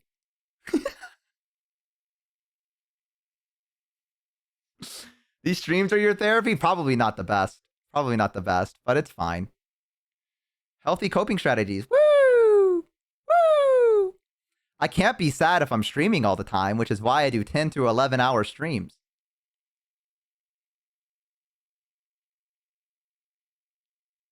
If I don't think about it, it's not there. Guys, 1 minute and 20 seconds. For the level, what is it? Let me look. Level 13, we're right there. 7%. 2 real bow, dial it back. What if I fucking committed harder because of that? No, I'm kidding. I'm not gonna do that. I thought about it for a brief minute though. I have that bad habit where someone tells me not to do something and then that makes me want to do it more.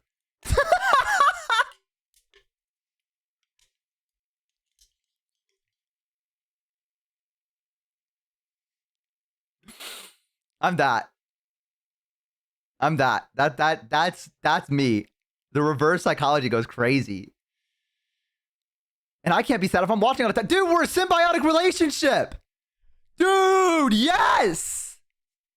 Yes. Guys, thank you so much for the level 12. I appreciate it. Thank you, thank you. I do appreciate it very, very, very much. You guys are absolutely fucking incredible. And I really, really appreciate you guys, okay? Bo, don't buy a 40k army.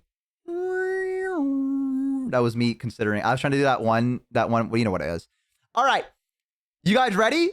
Thank you guys again for the level 12 hype train, treasure train. I appreciate it. Thank you, thank you.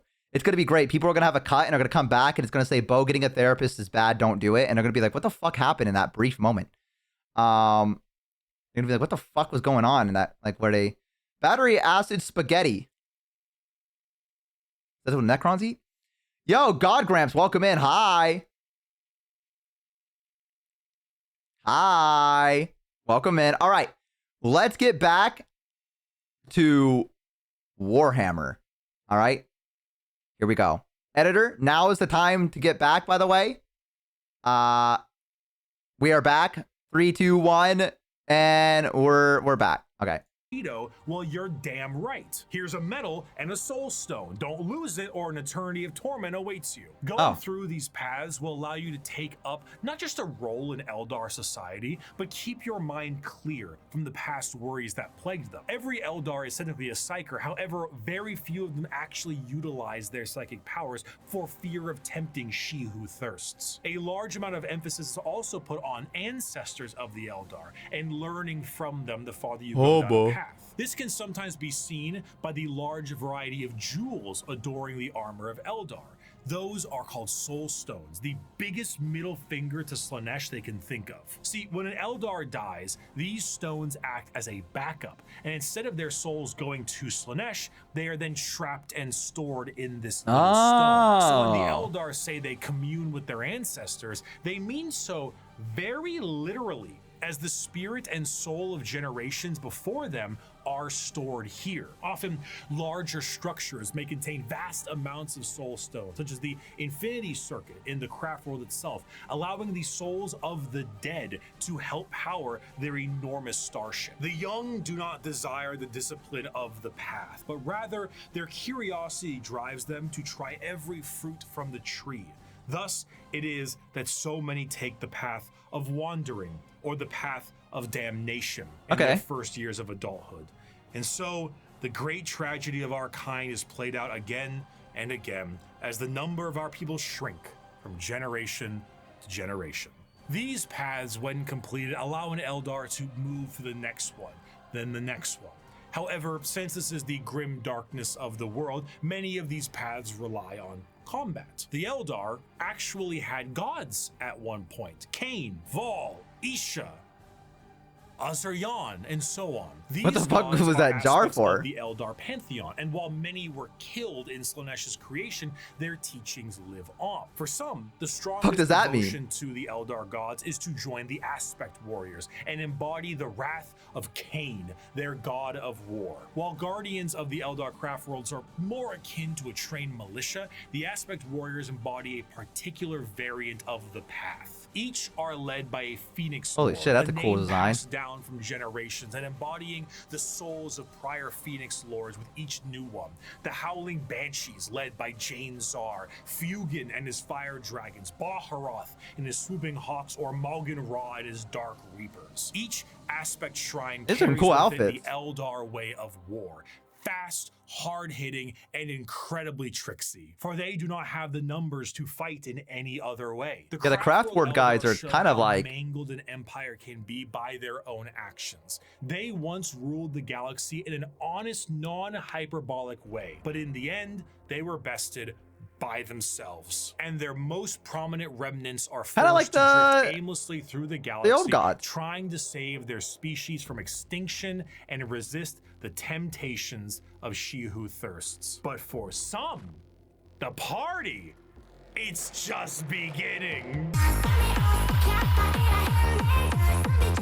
Deep within the webway is the city of Commorragh. That shit went hard. This dark city once existed as a port in the webway that allowed for ease of transport for the Eldar between its various domains. I want the remix of that. The significance of this city meant that it needed to be a bit more of a neutral territory outside of the I need to pause real quick. I didn't even talk about the Craftworld Eldar. They out of all of them, okay, not saying they're good guys or anything like that, because obviously they're not, because they wouldn't be in this scenario if they were good guys, right? But they're kind of just like, you know, they're kind of just there. I think, are they just trying to, are they fighting people for a particular reason? Are they trying to like reclaim anything? Are they just trying to like exist? Because it sounds like they're almost to extinction. Is what it sounds like. They're just holding on. They would kill an entire planet to preserve a single Eldar life. They're also arrogant as fuck and scheme a lot. Okay, so they're just fucking... They're assholes is what I'm getting. Remnants of a fallen empire trying to exist with the mistakes of their past. They see non-Eldar as animals and will fight to reclaim lost soul stones, but not that really that different from like humans. Yeah, I mean, I'm about to say, like, they don't really seem, I'm pretty sure they're kind of racist, but isn't everyone in the Warhammer universe kind of racist? Isn't that just, the post-Nut Clarity faction is fucking crazy to say. That is fucking crazy to define them as the post-Nut Clarity faction. That is what you have just done. You have named the Craftworld Eldar as the post-Nut Clarity faction. That's true though, but it's true.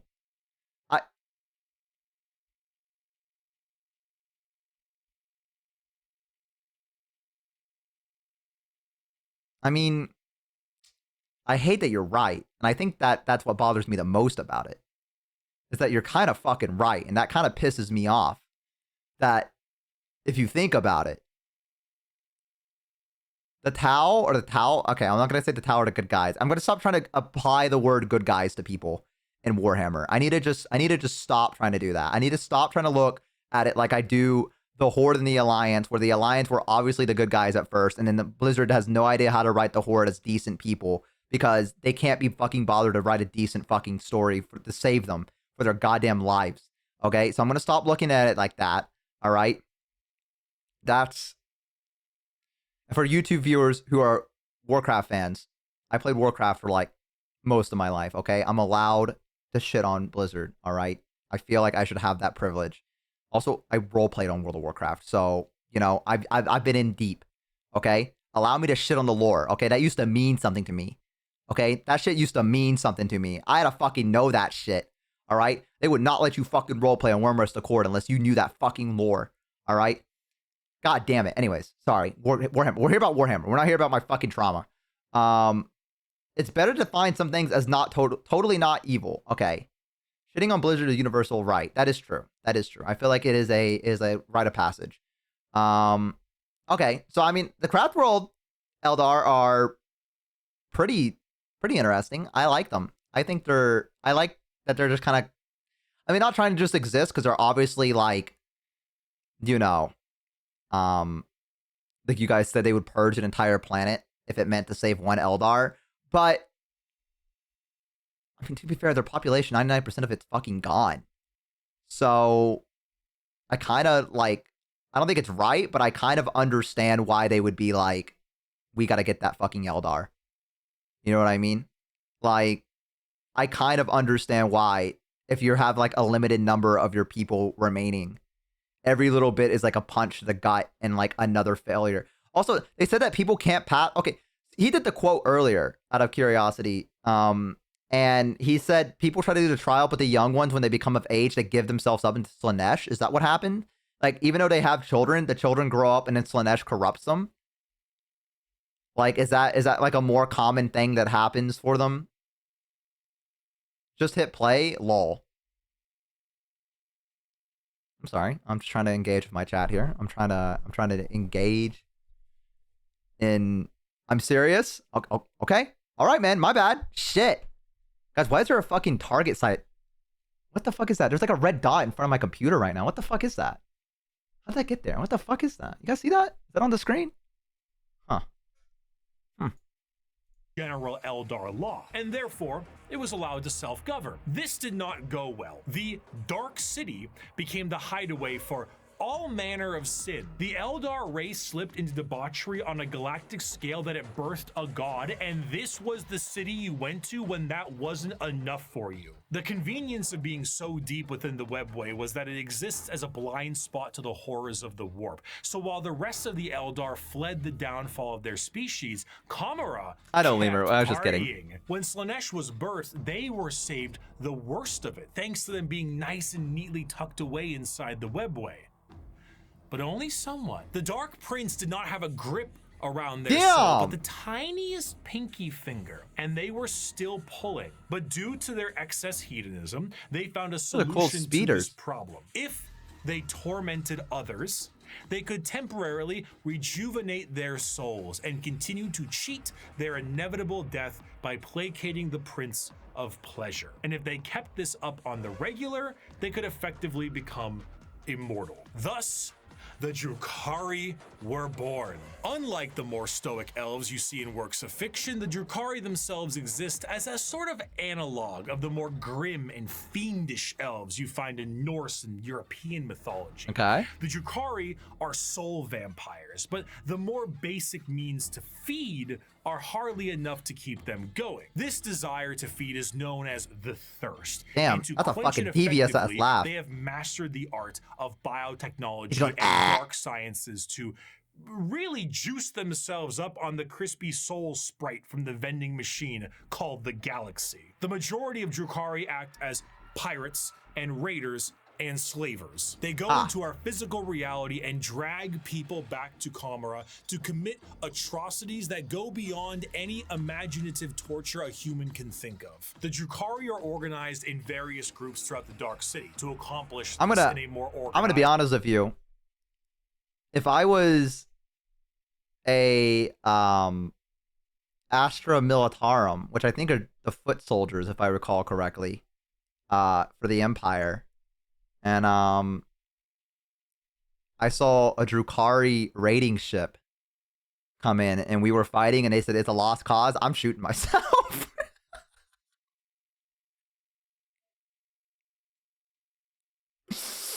Yeah, I'm gonna be honest with you. The moment they said they boarded the ship, I'm going, well, they're gonna take me. That's what I would just fucking go for it. But they might revive you anyways. Nah, that's heresy, brother. Brother, brother. That's me talking to the Space Marine. Brother, please give me permission. Brother. Brother, I'm begging you, please, brother! Brother! Brother! In an extremely brutal way. The Cabals act as the main warriors of the city, led by their archons. Witches and succubi act as entertainment for Kamara in gladiatorial arenas, and the flesh-crafting homunculus keep the Drukhari alive and discover ever-increasingly more painful ways to torment their ever-increasingly large supply of slaves they are brought. The Dark Eldar see the other inhabitants of the galaxy as little more than cattle, livestock that can be brought to bay or slaughtered at any time. Their fodder, however, is not meat and muscle, but the anguish and despair of the weak. The Dark Eldar do indeed drink blood, but also tears, and most sustaining of all, the raw essence of pain they wring out of their captives. The truth of the matter is that Drukhari sustain themselves on the suffering of others, not just morally, but physically. Kamara is a city rife with backstabbing schemes and murder. It is the worst back alleys of the worst ghettos at the best of times. Nothing is more horrifying to a Drukhari than death, for death will see them in the talons of Slaanesh for an eternity of torment. So they do everything they can to stop this. The homunculi covens regrow dead members from pieces of flesh as bargaining chips. The succubi create grisly gladiatorial spectacles that literally— I'm gonna be so real with you. I feel like this was the most appropriate image that he could have found. Like, I feel like he typed in this and he probably found like a lot of different images that was just not appropriate for YouTube. So he was like, I just gotta pick this one. Like, that's what this feels like to me.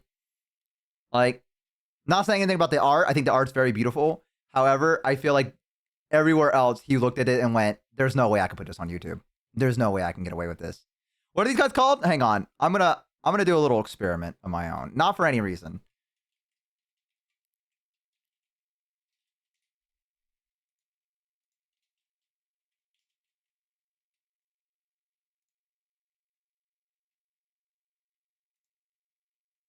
Oh, it's actually the second recommendation. Believe it or not. It's the second recommendation. So, you know, maybe I was wrong about that. You know, you could put any of these. What the fuck is this one? Okay, you know what? That's enough. I scrolled down too far. There comes a point when you're scrolling down on Google that you hit a point where you gotta go, I gotta stop. Rejuvenate the audience members as captives are murdered for sport. To be captured by the Drukhari is one of, if not the worst fate imaginable in the world of Warhammer 40k.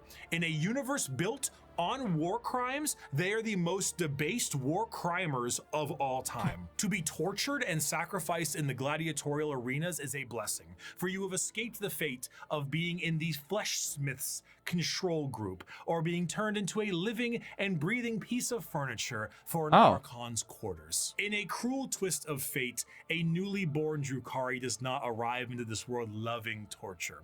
It is something they must grow to love. Grow to appreciate the suffering of other beings in order to survive in the world they have been. I'll be honest with you, you turn me into a chair. I mean, they probably enjoy that, right? They probably enjoy the screaming. I was gonna say I would just scream as loud as I possibly could at any point, but they probably get off of that. Like, that's probably like their thing. You know what I mean? It feeds them, yeah. So I guess the right option would be not to do make any noise at all. You know what I mean? Thank you for the tier 1. I appreciate it. You know? Scream when they're talking, interrupting. That's what I'm saying, dude. If you put me in like your fucking study quarter, I'm gonna wait till you start studying and I'm gonna keep like sneezing. I'm gonna figure out a way to sneeze as a chair. Just to fucking bother you when you're like trying to study. I'm gonna wait till it's really quiet and you're trying to do some important paperwork. I'm gonna go like that. And I'm like, I'm sorry. And I'm gonna wait for them to relax again. Fucking do it again. Won't they just get rid of you? Good. Fucking toss me out somewhere. I don't. Actually, that might be worse. Never mind. They become some of the worst monsters in the known galaxy. A dark reflection to the craft worlders and a taste. Definitely what the Drukhari do. I'm sure they have to study. Was like before the fall. If they do not succeed, they must find purchase elsewhere. Often those will join smaller parts of Eldar society like the Exodites, or the Harlequins. Exodites Oh. believe in a pre-industrial variant of their society, often retreating to more lush worlds to ride dinosaurs and live off the land. Prehistoric style that I would normally laugh at if they weren't riding dinosaurs That's like badass. dogs. The Harlequin dancing troupe are a subsect of Eldar that are more than just a little strange. A carnival of dancing jesters that serve the Eldar laughing god of Kegarak. They arrive never when expected and leave just as quickly. Blurs of light carry their footsteps as they dance I like the their designs. foes I really into a do. grave. Combat is just as much of a joke as it is a play on bloody murder. They travel and aid many other Eldar and sometimes even humanity for reasons we can never understand. Oh. Perhaps one day we would have, were they not stripped of their army book and folded into the Eldari Codex. So I What? suppose it'll have to stay a mystery, or maybe it was one of Kegarak's master plans to get back at She Who Thirsts and save their species. Man, so wait. Okay. So these Drukhari are they don't really torture. They kind of just show up and just okay, just to clarify. The Harlequins seem like they just show up and they just cause mischief and then they fucking leave. Oh, they're not Drukhari, they're just Eldar. Ayla. Well, they aren't Dark Eldar at all. Oh. It's a separate sub-faction of Eldar. So these aren't from the craft world, and these aren't Drukhari either.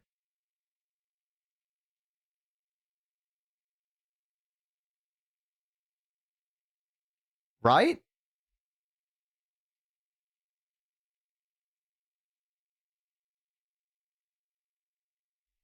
They're from... Any Eldar can join it. Oh. So it's just a subsection that anyone can join. Still elves, imagine what things they find funny. Okay. Because see, I thought this was like I thought this was like the Drukhari, like one of their soldier factions. You know what I mean? Like a sub faction of their army is what I was under the idea of. That the Harlequins and then the other ones, I can't even remember what the other ones was called. I've completely blanked on them. The Harlequins have completely just overtaken my brain. What were the other ones? Let me look. The ones that ride on the dinosaurs. Yeah, the Exodites. So the Exodites just like any Eldar just rolling up. They just want to live and be left alone. Okay. All right. I mean, that seems pretty chill, all things considered.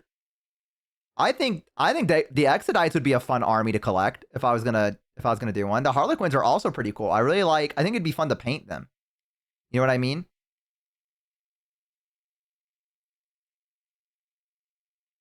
I think it'd be kind of fun to paint those like as an army. They don't exist as an army. They don't exist as an what? What do you fucking mean? They wrote a faction of elves that ride on the back of dinosaurs and live in a fucking jungle, and you're not going to make it a goddamn faction? Why did you write it then? Why did you include it? Just don't fucking include it if you're not going to give us the... What the fuck? Why? They were so cool. Could you imagine having a figure where one of them is on the back of a dinosaur, like painting that? Old ideas? That it's not like canon anymore? There are a lot of factions that exist in lore but aren't armies in game. To edge you. I don't want to be fucking edged. Let me release! Sorry.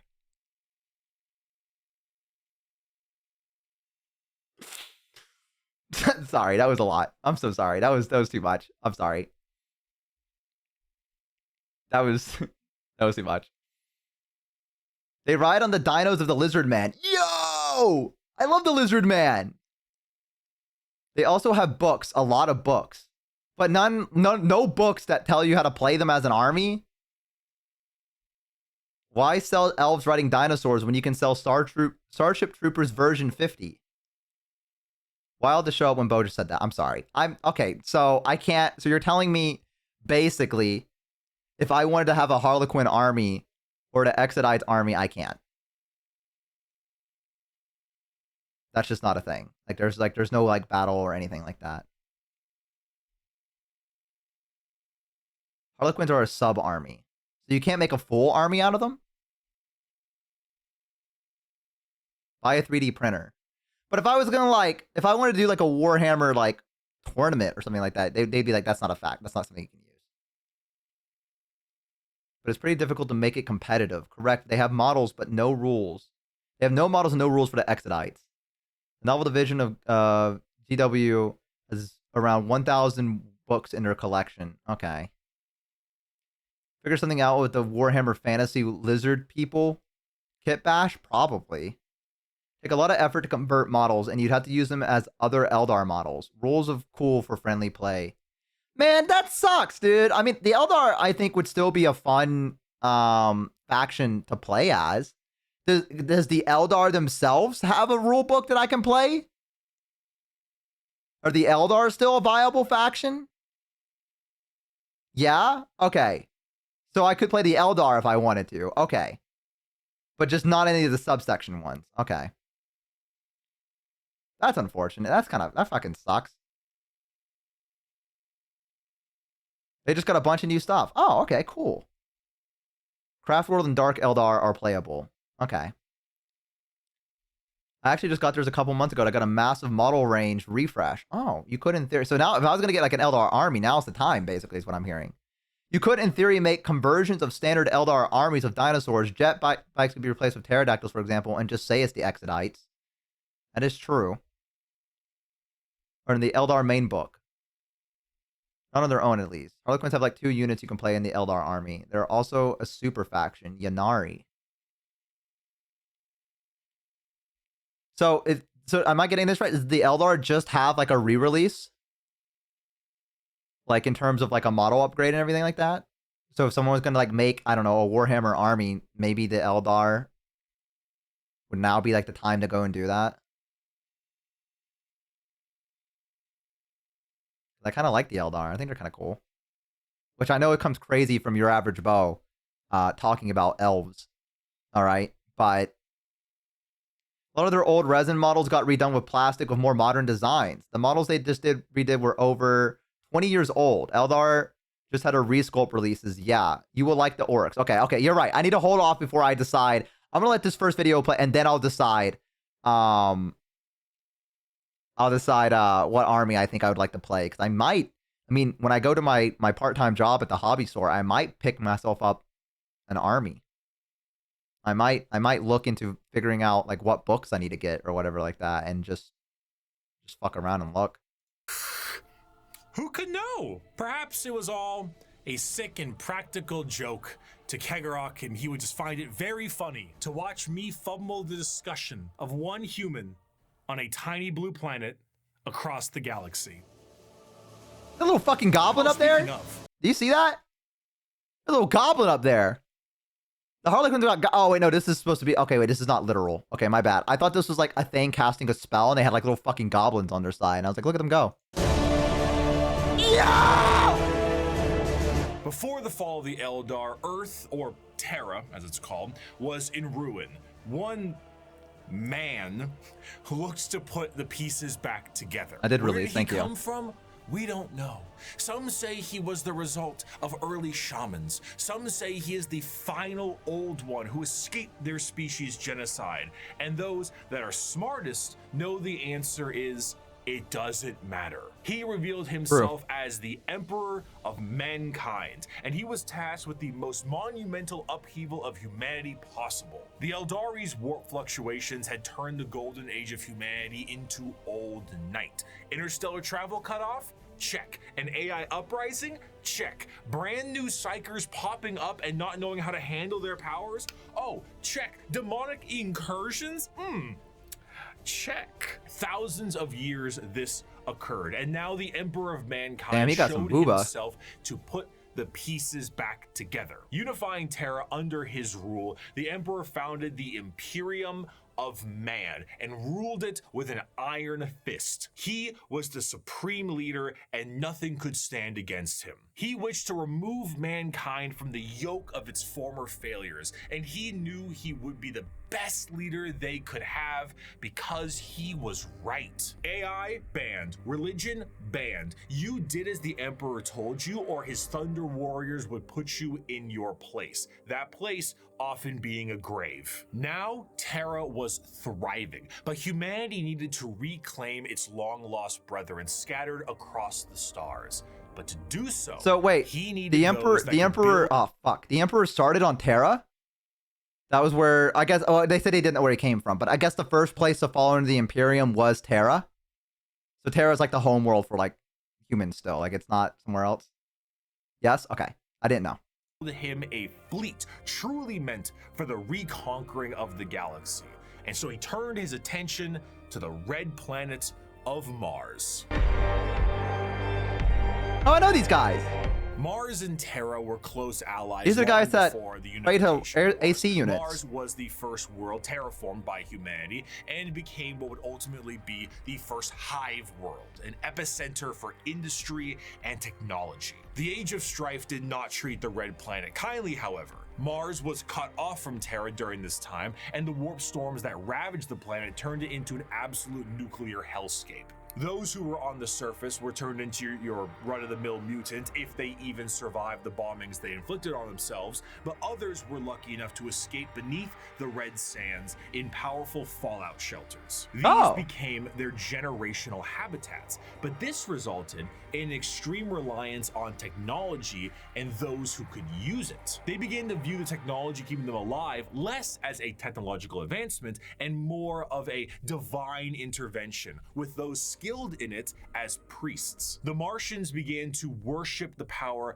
of the machine, and this resulted in the formation of the Cult Mechanicus, the belief in a holy trinity known as the Three-in-One. The machine god, serving as the spirit who gave rise to all technologies known, the motive force, the deity that gives all life its ability to live, and the Omnissiah, a physical manifestation of the machine god itself. This belief began to manifest in them physically as well. What were once humans began to really mess around with the character creator options, and this tech obsession made them view instances of flesh to be weak and spend their lives removing what makes them human and replacing it with mechanical augments. Robotic limbs, glowing eyes, mechadendrite arms. What was once a mass of flesh now looks like the back of a router, and the oldest members of the Mechanicus no longer even look slightly human. In addition to this, cloaked over all of their mechanical appendages are robes that reflect the color of their homeworld, the red. Crazy what a fallout shelter will do to you. The Cult Mechanicum, now the Adeptus Mechanicus, create a fascinating combination of cultures all birthed into one. Basically, techno-zealot monks. Organic life is the machine god's greatest accomplishment within the scope of the great work. All praise he who is three-in-one. By giving us life within an organic shell, he presents us with the means and opportunity to improve upon physicality, as is his divine plan. He grants us complex weakness so we might learn metallic strength and ascend to his level of machinic perfection. The Emperor's arrival to Mars was very much a walking in with the pizzas while the room is on fire moment, but to the Mechanicum, I imagine they so. saw his arrival as confirmation of their belief. They took one look at the glowing golden entity that showed up on their doorstep and were like, that's him. That's the guy right there, and they immediately accepted him as the Omnissiah. Obviously, showing up and being called Machine Jesus shortly after wiping out all instances of non-Machine Jesus a little bit beforehand is an instance of capital H heresy, but the Emperor saw the bigger picture. Were they strange with how they rubbed unguents on themselves, burned incense, and prayed to machines for them to work? Sure, but that's a lot of production right now. So the Emperor devised the Treaty of Olympus Mons, a unifying agreement between Terra and Mars, and this union would be permanently etched into the Aquila of the Imperium as the two-headed eagle. One head for Terra, the other for Mars. The forces of the Emperor would be supplied with all the technology and weapons they needed to Yeah, I mean, listen, I'm gonna be so real with you. I know that he just defeated all AI and everything like that, but I mean, listen, man. If I landed on a planet that has all this stuff, I understand. He's probably like, yes, I am. You are right. Woo! Absolutely, man. Whatever you want. Hey, by the way, build war machines for us. All right.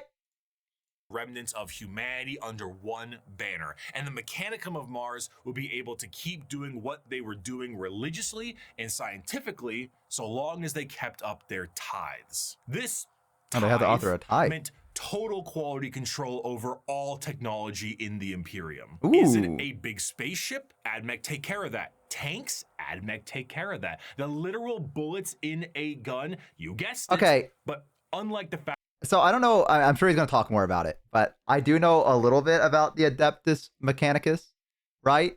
I know what I know about them is that someone on Twitter posted a thing from Space Marines 2, where they put a seal of approval on an AC unit, or something like that, which meant that I don't know if they pray to the machine for it to work. Like I assume that's what they do. So a purity seal, which does that mean that they just fucking pray? They come up to it and go, please work. I'm begging you, Omnisire. Like, you know what I mean? And then the thing's like, ring, like that. Like, does that really even fucking do anything? I'm sure he's going to tell me. I'm sure he's going to be like, it actually does work somehow, right? But like, it must be so easy to do quality control if all you got to do is fucking pray. Their prayers are drawn from user manuals. But when they make something new, what is the user manual? Okay, I'm sure he'll tell me. Factories of today, the Forge Worlds of Mars and the creations of the Mechanicum are a bit of a different experience altogether. They don't make something new. Instead of a factory on a random given world, the entirety of the planet's surface is dedicated to manufacturing. But that's a little tricky, isn't it? Considering that the usage of silica animus, that's ultra heresy. Oh, my bad. Whoa, I didn't know.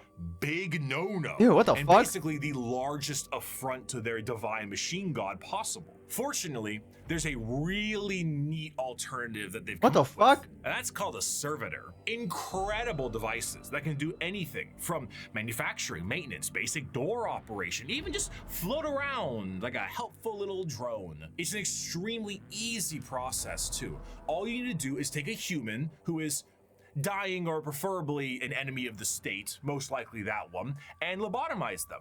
And then reprogram their brains to do exactly what they tell you. They even got little baby versions of them. Yay! Oh. So now you can. Bro, I'm gonna be honest with you. That is not a fucking baby, brother. That is a 40-year-old balding old man that they have said was a baby before they fucking got him. That is not a goddamn baby. I'm fucking telling you that right now. I know times are tough on Mars in the Forge world, and I know babies probably don't come out looking as babyish as they probably should. That's not a baby. That's not a baby. Got little baby versions of them. Yay! So now you can rest easy knowing that the entirety of the Imperium, because they outlaw AI and learning new tech is heresy, is run on lobotomized slaves. Whether they deserve it or not is unimportant, and whether they can still keep their consciousness trapped in their own minds is another thing entirely.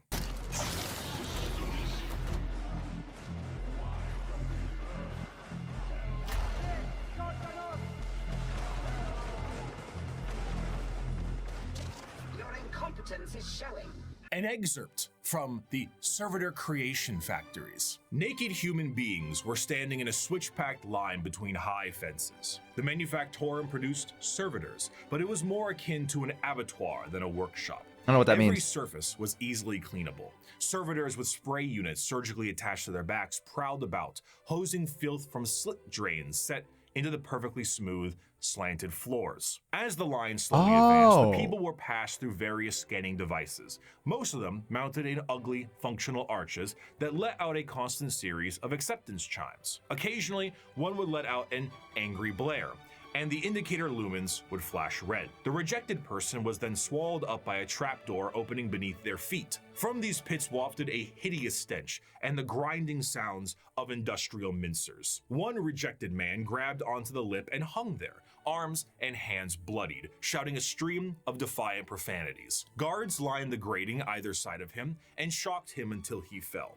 The adepts wouldn't even waste bullets on these people. The trapdoor flipped up, and the next terrified person was ushered forward. Violent metal arms snatched them up and spread-eagled them in the air, and a servitor shearer shaved them all over. At another, they were subjected to a high-pressure counterseptic wash whose chemical stink made me choke from 100 feet away. More scanners, more rejects winnowed out. Machines forcibly dressed them in a heavy rubberized garment common to all monotask servitors. These were saggy on them, all one size, until another process shrank them to fit their bodies, where metal cuffs, sockets, and collars bit into vulnerable flesh. The last few prayers gave way to screams at that point, and even the most stoic shouted in pain. They were ushered over a floor buzzing with power that made them shriek with every footstep. "What's that for?" I asked. "Follicular inhibitor, to stop their hair from growing," he said. "Freaking sweet, Lois!" As for their scientific pursuits, the Mechanicum believe in the preservation of knowledge above all and the quest to expand it. However, as opposed to just innovating and inventing on their own with their vast technological know-how, they believe that it is a form of tech heresy. You see, because of their religious viewpoints on technology itself, they believe that the instruction booklet itself is just as holy as the Lego set it builds, and to innovate on that without the proper written knowledge is to go against the divine word of the machine god itself. Everything's All stagnant. knowledge is Nurgle's already happy. in the universe. You simply need to rediscovering it and attempting to invent something to improve upon divinity is very heretical. Prior to the Age of Strife, humanity was able to populate the stars with devices known as Standard Template Constructs, or STCs. These devices were, as far as we know, supercomputers with the ability to pull up and detail how to create literally anything a startup colony would need. Essentially, they were devices with the entirety of human technological know-how so that you could make a home away from home. The Mechanicum will not make anything without an STC. Quite literally nothing, because this is the knowledge they seek, and that knowledge is divine. One time, scouts of the Imperial Guard found a functioning STC that provided the schematics on a knife that happened to be a bit lighter and a bit sharper than most other knives. These knives were adopted by 30 Space Marine chapters and were one of the most advanced discoveries of the century. This discovery was so significant that they were each awarded a planet for finding this. A planet for a machine that taught them how to make knives. Due to their religious organization, you can probably guess the Mechanicum are organized in a feudal structure with the highest individuals in power being a part of the priesthood. Cream of the crop being the fabricator general of Mars itself, who serves as a I feel like I don't know what to say. Like, I'm just like, also oversees the I'm entirety enthralled. of the Mechanicum below. You know? Them are tech priests that oversee the cult for the quest of knowledge and other more straightforward theocracy. Forge worlds tend to operate slightly more independently, what can cause some power struggles within the Mechanicum, because, you know, despite them all being weird robots, they love being given praise. Is that a giant robot with a forge on its back? Did I see that? Despite them. Holy shit. Is that a walking robot with a giant forge on its back? Yes? Feels a little like there's not a lot of room to move around with that. I'm gonna be honest. I'm looking at a lot of bridges here, and I don't know if you can step over them. Yeah, I didn't talk during that. Oh, they're building one. Oh, okay. Listen, I didn't talk during a lot of that. I feel like as a reactor right now, I probably should have. I was just absorbing the information. I was like, this is a lot. And I was also thinking of like different things, you know, like, you know, another rhetorical question, I guess. And I know he'll probably answer it here soon. But like, what if there was like an off branch? I don't know. I feel like if you build the same ship over and over and never do any improvements, your enemies would be able to figure out the weaknesses for it. You know what I mean? Like, oh, if we hit this one certain spot of the ship, there's going to be a weakness in the hull. You know what I mean? And they're going to be like, oh, like, I don't know how you don't adapt and not immediately get your shit stomped every time that you go into battle. Like, the enemy's going to eventually learn how your shit works. You're not wrong in that here, so you should be punished. Oh.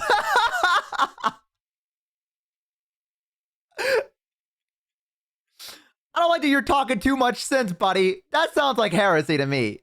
Hi, Maple. Hope the day is well. It is. Welcome in, Maple. Good to see you. Just punch it harder. Okay. Interesting. So there could be more of those machines out there that, like, you know, tell you stuff.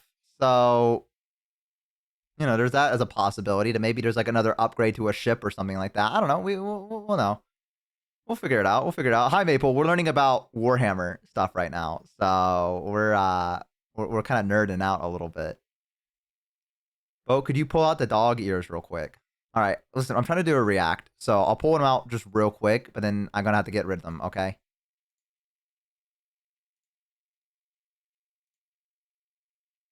There.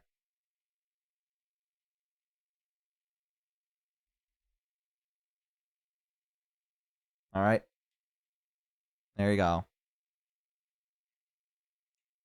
That's it. Okay, guys, we're talking about Warhammer. Okay, you are a pretty mutt. Not handsome, pretty. Also, they look like bat ears. They're up a little high. I could lower them down a little bit, but that would take me actually having to do stuff. So I'm gonna get rid of them. Okay, there we go. That's enough. We got a Warhammer. Warhammer, guys. Okay, listen, we can't be doing VTuber stuff. We're trying to be Warhammers. Okay.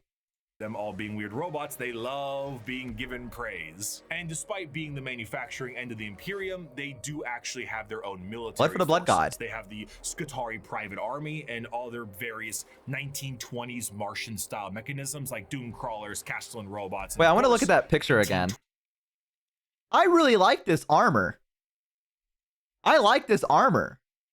This is cool looking. It almost reminds me of Stormtroopers in a way. Or like the clone troopers, like before they transitioned over into the Stormtroopers. You know what I mean?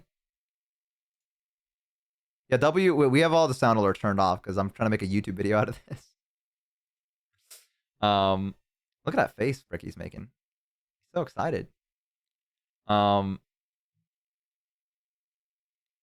really like this. This is cool looking armor. 20s Martian-style mechanisms like Doom Crawlers, Castellan robots, and of course, that's cool looking too. Because nothing is cooler than a robot that towers over buildings. Ultimately, they're their expensive. very dogmatic view on technology as a whole has resulted in any innovation becoming absent, thus causing the Imperium to stagnate as a whole. The lack of ambition to create anything new and the wholesale murder of anyone who even tries leads to things becoming derelict. I grow weary of this flesh I was born into, strangely disgusted by its nature. I crave only the cold, clean certainty of steel and silicon, that I might become one with the blessed machine. I do not expect you to understand, you who cling to your flesh as if it were immortal, seeking only to preserve it, to protect it. One day you will see the folly of your ways, and then no doubt you will come begging to my order to preserve you. After the groundwork had been set unification-wise, it was time to start getting things together for the Emperor's great crusade across the stars. Expensive? To bring humanity under one banner. The Thunder Warriors were a perfect fighting force for unifying Terra and Luna, but the galaxy was a whole different thing. You see, these warriors weren't soldiers in the eyes of the Emperor. They were tools, extremely blunt tools used for the fast conquest of Terra. As the Emperor was concerned, the tools you use at home aren't the same ones you take on a road trip. So the Emperor rid himself of his tools in the exact manner you think he did, and he went forward to crafting a brand new tool. One more mobile, more efficient, and ready for his next era of conquest. They shall be my finest warriors. Oh, these Space Marine. men who give of themselves to me. Like clay, I shall mold them, and in the furnace of war forge them. They will be of iron will and steely muscle. In great armor shall I clad them, and with the mightiest guns will they be armed. They will be untouched by plague or disease. No sickness will blight them. They will have tactics, strategies, and machines so that no foe can best them in battle. They will be my bulwark against the terror. They are the defenders of humanity. They are my soul. Space Marines! And they shall know no fear. The vastness of the Milky Way galaxy meant that the Emperor needed assistance bringing everyone back to the fold. And who better to do this than himself. But since the technology to be in many places at once does not exist anymore, the Emperor decided that it was time to become a dad, the same way Geppetto did, and with far less care. It is not my son, Archon. None of them are. They are warlords, generals, tools bred to serve a purpose, just as legions were bred to serve a purpose. What a dad. The Primarch Project was started to create charismatic and unique leaders in the Imperial military.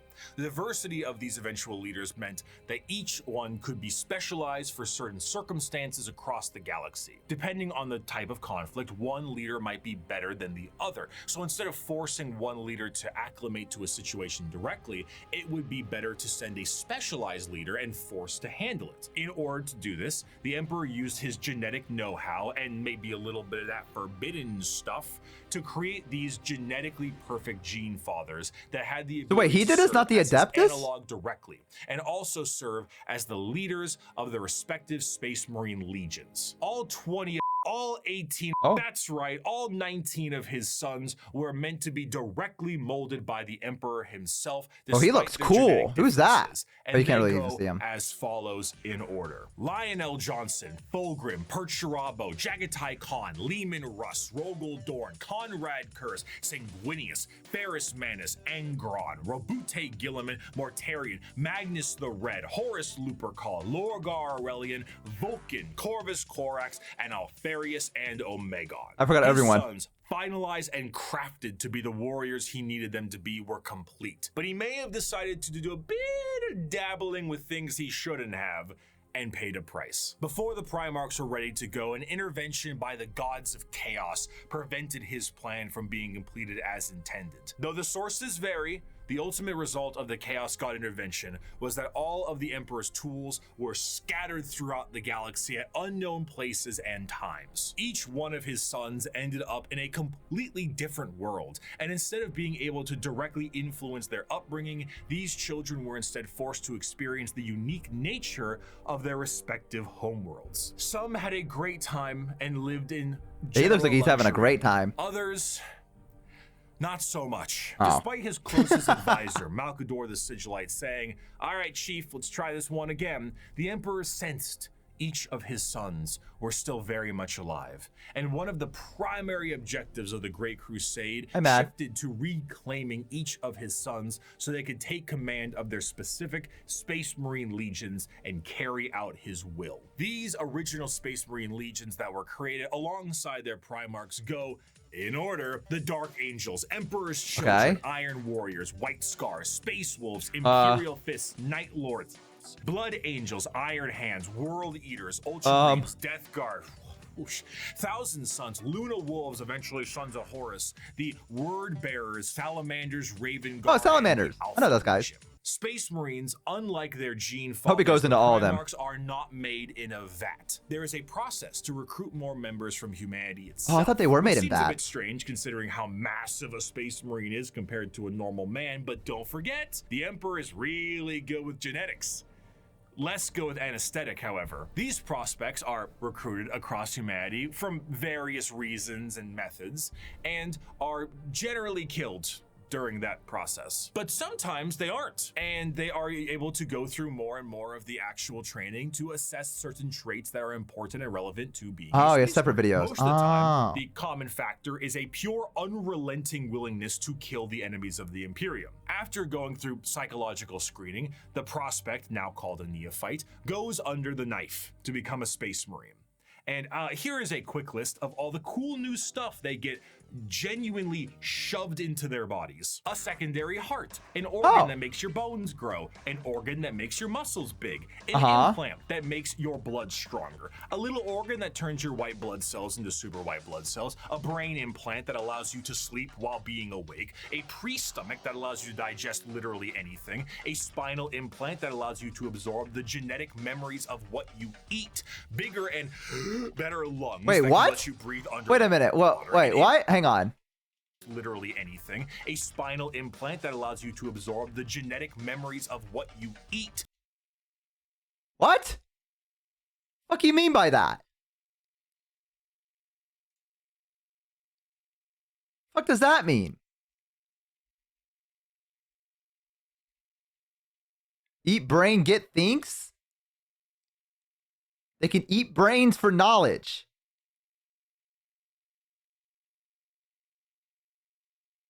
Huh? Meat's back on the menu, boys. Yeah, the lore gets weird. Yeah, that's a fucking weird thing to learn about the Warhammer. Is it weird that out of everything that feels like the most implausible?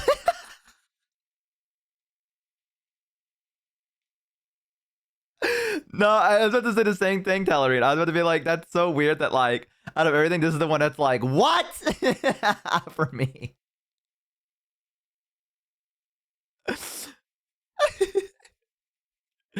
So if they had to fucking know what their enemy was planning, they could pick up their enemy like general's brain and fucking eat it, and they would like learn like what the plans were. Pretty much. I've never seen a Space Marine do that before, and there needs to be more fiction about that. I need a fucking, because this is news to me. I need more shit where the Space Marines are just like, oh, and just like fucking just like eat someone. And they're like, okay, I guess the Space Marine's eating a person. All right. Bigger and better lungs that can let you breathe underwater, an implant that gives you stronger eyes, new ears that keep you from being dizzy, a brain implant that lets you go into suspended animation if you're in a bad shape, skin that acts like transition glasses, I almost got it in one take, a brand new kidney, the ability to taste the air and find enemies like a bloodhound, a special coating on your skin that allows you to be protected in space, the ability to spit acid, a gland that allows you to absorb the unique genetic makeup from the gene seed in the first place, and a straight up carapace that allows the Space Marine to interface with their power armor directly. You can fucking spit acid?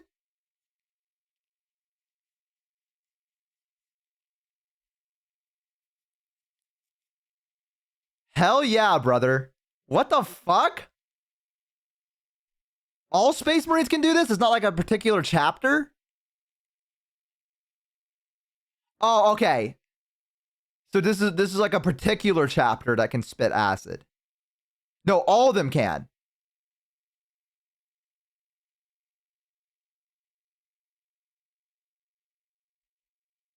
What the fuck?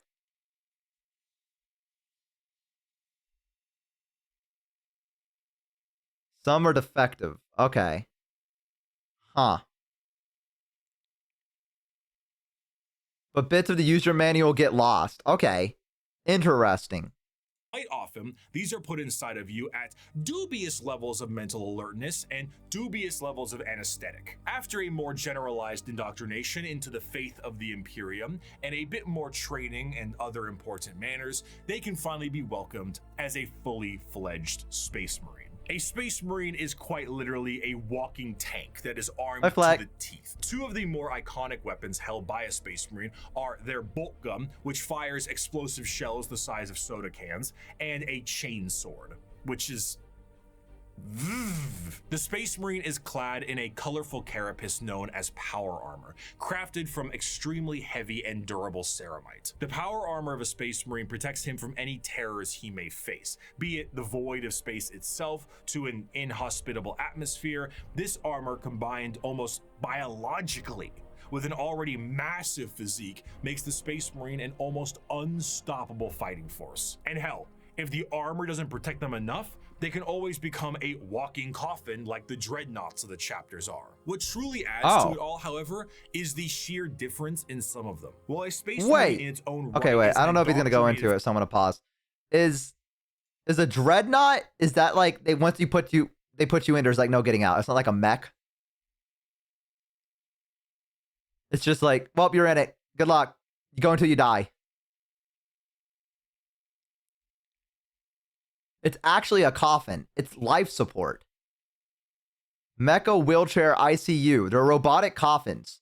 So if you're a Space Marine and you get injured and you're not able to fight anymore, they put you in one.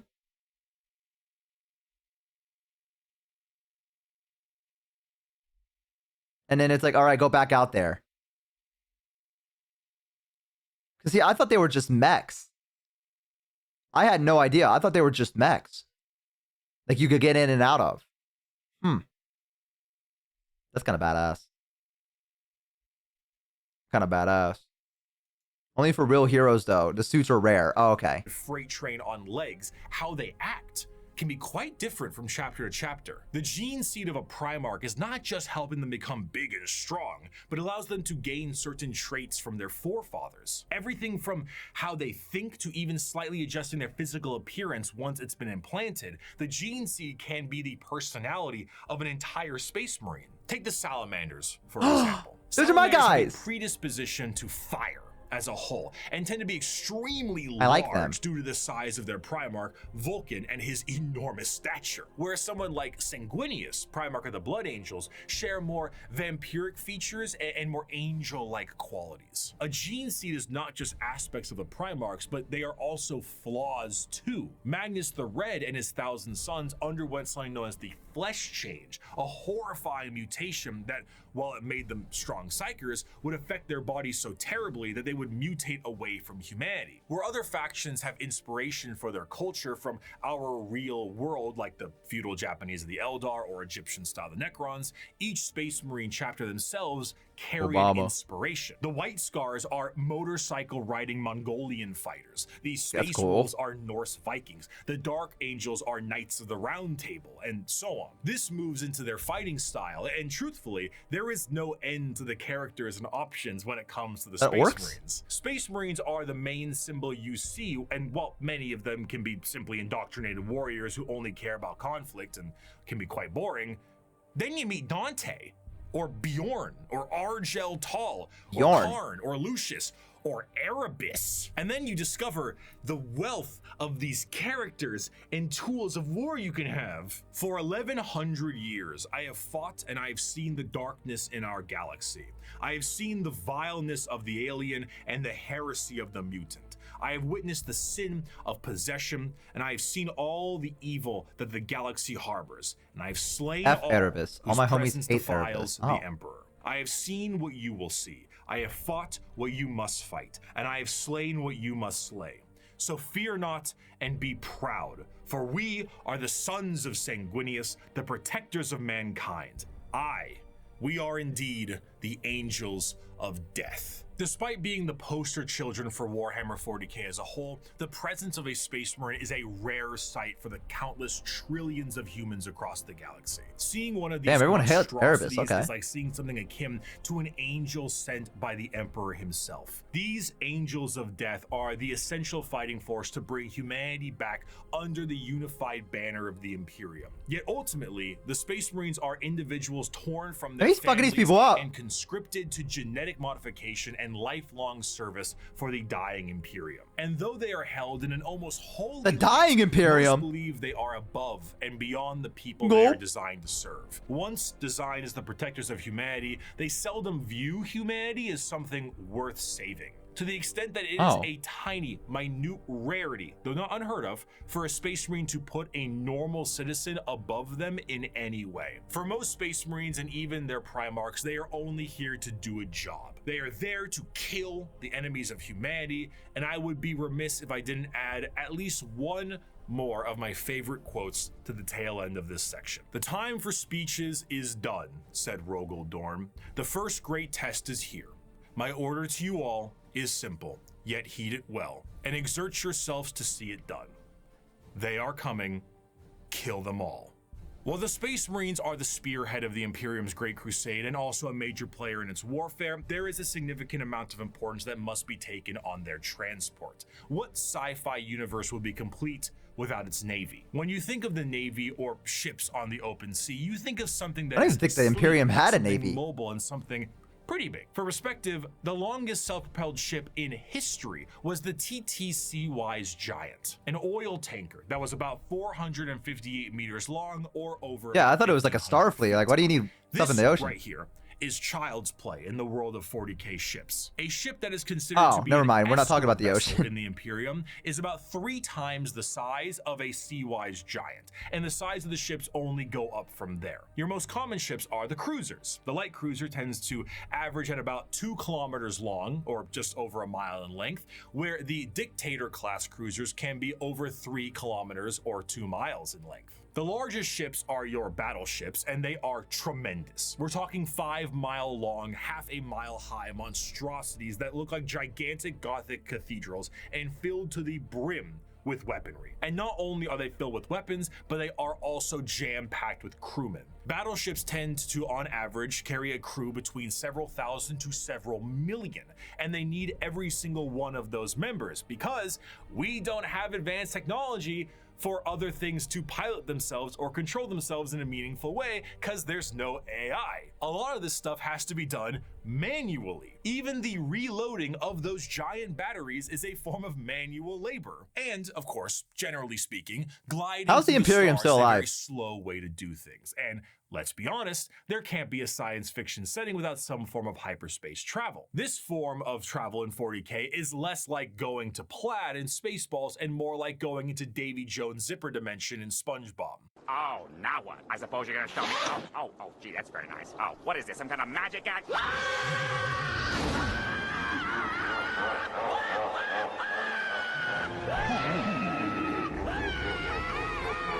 This is because it utilizes the immaterial warp to do so. Warp travel is handled by a navigator, which is an abhuman. It's a mutated human, don't worry about it. And they have a gene that Wait, what did you just say? third eye. An abhuman. It's a mutated. Every single result on Google Images is just furry art or cat girls. Yes, those are different things. Well, not on the furry tier list. If you're going to be honest, that's a tier 1 furry, actually. If we're going to go by the tier list, that's a tier 1 furry. I don't want to be the one to say it. Tier 1 furry. Okay, we've already been over this before. We've talked about this. That is a level 1 furry. All right. Human, don't worry about it. And they have a gene that gives them a third eye. Tier 1 like you, I do not see animalistic features other than these hands wrapping around your fucking throat as I throttle you. Reality. Now, this might sound exceptionally dangerous, and that's because it is. Now, the ship does have protection in the form of a Geller field, though. Originally, I assumed the Geller field is what you think it is, a large force field stopping all manner of horrible things, like demons from the warp tearing apart your ship. How wrong I was, though. The fuck am I looking at? Space travel through the warp basically involves riding on the Sea of Souls. Hell is real and you can surf on it. Woo! So you allow the current to carry you and the navigator to direct. OG Dune? I've never seen Dune. Souls watch and it. unreality carry you when it doesn't obey the laws of physics, time, or, again, reality. What a Geller field is not a force field, but a comatose imperial psyker dreaming of reality. It is not a bubble. It is a force of reality being projected by mutant sleeping beauty to counteract the unreality of the warp that you can then surf on. This, of course, is not a foolproof method of travel, and Geller fields can and do collapse fairly regularly. Being subjected to the warp itself without this Geller field is a terrifying prospect. In the best case scenario, your ship will be torn to shreds, but there are countless instances of ships being thrown out of the warp randomly throughout time itself. You leave for a 2-day mission and you come back 90 years in the past. Maybe you feel like you're lost in the warp for a century and it's only been 45 minutes. And that is only if the waves of souls don't rip your ship apart or have demons arrive on it to do unspeakable things to the crew. The Imperial Navy is an astronomically powerful force for the Imperium because the sheer volume of ships and guns on those ships create firepower that can sunder planets. This is all juxtaposed with the sheer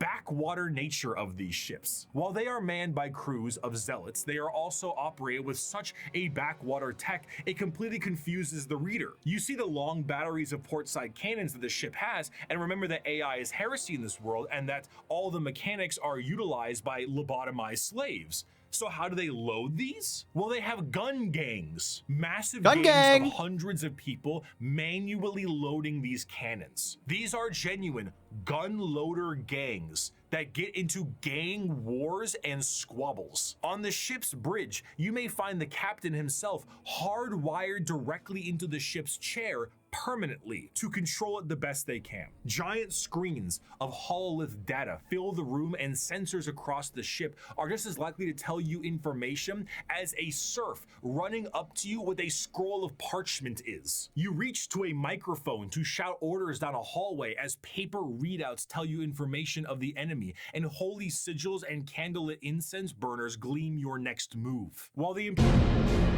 Oh, Jesus. is not a specific fact. Jesus. Okay. You know, I'm going to be honest with you. It seems like the Imperium of Man is fucked. In more ways than one, obviously. But like, I mean, I knew it was going to be bad. But I'm more so talking about the fact that, like, how did they make it? You know what I mean? Like, I feel like one encounter with a enemy that is slightly more technologically advanced than you, it's over. It's over. Because, like, it fucking takes you forever to load a fucking bullet in yours, and they have, like, things doing it. You know what I mean? It's a numbers game. Mass and inertia. So it's just the only way the Empire, the Imperium of Man can win is if they come into a battle with like 2,000 fucking ships at once. And that's the only way they can win. Realistically, if they're going against something that has better, superior technology.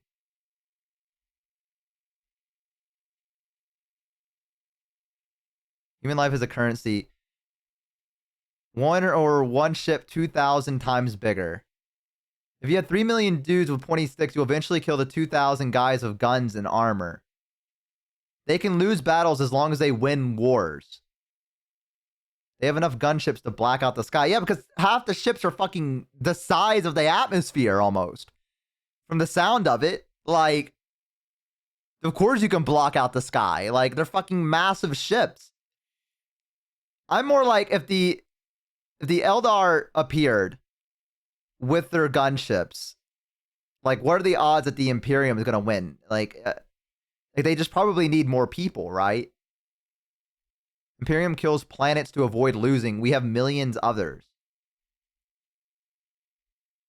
There's just a lot of Imperium to conquer. You can fight 40 battles when the enemy can only fight 4. You're effectively winning 36 plus. Also, it does not matter how many hours to reload one gun if that one gun destroys a planet. They have that ability? Is it just like one gun can just completely destroy a planet? Is that... like, they just have that on their ship, the ability to shoot a planet once and it just destroys it entirely? Yes. That was just old knowledge that the humankind had, that the Adeptive Mechanicus was like, oh, guys, by the way, we discovered how to do this.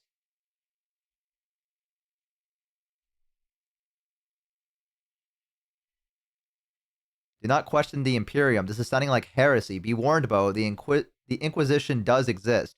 I'm just trying to learn, okay? It's not me. I'm just trying to figure out. I guess they kind of cheat with old AI tech sometimes. The Adeptive Mechanicus cheat?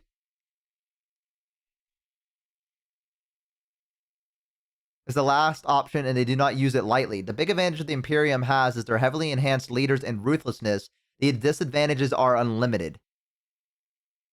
Pick your poison. Crust Cracker Torpedo, Virus Bomb, or Void Torpedo. I think I'd just rather you fucking Virus Bomb me. And then the Tyranids are surrounding everyone. It's also called a Core Breaker or something. It shatters a planet from the core and then turns the entire thing to just asteroids and space rubble. Okay. The Imperium is still technologically advanced. They just don't know how to run that stuff properly. Also, the Imperium is rich. I didn't even think they needed to pay people. Like, I imagine you don't get paid to be in the army. Like, that's just not a thing. Like, you're in the army now. Fuck you. I don't imagine there's like a wage for anyone. I'm just doing this because rich as in if you have resources. Okay. You get some food paste. Oh, yummy. You get to not die. Oh. Excel would probably be the best tech they could rediscover. Probably, to be honest. There's a fan theory that the demon Satan trapped in Mars is actually what the Mechanicus is unknowingly worshipping. I can believe that. It's an honor to fight for the Imperium. The corpse starch is alright, I guess. Corpse starch? Virus bomb selected. All biological life melts into soup. The methane created is then ignited and would set a firestorm to cleanse the planet. Well, at least it'd be over quick, I guess. Sometimes the planet just needs to be stopped being a planet. You can't take it back, and sure, no one gets it. Imperium has going for it is that the Tau are tiny, the Eldar and Necrons have limited objectives, and the Orcs can be killed early, and the Tyranids are mostly not here yet. Okay. Alright, I was just wondering, because, like, again, I said it earlier with the Adeptus Mechanicus. If your enemy can just learn where the weak spots are on your ships, it's fucking over, because they never upgrade anything. They have a certain types of ships they make, and then there's nothing else. So if your enemy is just like, oh yeah, we can hit the enemy right here at this one spot, this will ignite the inside of the ship or whatever. I mean, that's going with the theory that there is a weak spot on the ship. There could not be, right? But, you know, that's what I'm saying is like, how are they still around? They're still somewhat advanced. Also, the Space Marines, let's see. Space Marines and some other types of warriors are physically stronger than most Xenos. Yeah, I mean, you know. Whoa, heresy detected. That's not heresy. That's not heresy. I'm just asking a question if the Imperium knows how to combat that. They probably won't be around for that long. So none of the enemies have figured out, like, guys, I figured out. Your question is heresy. Questions are heresy. Alright, I guess we can get hit in the starboard side directly underneath the main gun and fucking explode. That's fine. And then we can go, why are our ships going down? Innocence proves nothing. Oops. Blessed is the mind too small for doubt. I'm full of doubt. I'm full of doubt. I'm just wondering.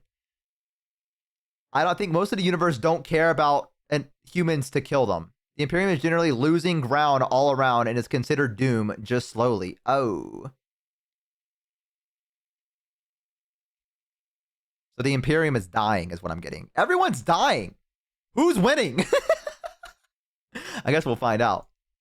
Action of the Imperium in the same sense and format of this Orcs? video. Oh. It is what shepherds around the entirety of its armed forces. Every Space Marine Primarch had a flagship, and every strike cruiser and battle barge has a story to tell. But if there is a single thing that the Shield of the Navy does the best, it is to help support and supply the monumental forces of the Imperium. The hammer of the Emperor himself, the uncountable men and women of the Imperial Guard. I don't care if these things have adapted to resist our las guns. If we can't kill them with our rifles, then we'll kill them with heavy bolters. And if we can't kill them with heavy weapons, we'll use grenades. And if grenades don't work, then we'll fight them with our swords and our knives and our bare hands. We'll drown them in our blood. That's what it means to be a soldier of the Imperial Guard. Now follow me. Charge. That's not very. No better I don't feel good about that.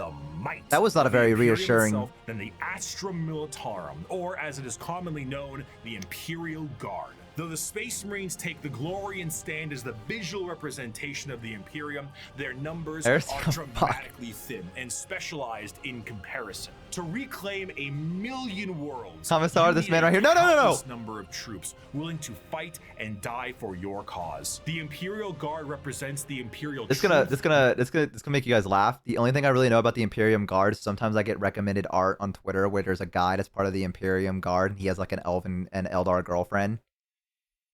And there's like art of him like looking at a picture of her, and I guess like the commissar is like, your wife has exceptionally large ears, and he's like that.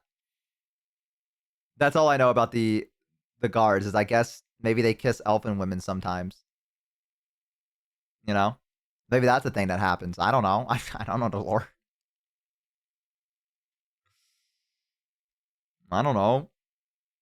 Looks like heresy, but she looks like heaven. Made. Fuck. manifest. Every year, They don't really? lords Oh. of the Imperium pay a tithe in the form of soldiers to fight the good fight of the Emperor, and this number is impossible to pin down. Even saying billions would be a dramatic understatement. The sheer volume of soldiers serves as the fundamental backbone of the Imperium. 99.9% of battles fought by the Imperium are fought by the sundering All the data you might stream and upload of and the download is just Imperial electrons, Guard. which have With almost the no knowledge that the mass. Space Marines are essentially sentient tanks, what do the members of the Imperial Guard have? If they're the might of the Emperor himself, are they not suited up in a similar way? No. Not really. No fancy suits, no biological enhancements, and basically no expectation to live. Once a regiment of guard are activated, they are sent directly into battle with almost no expectations that they will survive. This is because, despite their training, their incredibly powerful armor, and extremely strong weapons that would crush any army of the modern day, they are so hopelessly outmatched to the things they will face. Sending a member of the guard is throwing a rock at a nuclear bomb. However, where they lack in advancement, they make up for in sheer numbers, and their that's what you guys were telling me. overwhelming force can be the difference maker in any deployment they face. Quantity is a quality all its own. If they do happen to survive, they will be sent to the next battle, and so on. Seldom do members of the Astra Militarum get old or retire, and those that do are truly to be feared. There's an old saying that the average lifespan of a All these guardsman different is about outfits are cool. 15 hours from deployment,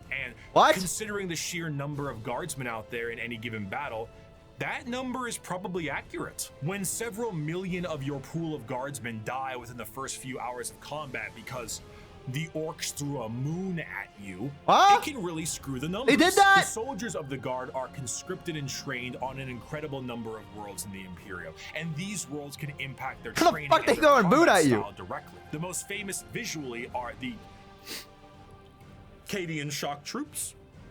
Oh, The Kadia! other notable guard factions include the gas mask clad Death Corps of Krieg, the Rambo level of Catachan Jungle I know about these Fighters, guys. and the Iron Willed Mordian Iron Guard. This also helps I, them okay, I'm gonna be honest with you. You can't say the Iron Will, and I'm looking at a picture of someone fucking crying sitting down on the ground. All right, that's not that. The will is gone, brother. All right, the will has left in this image. Okay, there's nothing left. This is not willpower. against individual types of enemies. The Indigan Prefects are a special guard regiment that Wow. came from a planet whose planetary governor, the leader of the planet, thought it was fun to collect exotic animals, which then crossbreed and then became the giant freight train-sized monsters destroying the planet. So the Indigan Prefects are specialized for big monsters. Hello, Tyranids. One particularly Those guys are interesting cool looking. officer in the Guard is the enforcement officer known as the Commissar, and they are one of the more visually striking members of a regiment. These are specialized Imperial officers and act as... Hey, I got a question. Can I make an entire army out of the Imperial Guard? Is that a possibility? Yes, I don't need like a Space Marine or anything. That'd be cool. I think I'd like that. I mean, I might not win a lot, but I think that'd be fun. Because I really like the designs of a lot of these guys. They can be super strong. It's a lot of dudes and tanks. I think that's kind of cool, though. I really, really like the designs that I've been looking here for some of the guards and stuff. Like, it's really cool. Like, these guys in particular are, like, really, really neat. I like the, let's see. The Krieg looks pretty cool. I mean, just the normal guys, if you will, as well. These guys are awesome. Like, every time I look at their outfits, I'm like, these are fucking awesome. Like, even these guys are fucking awesome. Like, I like the design of the Astra Militarum. I would like to. I think I would like to get an army of these guys.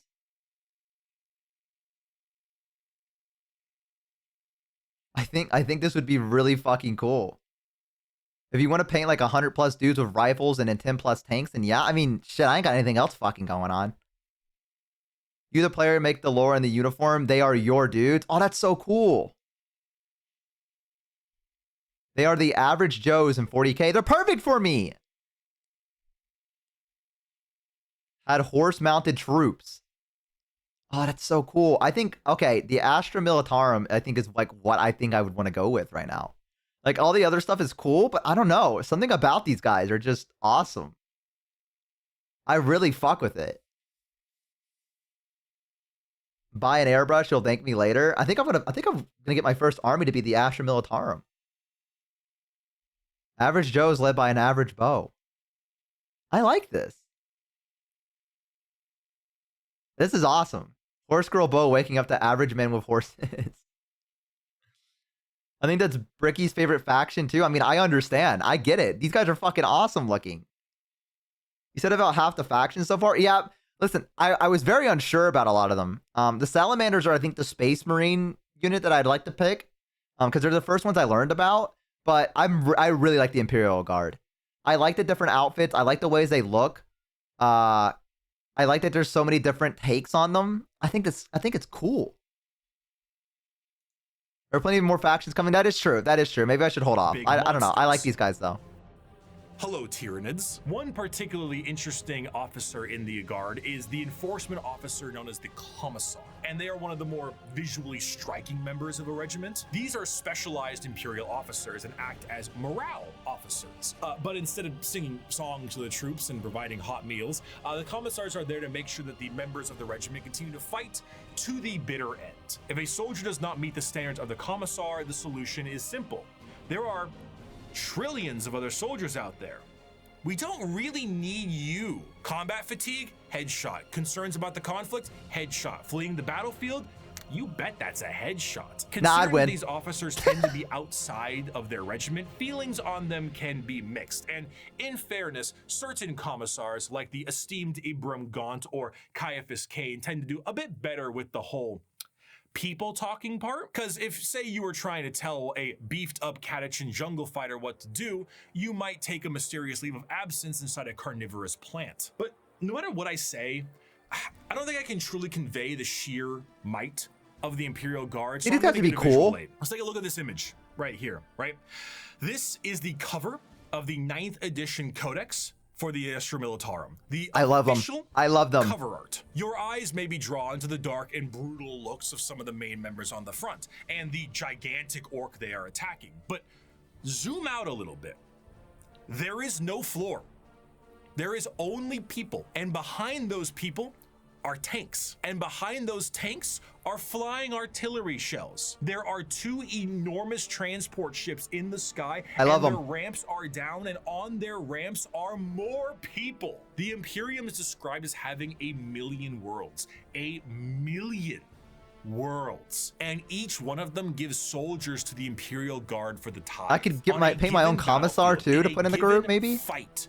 Foot soldiers number in the millions, tanks in the tens of thousands, and you have enough artillery to turn the night sky day. You have walkers and APCs and aircraft and horse cavalry and tanks the size of apartment buildings. You have drop troops and spec ops and rattling snipers and gigantic ogrids that can't count to 4, but they can turn you into 4 pieces, and it just doesn't end. Humanity is a horde army, but instead of a horde of bugs or rampaging orcs, it's a living wall of guns. At the end of the day, though he's been ferried through hell on a ship that's 10,000 years old to some godforsaken war-torn rock, though he I love these guys. From high orbit with nothing but a I love these guys. Though he is one of 10 million men and women snatched from his homeworld to fight a war he barely understands, though he has been given a weapon that fires small suns and may annihilate him as he fires because the knowledge of how it functions has been lost,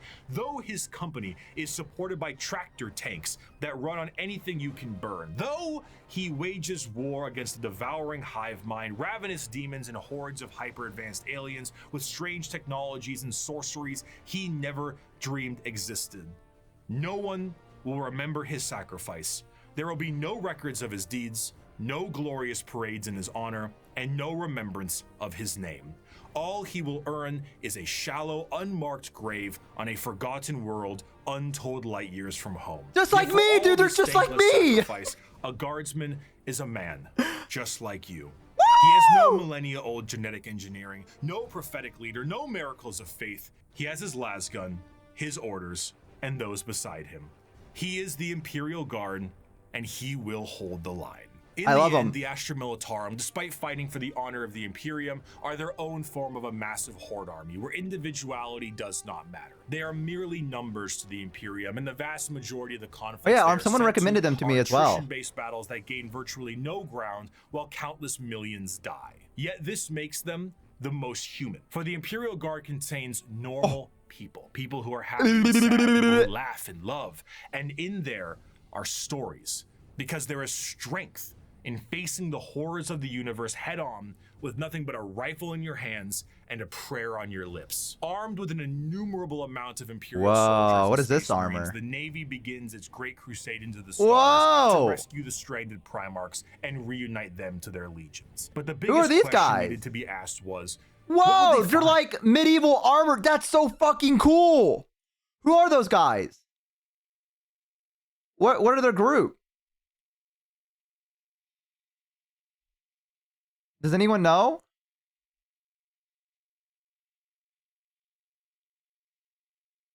Who knows? They're someone's dudes. Dude, they're so fucking cool. I can't identify with the regiment. This guy's so fucking cool, dude. I love the idea of these guys. A medieval. God, that looks so fucking cool. I don't think they're still made. Oh, man. The age of strife lasted for I love those thousands of guys. years. If a civilization was still alive out there in the galaxy, what would they be like? The technological advancements of humanity prior to and during the Dark Age technology was unfathomable. It allowed them to spread through the galaxy with ease and allowed them to settle once in The bozo hospitable detachment, if you want. planets. These branches of humanity were provided I with also the saw vast someone say that I should name, since I'm going to probably have like a lot of troops, I should name them after the bozos. And I think that's so fucking cool. I would love to get them and like name the units after like the bozos or something like that. I feel like that'd be so much fun. I would love to do that. The bozo detachment needs to be rattling heavy. And write their name on the base, simple process. Bro, that sounds awesome. I would love to do that for you guys. I would love to do that for you guys. So I really do want to do a where I'm painting a figurine. What I want to do is I want to get, so I don't really have a lot of space in my home. It's a pretty decent home, but I don't have a lot of space for me to like do things like that, like crafts or whatever. But I do want to eventually get around to like doing that at some point. I'm hoping I could find a place where I could get like maybe a maybe I could use the table in the kitchen. I don't know. I'd have to get like a laptop and then get like a camera and point it down. Or I guess I could maybe do it on my desk. I don't know if I'd have enough room for that. I'll have to figure it out. People have made Imperial Guard Skaven conversions. Real bozos. There are rattling snipers for guards unless they're legacy now. I really, really want to do that. The only thing is I've never miniature painted before. And ventilation, so a garage would be preferable. My garage has no ventilation. I'm going to be so real with you. My garage is old. It is dusty and it's full with spiders. Okay? So I would be in there painting and then a spider would crawl up my leg and I would knock everything off and scream like a little girl and that would be the end of stream. I would be gone for like 20 minutes and it would just be nothing. So I mean, I could see if I can move because some of my dad's stuff is still in there. I can help you out if you want advice and stuff. I need to make a channel that's just called Warhammer or something like that. Where you guys can show off like your figures painting and everything like that you guys have been doing. If we have enough bozos that do stuff like that can like spread tips to each other and what have you, I feel like I should make a channel for that. I don't know if we have enough bozos that do miniature painting and things, or if they're interested enough, but a miniature channel, yeah. I'm painting right now Emperor's Children. You don't need good ventilation unless you're using an airbrush. I do D&D as well. Yeah, let me see here. Let me go to my, let's see, do community board. Should we just make a new channel or should I do, I don't know if it should be in the art tag No, art's for... Nah. We should probably keep art. I mean, it still isn't art.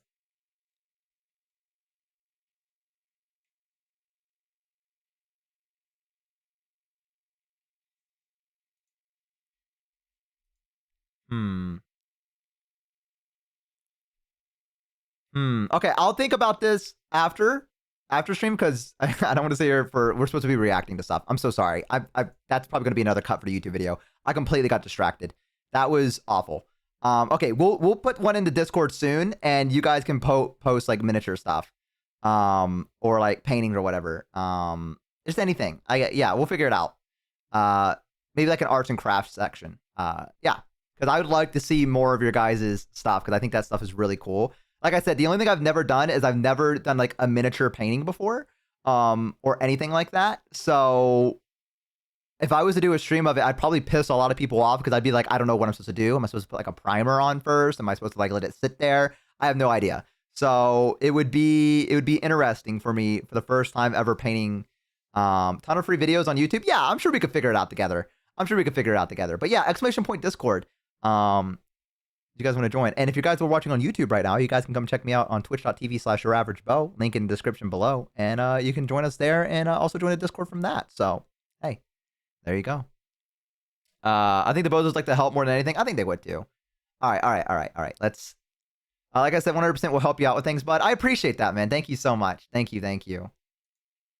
Knowledge of human creations, and were given gigantic machines to make arduous labor and ease. The spreading of these massive colony ships was known as the Long March, and these ships would be retrofitted into settlements upon arrival to their new homes. Accompanying them were the gigantic pieces of farm equipment that served multiple purposes, and the specialized pilots that could maintain them. They were not only able to tend the fields and do labor, but when interstellar communication was cut off, they also did a great job of protecting the colonists against both threats demonic and alien. Because of the significance of these machines, those that could pilot them were powerful enough to be considered leaders, and the upkeep and preservation of the machines and the lineage of those who could pilot them was imperative. These machines, over the thousands Another of 1.5 hours to 40K, yes. known as the Imperial Knights.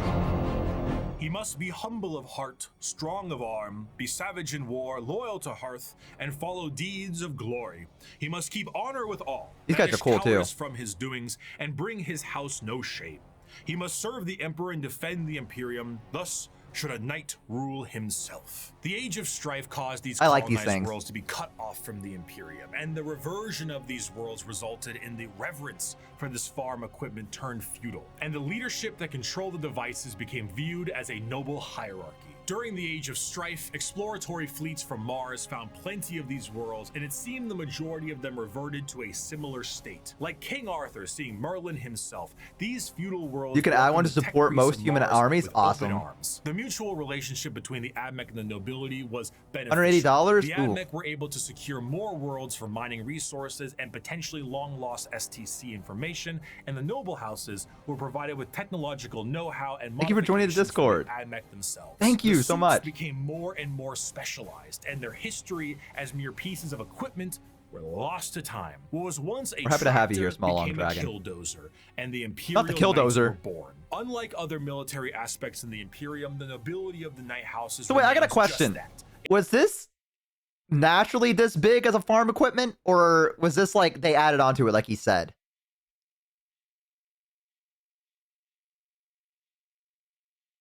They were just naturally that big? They just came like that? They came out of the box? I do like the idea that the reason these guys, like they had like a feudal hierarchy. Like, I like the idea that because these people could control these big machines, everyone was like, well, I guess he's in charge. I don't know why that's so cool to me. It's just like, it's so funny also. Like, well, guys, we've been cut from the outside world. What do we do? And a guy just comes in with a big mech. I think I should be in charge. That's probably really loud. I'm so sorry. That's probably really loud. I'm so sorry.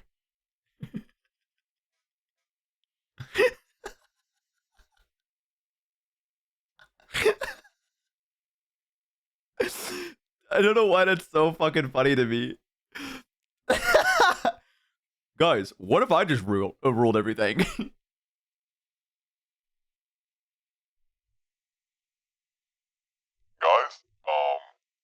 I think I should rule this entire place now. Okay.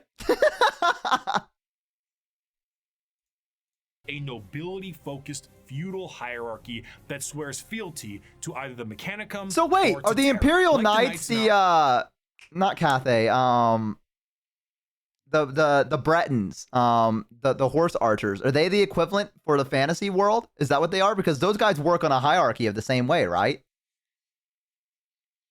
So is that what the fantasy equivalent of them is? Kind of, yep.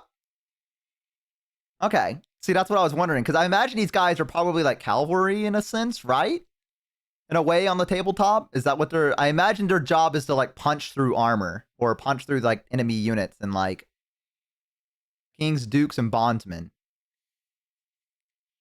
Okay. So I'm trying to apply to myself what I think the fantasy level of this would be.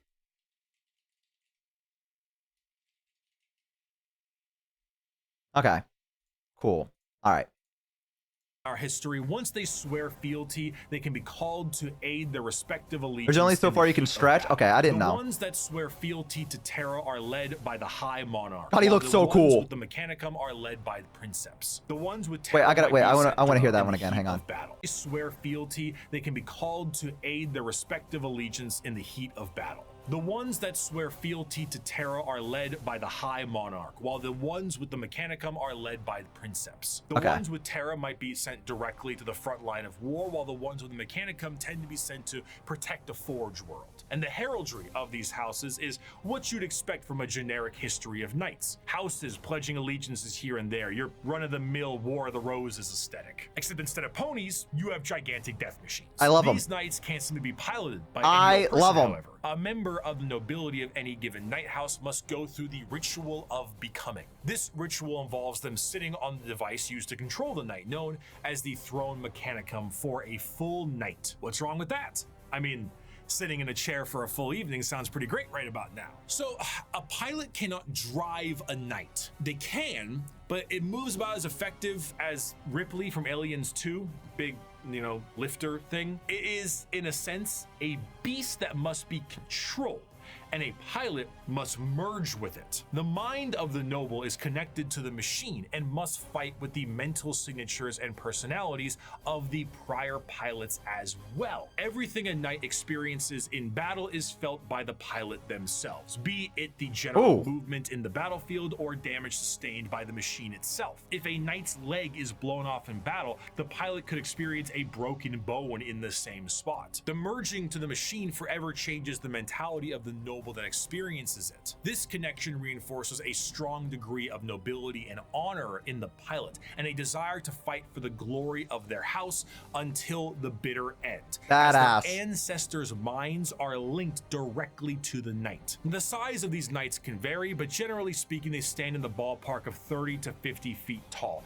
and are protected by a thick adamantium armor. Beyond that, they have their own unique ion shield generators that give them added protection, and when it comes to their looks, the most common pattern across the Imperium is the Questoris pattern, and is honestly the one you're probably thinking about right now. But there are also smaller versions like Armigers and bigger ones known as the Dominus. As for a loadout, these guys are essentially a violent Mr. Potato Head. Battle cannons, Gatling cannons, heavy flamers, thermal cannons, up close and personal. How about a gigantic chainsword or a straight up gauntlet? And for that empty spot up top, screw it. More auto cannons, maybe add some missiles. Whatever you can do to make it as over the top as possible, you gotta do it. A squire serves a knight serves a lord serves a baron, and a baron serves a monarch. So who does the monarch serve? He serves every subject, from the rudest serf to the members of the court. Chivalric fealty, when ideally practiced, is not a pyramid, but a circle. Okay, I think these definitely are the night worlds fantasy themselves version, are one of the least the grim, dark Bretonian, settings in the galaxy. whatever they're called. Reverting to an ancient time with knights and peasants is almost an escapism from the techno hell of the modern Imperium. But this, of course, doesn't make it great for everyone. It sounds fun on paper to play a game of knights, but it's not so fun when you're the peasant of that world. For the knights themselves, the knights give their entire lives to the throne mechanicum, and their reality is not their own, as they have to hear the voices of thousands of generations of their ancestors controlling their actions and their lives for as long as they live. It's a strange dichotomy. When it comes to Warhammer... Wait. So if their ancestors used the thing and harnessed it before, they like remain trapped inside of it? You're what? Am I getting, yes? The memories are inside the night. So you connect your brain to it. Your minds meld. So even though that person has passed, they're still trapped in the machine, if you will. Evangelion? Okay. Yes. Still badass. Still kind of badass. Dude, I'd be a bastard of an ancestor, dude. I would just fucking, I'd be like, dude, I don't think any of these fast food places start with a W. To my ancestor. That's what I'd fucking do to them. That's what I'd fucking hit them with. Middle of battle. I know we're about to die anyways. Might as well fucking try to get a decent nut jokes on them. You know what I mean? Something like that. Did you hear about the salamander champion called Sakan? No, who's Sakan? That's what I do. I go like that. I go.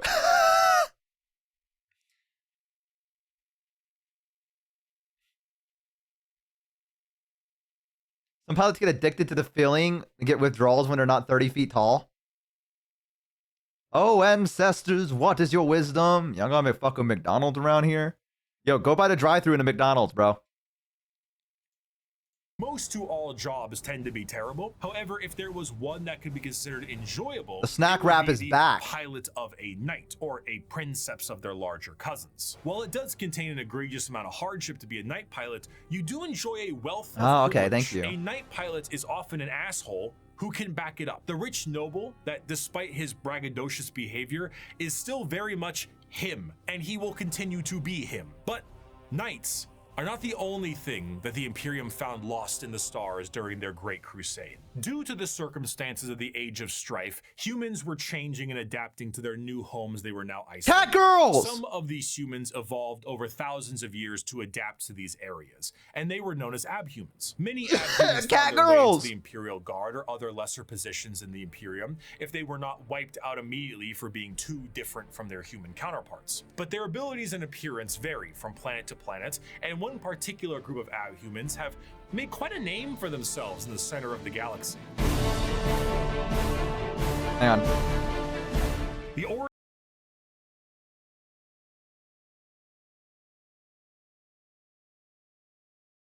Okay, I'm back. origins of what will be known as the kin start at some point during the Dark Age technology, where their ancestors left a planet that is very much Terra and went to the galactic core to mine it of its resources. They brought along with them everything that they would need for a long-term stay, most important of which were the incredible AI-based supercomputers. Be it guidance, technical or philosophical, schematics, or the ability to upload the memories of a deceased explorer to gather information from them, these computers became an essential part of their everyday life, especially considering that the galactic core is one of the most inhospitable places in the galaxy. It is an exceptionally star-dense location, full of abnormalities, black holes, and sentient hostile nebula. Whatever that last part means, it is not a safe and easy place. Is it sentient nebulas? And this only got worse thanks to the warp storms during the Those Age of dwarfs? Strife. In order to adapt to this area, these travelers perfected a genetic makeup Whoa! that made their future clones to be more adept to the area. These future clones would be shorter and more robust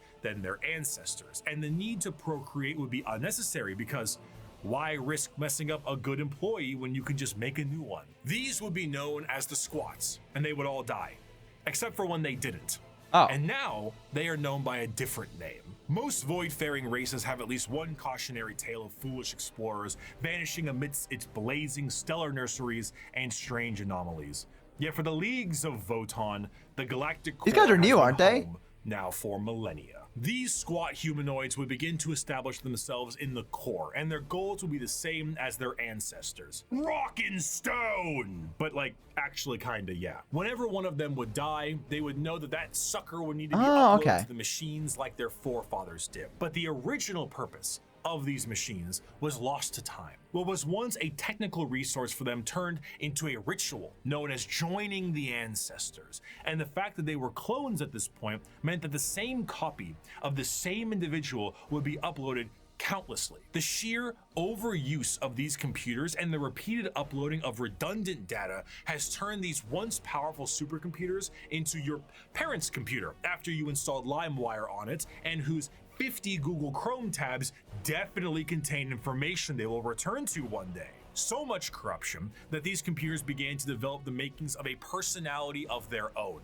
These would be known as the Voton, and the kin, this dwarf-like abhuman of humanity, would revere them. The Voton still operate to No one this ever day, did that. but the volume of corruption have made anything outside of their very basic functions highly unpredictable. They may not answer a question for centuries at a time, and if they do provide an answer or data, it has become so corrupted and so incongruent that it takes a literal kin wizard to comprehend it. The kin, much like the dwarves of fantasy, exist nowadays as a mercantile species that I was wondering what they did. mine and manufacture. However, their capitalistic desires are dangerous. The biggest crimes a kin can face are being lazy, unproductive, and breaking a contract. Stellar conflicts have broken out over hundreds of years due to the breaking of a deal. So if you signed a contract with a kin, you best stick to it. Because of this, the kin have been known to interact with other species in a fairly common manner. This includes humanity, who have met various members of the kin multiple times, but constantly considered them to be all a different species. Famously, the Imperium noted that the kin they referred to as the Squats were their own species and were wiped out by the Tyranids. Little did they know, they were still around. The kin are acutely aware of two things. The first is that the humans of the Imperium are deeply terrified of technology, so the sheer existence of the Voton is a secret as well as the truth. This extends also to the Iron Kin, sentient robots that are treated in the same esteem of flesh and blood kin, because kin is kin. The second thing they are aware of is where they're from. They are fairly confident that they are from Terra, and they know that if this secret was to be known by the Imperium, that the Imperium might want to take ownership of them and everything they've built. So the more alien they are, the better. Now, this sounds fine and good, right? What could possibly be wrong with these guys besides the hyper late stage space capitalism? Well, we have to go back to their creation. The kin are an entirely clone-based race made from the computers that are exceptionally difficult to recreate. These machines, the Voton, are becoming more and more unpredictable and derelict. If anything were to happen to these machines, it would be a twofold ending of the kin. New kin cannot be reproduced, reducing their numbers, and the existing kin would have no further purpose, because the end that awaits them would be non-existent. The horror of the kin civilization is that the entire purpose of their lives is to do the best they can at their duty and upload all they know to the Voton, their ancestor cores, join their ancestors. But doing so is actually the thing that is killing these supercomputers in the first place. The ancestors were dead, but through the first truths their legacy continued, and though their eyes had shut long ago, indeed the ancestors were watching, not with a gaze from eons gone, but with the eyes of every living kin. Each generation was the embodiment of the ancestors cast anew by the Voton. The galaxy changed, stars died, planets were destroyed, and civilizations fell, but as long as the Voton endured, the ancestors still lived. I do want to end this last bit with an enjoyable quote from one Kim. As you may have assumed, the Leagues of Voton are space System 32? with a corporate sci-fi motif, but they are still very much dwarves. They're squat, they're strong as hell, and they hold serious grudges. This time it's just more about your contracts than anything else. And so because of this, they might treat most things about how you would expect a capitalistic dwarf would treat things. You misunderstand, human. I am not here to debate. I am not here to compromise. What you see as yours, I am taking for my kindred. You want to bargain? Torek, unholster our means of negotiation. Oh, As shit. the Great Crusade continued, humanity would find their missing Primarchs, reestablish the locations of all of their various worlds, and finally reclaim what the Emperor was always hoping for. But eventually, all the Emperor sought to build would be his undoing. His original attempt to have all of the Primarchs lead his great armies and usher humanity into the better ages would end up crumbling down. And we will learn about how the Imperium backslides and the horror of the modern day of 40K in part 2. I will see you very soon. Thank you so much for watching. Oh, what the fuck did I just click on? Oh, that was this channel. Okay, Jesus Christ. All right. That was, I've learned a lot. I've definitely learned a lot. I think the thing I'm still banking on right now is the Astra Militarum.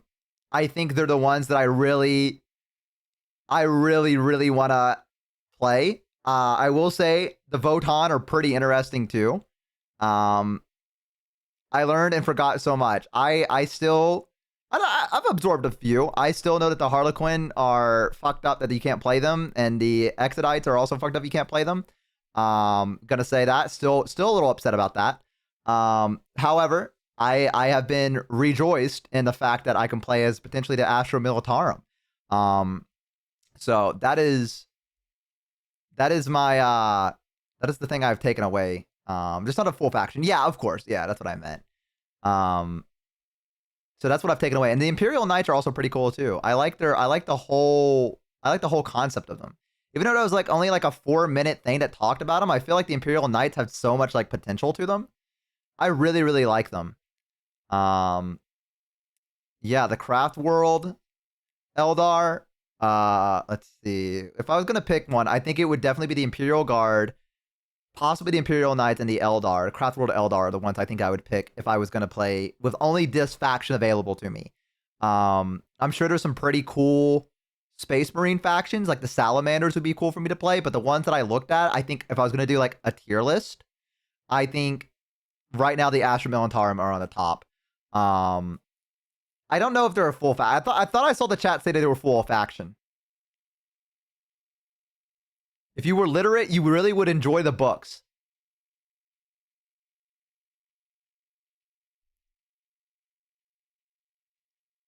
All right, that's where we're going to end the video. That's where we're going to end that video. That's where that video is going to end. I want you to know that. The video is going to end at that point. That's the last message I'm going to read, and the video is just going to go to black. And that's going to be it, all right? I don't think there could be a better send-off for my videos than if you were literate. The books would be great for you. Did you just hear how many cans I knocked over? You guys hear that?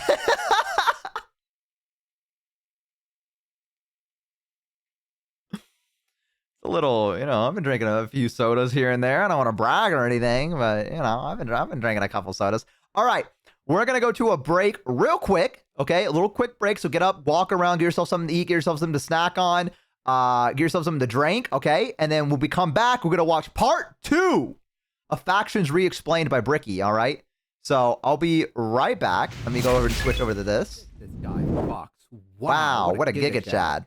Mivake Sossum has made Antlered Key Beyond Average. Hey, my face is awesome. Thank you so much. A tier 1 sub to Antlered Thank you for gifting a tier 1 sub. I appreciate. Oh wait, no, this is going through all of them. Oh my god, never mind. Oh no. Okay, we gotta get rid of them. That's going through everything that just happened. That the alerts are done for the day. That I can't do that. I thought that was recent. That was like hours ago. It's over for us. Okay, let me see. Oh, here we go. I'll just play this. Because you guys enjoy this. So I'll be right back, okay? Let me do this, and all right. I'll see you guys here in a few minutes, okay?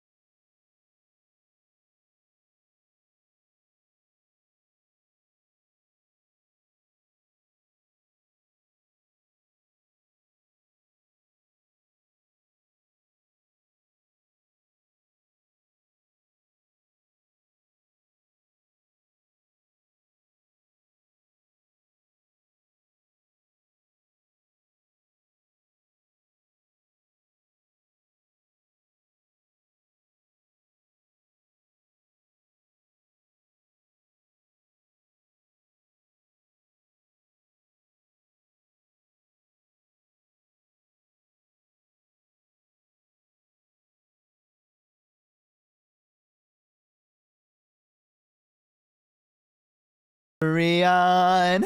I'll carry on. Carry on. I'll carry on. Hey guys. Hope you guys are having a great time. Let me go ahead and turn this down just a little bit. Crack open a cold one. There we go. All right. Bozos. Are you guys ready for part 2 of every single Warhammer 40k faction re-explained? Because I know I sure am. We haven't listened to that song in a hot minute.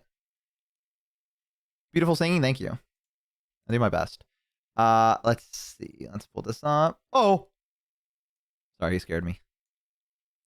Okay, let me go over here.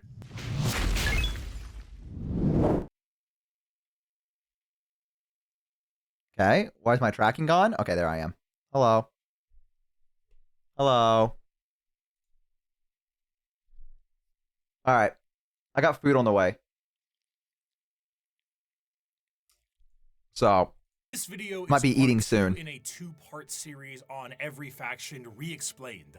If you've not seen part 1, you were either snatched by the YouTube algorithm, or you don't let anything, not even common sense, hold you back. And for that, well, I wish I could be that strong.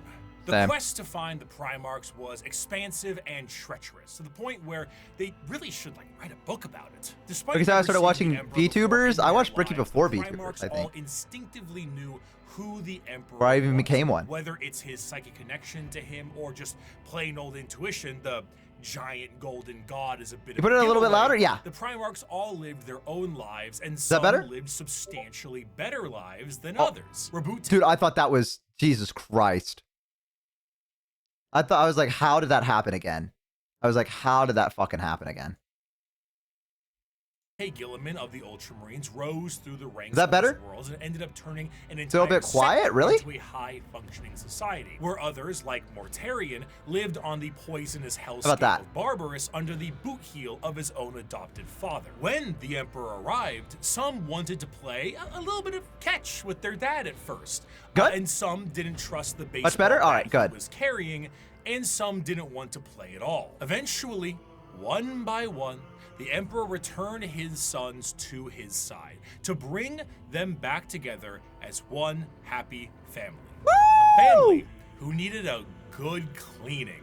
Are you tired of boring old soap? Is your son the foulest being ever? Do your eyes sting when he comes near? People do say that about me. Right back up with the power of Cheeky. That's right, the brand new moisturizing bar soap brought to you by Moist Critical and Bricky approved. Nurgle hates it, but you'll love it. Bar soap is always so sticky and has a ton of fuss, but now you'll be glowing to the surprise I got my food. of Lehman Russ. Cheeky soap is so good, we didn't even take a down payment for the sponsor. That's right, we love this soap so much, we are operating on 100% commission. We are supported purely and only by those of you who buy Cheeky. It is the best bar soap we have ever used. That is Soap not Bo could use that. Your satisfaction is guaranteed. Take it from the man himself. Bricky's right. It's very good. Enjoy a multitude of flavors, including lo-fi lavender. Dude, I'm gonna be honest. I saw Moist Critical and I was expecting him to go the woo thing. I was expecting that to happen. I don't know why. I think it might be PTSD from that happening to me, but I saw him and I was like expecting the woo! Soap, touch grass, and soap taste test when? Cinnamon. Cheeky alone has made me swap back to bar I'm sure my soap content as will reach that level primary eventually. choice. No more liquid soap for this brick. Cheeky is the play. Go ahead and go to ushigi.com/bricky or code bricky for 10% off your purchase and to massively support these videos. That's code bricky at ushigi.com. I mean, with the spiral it's going right now, I'll be eating soap in no time.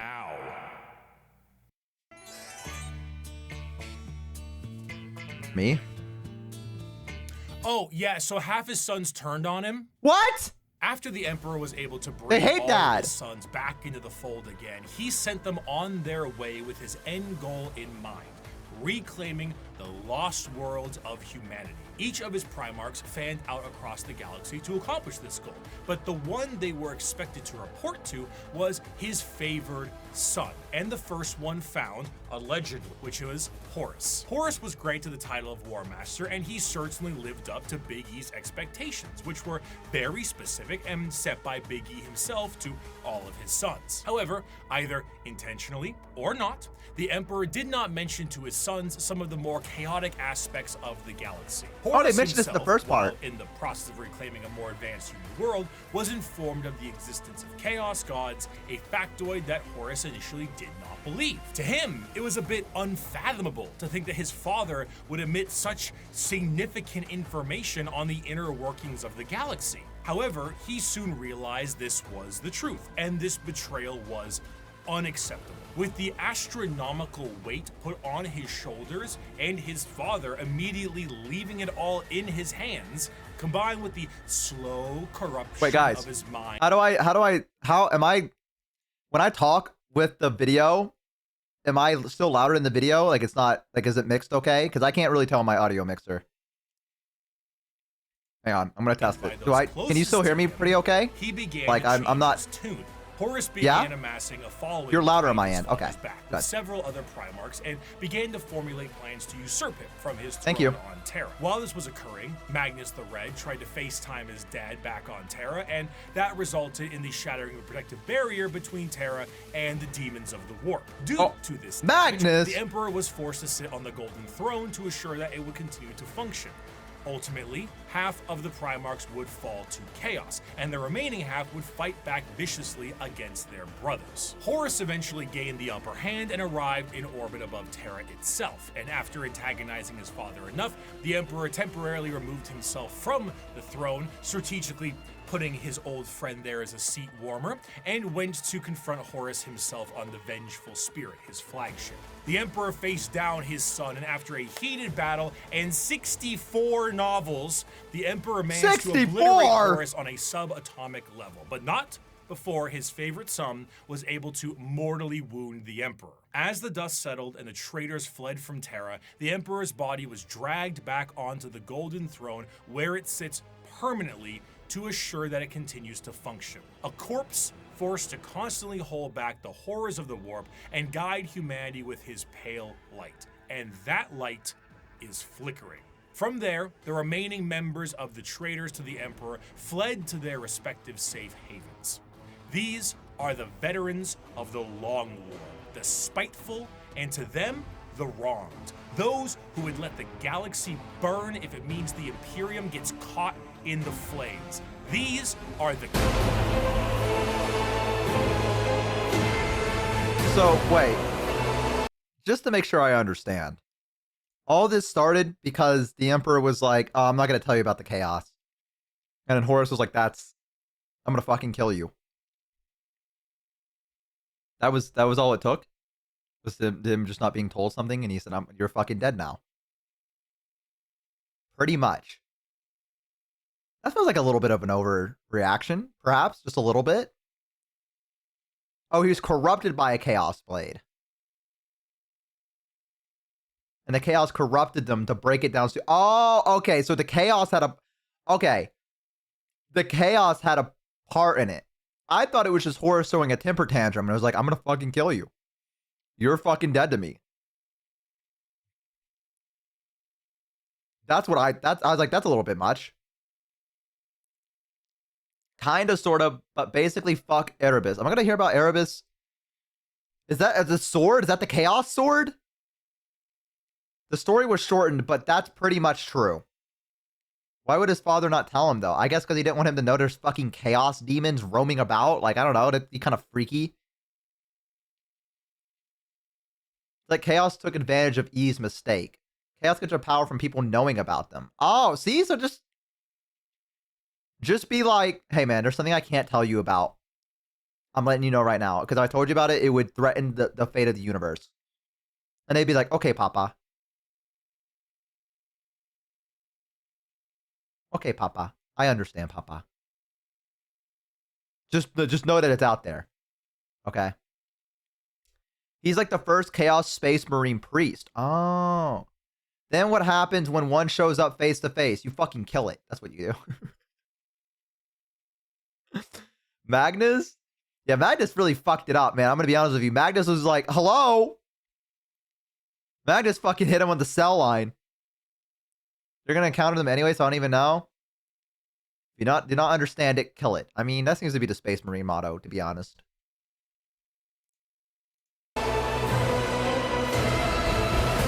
And what are the achievements of your fragile Imperium? It is a corpse rotting slowly from within while maggots writhe in its belly.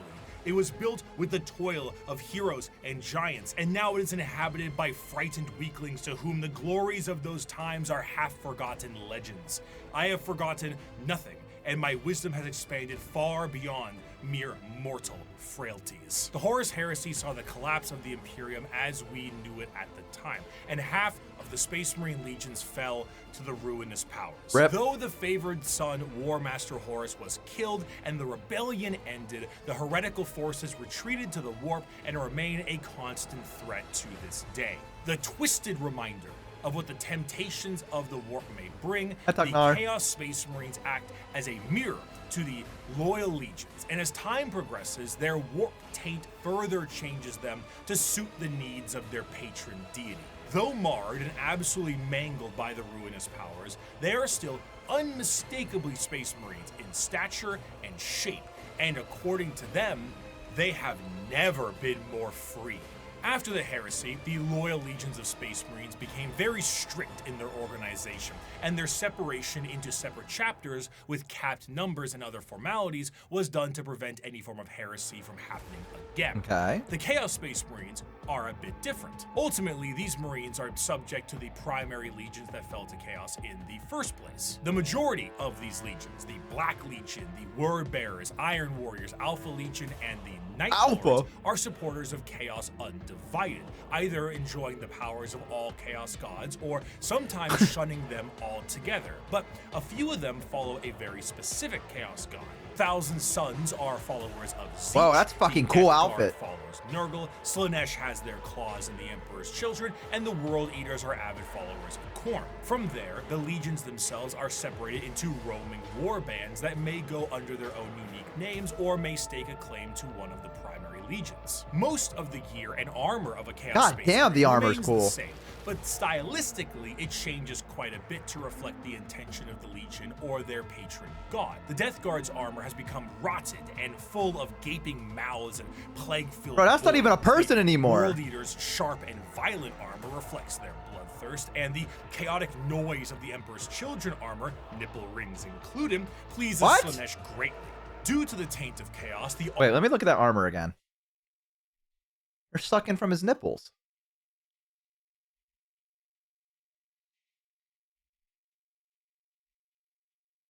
nipple rings. The nipple suck armor. Pleases Slanesh greatly.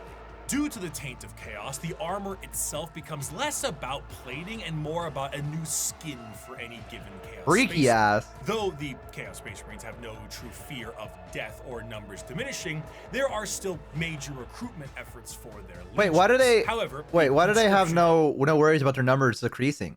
Is that just because they're so confident that they're gonna just like win? They're like, yeah, we're not gonna die, or is it just like if they die, they go back to the warp? Is that what they mean? Freaky armor, for real. Chaos comes back. So can you kill a Chaos Space Marine? Is that like a possibility? Or do they kind of like just come back? Because when they die, their soul goes back to the warp and they can be reborn. Okay. But will they be reborn as a Space Marine again? Or would they be reborn as like some kind of like weird amalgamation thing? No. Okay, so they come back as like a little demon fucking thing. Only the worthy return, like fully. If Chaos wants them to be, they can be the Space Marine again. Okay. Doesn't matter how they're reborn, they're still. Well, of course, they're still Chaos. I was just more so saying they were not worried about their numbers depleting in terms of the Space Marine. So I was wondering if they like if they died and they went back to the warp, did they come back in their Space Marine armor and everything? They become demons. Oh, okay. I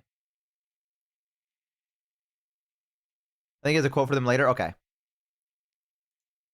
of these recruits is a lot more chaos-fueled and is more of a forced assimilation, and in some instances, breeding. The organ What? implementations and The other fuck was that? I looked down at my food. What the some fuck? instances, breeding.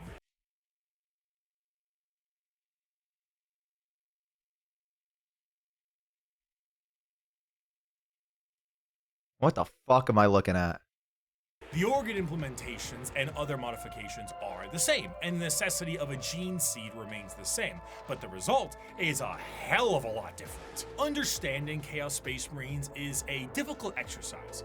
If we took my original video 5 years back and looked at the Imperial Knights section, it mainly focuses on big stompy robots. Now that I understand more, I can discuss the Code Chivalric, the Throne Mechanicum, Squires, and Monarchs, and bring some more context to it all. To assume Chaos Space Marines are simply the opposite side of Space Marines would be foolish, for once you understand the plight of their Primarchs, it can provide a context always needed. Horus himself turned through an overwhelming weight on his shoulders and lies told by his father. But what of Angron? Angron lived as a slave gladiator for his planet's masters, who took Dark Age technology and shoved it into his brain, so experiencing any emotion other than rage was agony for him. He finally leads a revolt for his fellow He should be a streamer. and frees himself from the confines of He would make it easy as a streamer. He would never have to worry. He'd be in constantly okay. servitude. The Emperor finds him and says he will take him home, but Angron refuses. He will fight with his friends against the tyranny of his slave owners to the last. At the final last stand with him and his closest friends, slave gladiators, all of them, outnumbered and on the verge of death, the Emperor forcefully teleports Angron to his flagship and none of his compatriots, leaving Angron to live and watch all of his friends die. You kept that mule core Pharaon. Russ kept his kin friends. The Lion kept Luther. Humans, brothers, and foster fathers. The Emperor did saved this? and raised into Legion ranks. But not me. Not Angron, no. Did the Emperor teleport his gold-wrapped custodians down to help me in my army? No. Did he free the warhounds and order them to battle, fight alongside me? No. Did he save my brothers and sisters the way he spared and honored the Lion's kin, the way he honored Cor Pharaon? No, no, and no. No mercy for Angron, Angron the Oathbreaker, Angron the Betrayer. Conrad Kurz lived as a lonely boy scrounging the dregs of a hive city plagued by constant visions of an assassin sent to murder him by his own father. Lorgar was born on a world of chaos. So wait, with a these are all the children that the Emperor made?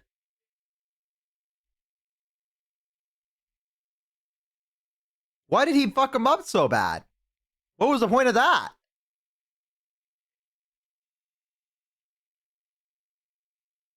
Well, why was he like, oh yeah, let's get this guy plagued by visions of an assassin coming after him?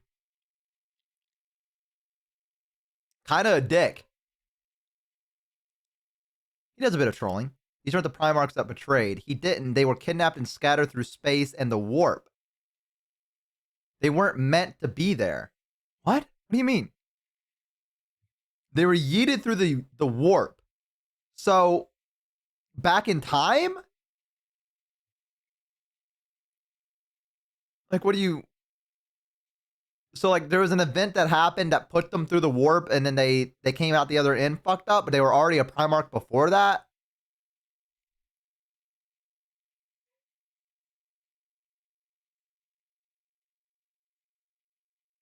As babies.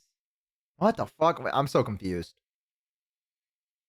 Chaos broke into the lab and stole their cribs, launched them into space. Oh, okay.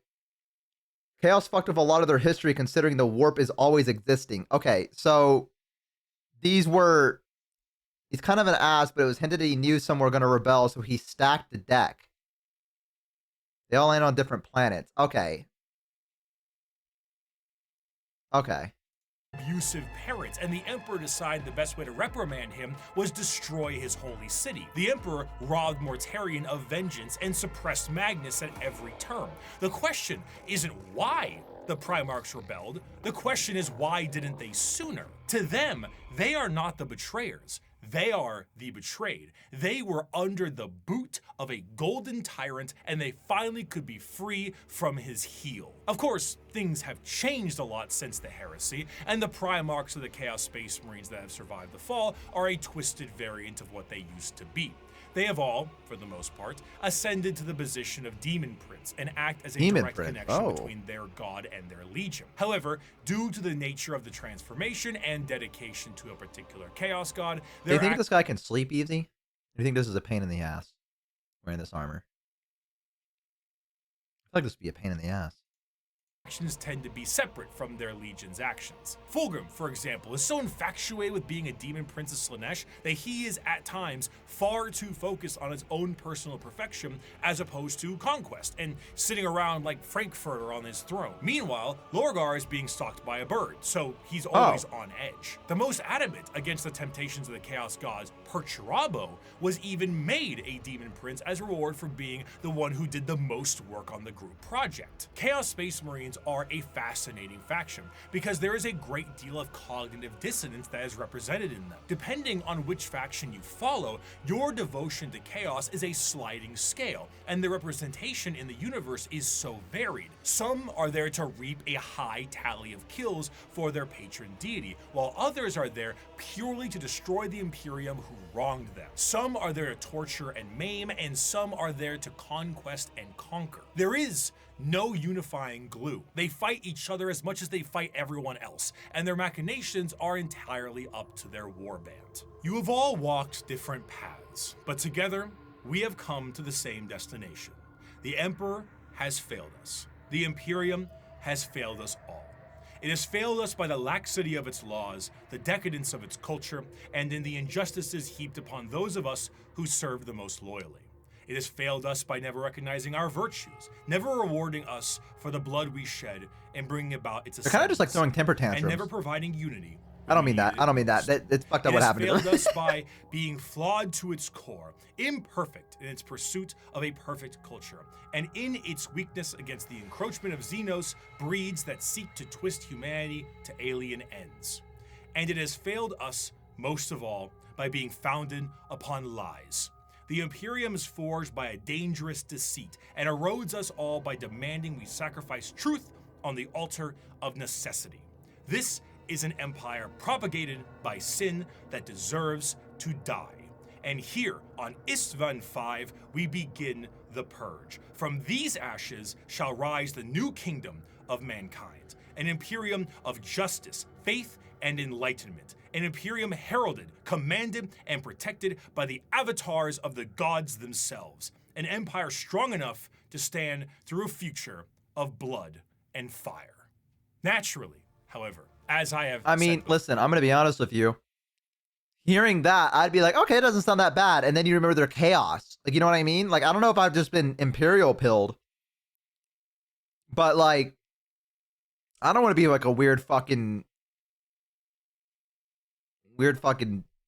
disease-ridden monster, but I know that's what's gonna happen if they end up like taking over, right? Because it's gonna be like whichever patron god they have, you know.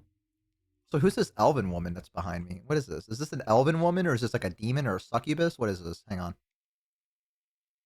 See her over there? Who is that? Who is she? That's a demon? Shit. Space Marines do not make up the bulk of the fighting force in the Imperium, so it would be ludicrous for me to not mention their dark cousins. The Code Chivalry is the sign of the power of the Imperial Knights. But what about the... Oh, these are the guys you were talking about last episode. The ruinous powers claimed during the Horus Heresy extended beyond just the Space Marines and the Primarchs. Mars itself was subject to a revolution that saw half of them fall to chaos as well. Damn, and some of the always once loyal knight houses saw themselves swearing fealty to the dark gods. The falling of these factions allows for the war machine of chaos to continue uninterrupted and to have firepower equal to that of the Imperium itself. The Dark Mechanicum, as the name suggests, is the chaos-affiliated branch of I'm gonna and have a lot more free. I'm gonna be honest with you. They kind of slacked on the name a little bit. I'm gonna be honest. What should we call ourselves, guys? Now that we broke away from the Adeptus Mechanicus. The Dark Mechanicus. Oh, okay. I guess we can call ourselves that. I mean, I was, maybe something a little bit more cool, but it's the name the Imperium calls them. Okay, so what do they call themselves? They call themselves Apple. They can't invent new words, Bo. Gotta be Mechanicus or it's heresy. Oh. How to make something evil. We're the evil Mechanicus. Much like the freedoms of the Chaos Space Marines. The seeds of the Dark Mechanicum were planted fairly early due to some of the Mechanicum not really seeing Liquid the Emperor as Mechanicus. the Omnissiah immediately, and Horus exploited this to allow the schism to happen a bit more naturally. Unlike their Imperial brothers, the Dark Mechanicum have the ability to invent and innovate. Ooh. What a concept. While also utilizing forbidden technologies such as the Silica Animus or AI. The Dark Mechanicum do have their own desires to find lost technologies and put them to use, but they're more interested in taking ancient and forbidden technology from Imperial worlds and activating them for their own purposes. Because what good is a bunch of knob and tube wiring if you don't overload it with as many extension cords as possible? So true. However, instead of being clear-cut and more generalized creations, the inventions of the Dark Mechanicum are inherently tied with the warp and its demons. Genetic experimentation and modification, the fusion of man and machine are exceptionally common, and no creation is more reflective of this than the demon engines. Instead of regular tanks and vehicles, What the fuck am I looking at? are machines bound with the presence of demons to make them What the living fuck? war machines. Unlike the vehicles of the Imperium, where a Mechanicus priest may be there to aid in its repair, a Warpsmith sorcerer is there to essentially repair and irritate the demon engine so that it can be a more effective killing machine. In certain That's factions, awesome like the looking. bitter and siege-loving Iron Warriors, they will lure demons with the promise of glory Hi, and Jalthier. easy bloodletting, only to then forcibly trap them into these demonic engines to use as weapons of war against the Imperium. Some lesser gods, like Vashtor the Archifane, is also a contract and arms dealer for the demonic stuff that comes out of chaos. Many demons may sign a pact with Vashtor in the soul forges of the warp, and in doing so are given the weapons of war to kill as much as they can. Should they do so, I mean, honest, the subtitle said Soul Forges, but they spelled it S-O-L-E, and that is a forge I want to stay far away from. I'm going to be honest with you. A little too freaky for me. That's a Slanesh forge for sure. excellent, you may keep it. Should you not, I hope you enjoy your soul working in the forges for all eternity. That's what you signed with blood and oil. In addition, much like their ties in the Loyalist realm, the Dark Mechanicum and the Chaos Knight houses are deeply intertwined. There were, of course, many Knight houses that swore fealty and bent the knee to War Master Horus during the heresy, but a good portion of them had no choice, as they were absorbed by warp storms and corrupted into compliance. Many of these Chaos Knights reflect the very early Dark Age technology Knights with more corrupted weapons. The Throne Mechanicum, which once had a noble sitting and taking control of generations of previous drivers and taming a beast, is now a saddle to a monstrosity of wrath and hatred. The nobles of the Chaos Knights fight to aggravate and bring the machine to their will while combating the corrupted minds of their fallen ancestors. Some of these nobles may do such a good job that they themselves fuse into the throne itself and become one with the knight. If a noble dies, no worries at all. Unlike the Imperial ones that require a pilot, a demon can hop into the cockpit and control it instead. The Night Worlds also see full corruption as well. Where there were once peasants, there are now cultists, and the goal of the Chaos Knights are just as chaotic as the gods they follow. Some are sent to war by the ruinous powers. Others may protect Dark Mechanicum Forge worlds, and others still may be so hyped up on the ruinous powers that they are just aimless and reckless, hoping to unravel the fabric of the universe itself. Though the aspect of nobility Jesus is Christ, still stop there doing with that. the Knight, but it's hardly the same as it is on the Imperial side. As opposed to a beautiful knightly stallion, the knights here are horrifying and unpredictable monstrosities, fueled in part by the agony of the memories of the ancestors. I mean, he knows people are going to be reacting. The invasion by a house of Chaos Knights is a horrifying thing. One might ask, how do knights enter the battlefield? Normally, they can be deployed via dropships the standard way, but Imperial Knights can be deployed with a drop keep, a gigantic knight keep. with like towers and stuff, What? will hurtle towards the surface like a drop pod and be slammed into the ground with an excessively thunderous crash. Then, massive drawbridges slam down, banners unfurl, and huge horns play the song of their people as these lumbering robots charge out of their, again, drop keep to fight for the Imperium. So imagine what a warp-fueled version. That's what the Imperium does. Wait, that's what the Imperium does? That's not even chaos. The Imperium just drops a giant keep for the Imperial Knight? What if it lands upside down? What do you do then?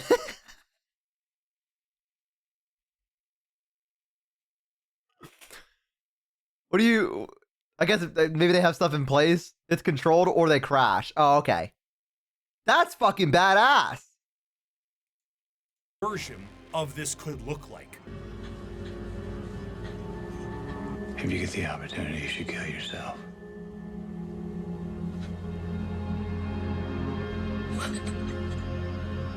Chaos Knights My have VTuber such a friends to me. presence, the warp Getting the fluctuates in their tread. They bring doom, dread, and despair across the battlefield. Warp storms occur overhead, and psychic phenomenon cling to them. A Chaos Knight will arrive either in some warp-debased platform, or perhaps a portal itself, or climb out of a pool I'm kidding. of That was a blood. joke. As the air gets heavy, the enemy feels a crippling sense of paranoia, and the sky begins to rain blood, acid, and God knows what else. The horrors of the warp have resulted in a dramatic change in technology in the favor of their forces. Though in practice, it is a horror beyond comprehension, their baseline desires don't seem that radical on paper. They are creative builders, working to innovate and improve technology while utilizing anything they can to accomplish their STEM goals. Looking at the dark forces shit's of fucking chaos metal. and the Emperor now on his golden throne, humanity is fractured. The Emperor himself is the guiding light for warp travel for humanity, and in being that exists as Wait, a what did you say? Hang on, wait. Oh, fuck. I'm such a good streamer. There are Chaos Knights that can climb out of blood pools like the demon from The Ring. That's so badass. him for the entire species. Without him, things would get somehow worse. Therefore, he needs his protectors. Where a Thunder Warrior wasn't enough for his armies, and half of his Space Marines turned traitor, the Emperor's personal bodyguards Dude, I love the are fur. something else entirely. They are not the fallible Astartes, nor are they a nightmarish concoction of organs and indoctrination. They are built and gene-crafted with science bordering on magic. They number 10,000 strong, and each of them is a hero. They are the Adeptus Custodes. You guys were talking about these is guys. The battle where an emperor's custodians outnumber our I'm gonna foes. We shit are myself. ever They beset, keep doing this. surrounded upon all sides by heresy and foulness, just as is Terra itself. Yet, like the throne world, we stand resolute, indefatigable, indomitable. I guess I am leeching off this content. The So it's enemy like- come. Let them darken the horizon with their numbers. Still, we will prevail. Though the emperor sits rotting on the golden throne, his At least, you know what? talons I'll let it remain happen. sharp. The talons of the emperor was the name given to the most elite forces at his disposal. The left hand of his talons comes in the form of the Sisters of Silence, psychic blanks that scour the galaxy to claim souls. What are to fuel blanks? the Astronomicon in the form of the Great Tide. 1,000 psychers sacrificed daily to keep the Emperor of Mankind alive, dragged into the black ships of the Silent System. Anti-psychers. Right Oh, okay. hand of the Emperor's protectorate, his golden bodyguards that serve him and only him.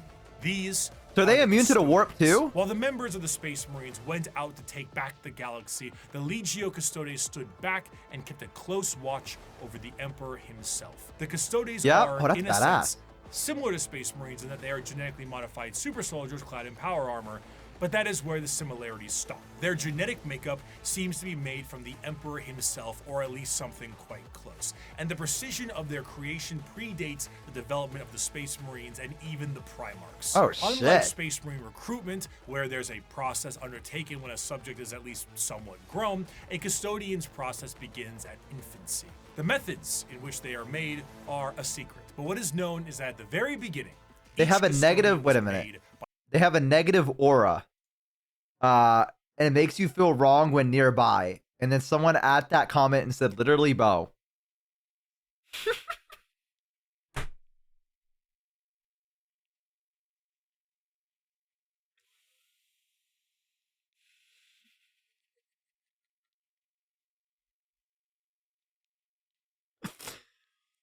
Come on, man. by the Emperor himself. Regardless of the bioalchemical process, the process is exceptionally long Oh, they're like and javelin. grueling, and only a handful of selected aspirants Hi, make Wolf. it to the end. Those that do are clad in the most Basically legal soulless. and I'm sorry, it was a effective low-hanging armor fruit. No, it in was a good the one. Imperium. Commonly, a custodian is seen carrying a guardian spear, an utterly yoked up version of the staves the Praetorian guards of the Emperor in Star Wars had. They are also clad with Can I specific just, okay, shields. I'm sorry to pause again. And I know that we're supposed to be here but warning about Warhammer. Can I just say, I love how fucking unnecessary it is for people to spin in Star Wars. I love that about it, right? I have a friend that it bothers the fuck out of them. Like, why they do that. And I'm like, they're just farming aura. That's the whole point of it, man. They're here to farm aura. That's the only thing they fucking care about. Like, watch this guy right here. See this guy? Watch. Praetorian guards of the Emperor in Star Wars had. There was no need for that second spin. There was no need for that at all. But they fucking looked great doing it. They looked fucking great doing it, right? But it does make you be like, all right, why, you know. They are also clad with specific shields and blades, but the most interesting thing with all of their gear is that due to the meticulous and dedicated maintenance and preservation of their armor and gear, these items are the same ones they used 10,000 years ago. The custodians do not age biologically, so some of the veterans in the Guard may be several thousand years old.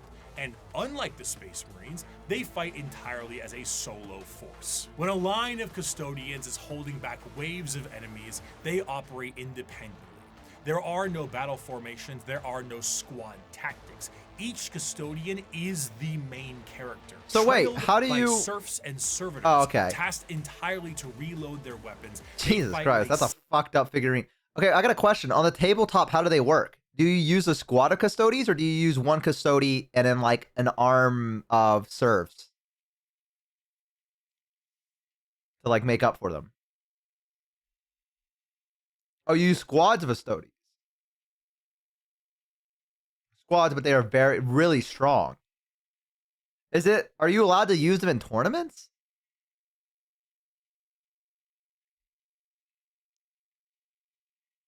Or are they so overpowered that it's like, yes, totally legal. But if someone brings out a Stoties, is it kind of like, as someone is playing a tabletop, are you kind of like, you motherfucker? Is it like that kind of feeling if you see them? They're expensive in terms of points. They're stronger in lore than they are in the game. Custodies are super, super point expensive, so you're outnumbered all the time, but every single one of your dudes is incredibly overpowered. So I have a smaller army overall if they use them. One Custodies is a point cost of like 10 others. Depends on the current rooms. No, they're not OP. Point cost helps balance that. Okay. So I've never played the tabletop before. I don't know any of the rules. I don't know how the tabletop works exactly. I've watched people play it, but I don't know how to play it myself. I was wondering if the Custodies coming out was kind of like a I'm here to win the game, go fuck yourself kind of move. Like, it's allowed, but the players just don't like it when you pull one of them out. Or is it like, oh, I can handle that. That's not that big of a deal. More powerful units have higher point cost. So like one Custodians guy might cost the same amount of points as 15 Imperial Guardsmen. Okay. Every faction is semi-balanced. And you play with a fixed budget. We play with equal points in the army. An Orc is like 7 points. A Custodians is like 70. Okay. Alright. See, that's what I was wondering. Because I was about to say they seem really fucking powerful. So I didn't know how they worked on the tabletop itself. So, okay. That's good to know. Alright, cool. Thank you guys. Singular purpose, if not action. Groups of custodians will dispatch enemy after enemy, their spears coming within inches of each other, but never close enough for a killing blow. Their strikes are intentionally defensive, allowing their opponents to attack 1 to 2 times before parrying and ending their lives. Each strike deflected is an opportunity to know their enemy Even one more model's significant and blow? learn from their patterns. They are truly the Emperor's bodyguards, masters of close combat, enemy knowledge, and reactions measured in milliseconds. Though the Custodians are a part of the Adeptus Terra, the members of the Guard only answer to their own leadership and the Emperor himself. The leader of the Custodians is known as the Captain General, and individual squads of Custodians are overseen by a shield captain. As their focus is on the Emperor, their command center is located within the Imperial Palace. Oh, that's a cool the map. Tower of Hegemon serves as their primary base of operations, but there is a dedicated elite guard of Custodians known as the Companions that stands 300 strong by the Emperor's side. In total, the Custodians are 10,000 strong, and when a member retires, their name is added to the Hall of Name. Oh, hell yeah. Could have named that one a little bit better. Cloaked disguise to serve as eyes and ears for the Imperium. Despite their numbers and their strength, the members of the Custodians do not consider themselves to be soldiers or warriors in any way. They see themselves strictly as They're the not the fucking guardians badass gun. of the Emperor in all facets of his presence. This extends beyond the physical. Custodians believe they represent the guarding of the Emperor's ideals and philosophies too. Their gains are both physical and literary. They are the protectorates of everything the Emperor stood for, and in doing so, the Custodians are also artisans and scholars, in addition Gun to and being spear, the I like guardian it. guard of the Golden Throne. However, due to this nature of being protectorates, they have a very strong view when it comes to the Space Marines and the Primarchs. The Emperor himself had insinuated many times that once the galaxy was brought to heel, that there would be no need for the Space Marines anymore, and they were to go the same way that the Thunder Warriors went before them. The Custodians were meant to be the judge, jury, and executioner Oh, shit. of this will, and are biologically designed not only to be able to take down a Space Marine with ease, but to be able to go toe-to-toe with the Primarch as well. During the Heresy, the Custodians mused on how suspiciously easy it was to kill Chaos Space Marines, as if they were trained and made for that explicit purpose. Constantine Valdor, one of the closest advisors of the Emperor, was asked if he ever disagreed with Big E on something, and he said once, with the formation of the Primarchs. I feel I do my best, but they don't. Let me ask you a very fair question. What do you do successfully? Quickly.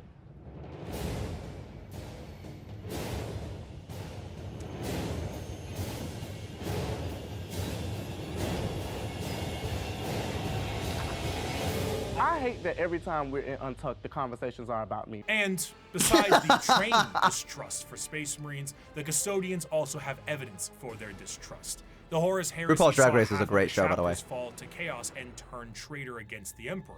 In the mind of a Custodian, the fact that half of the Space Marines fell before means that the other half can fall with ease. They are fully capable of wiping out literally any force put against them, and in a sense are the final representation of the golden age of terror. However, they are forced to stand in silent and blind service to the Emperor and to the ill of the Imperium. And they, for 10,000 years, have stood vigil over the Imperium and have watched its rise and fall with the inability to do anything about it. While they do go out and fight some battles here and I was about to say, did they ever do at anything? the end of the day, the vastness of the Imperium means that the closest advisors to the Emperor himself are powerless to make any change. But goddamn, can they kill a Space Marine? For 100 years, I stood my watch amidst the somber shadows of the Sanctum Imperialis.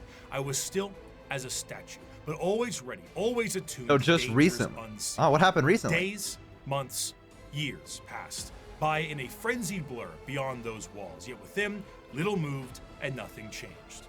For 100 years, I did not but wait. Yet had any threat appeared, I would have struck it down in a heartbeat. For 100 years, I stood my watch, and as it ends, I can tell you this: patience is a weapon. Of course, a threat directly to Terra itself would appear to be Kind of a loyal something Primarch who foolish. changed the rules, It's in started to the reform to deepest unfuck parts the of Imperium. space, and Wait, is one of the there's an active right now in lore. There is a Primarch who's actively trying to fix the Imperium and is doing stuff.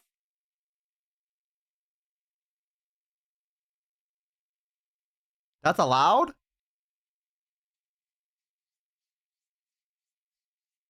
Yes, but everything is more shit. Ah. So he didn't fix anything. He made it worse. He is trying his best. And I think that's what we should really reward him for.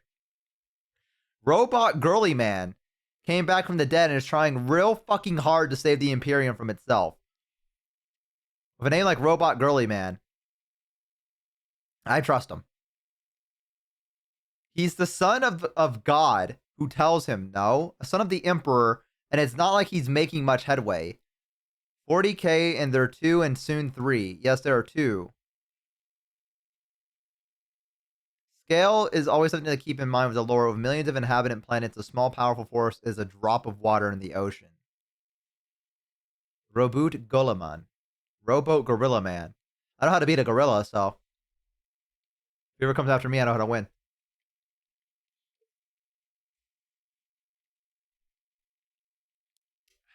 I'll find a way through that armor.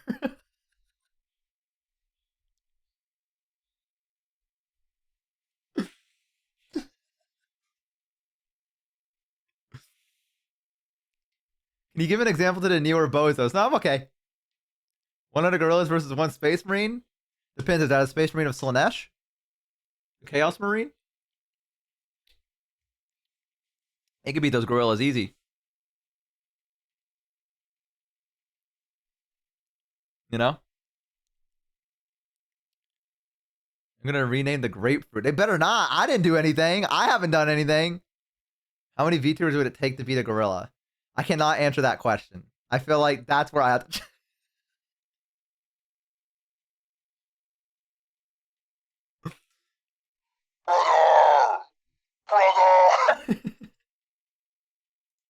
The most defended bastions in the galaxy. You truly have to be foolhardy or insane to think that you can take on Terra itself. However, one faction certainly got close. In the dark ages of the stars and in a river of misery, there is one faction having a cracking old time. The galaxy sees them as savages, yet they have already figured out the questions of the universe. Their numbers are uncountable, their technology incomprehensible, and yet their violence is so very green. I am, of course, talking about the How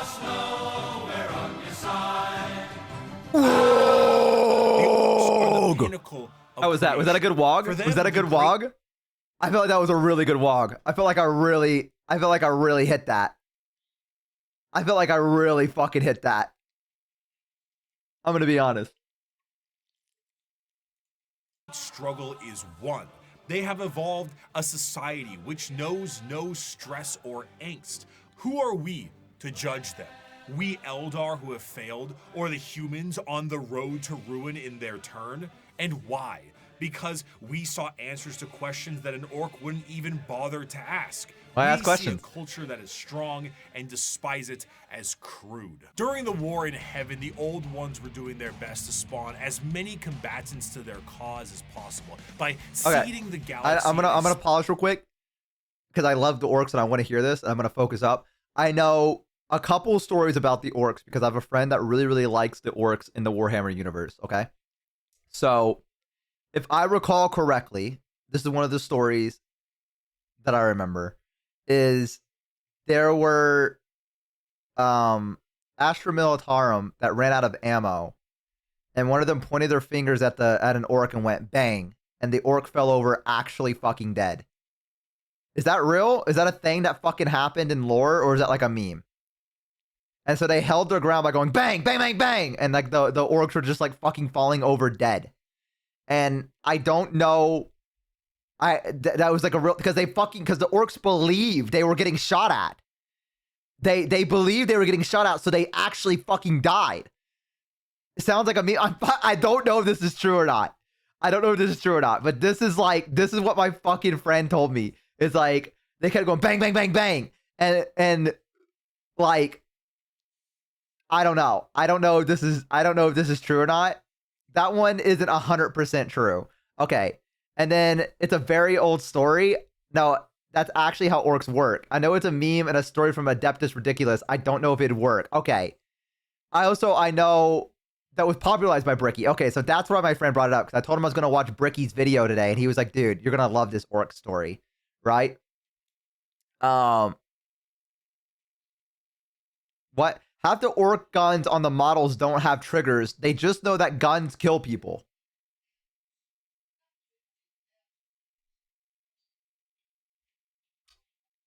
Okay. I also remember he told me there was one where the orcs were driving or something like that. And he was like, this is the best way I can describe the orcs. Imagine that they're driving and the car runs out of fuel. And one goes, we ran out of fuel. And he goes, no, you didn't. You can't. I just filled it up earlier. And then the car turns back on because they believe that. Because the big one said that he filled it up earlier. And so the car started again. Even though there was actually no gas in it. They just all believed that there was gas in it, and so it worked.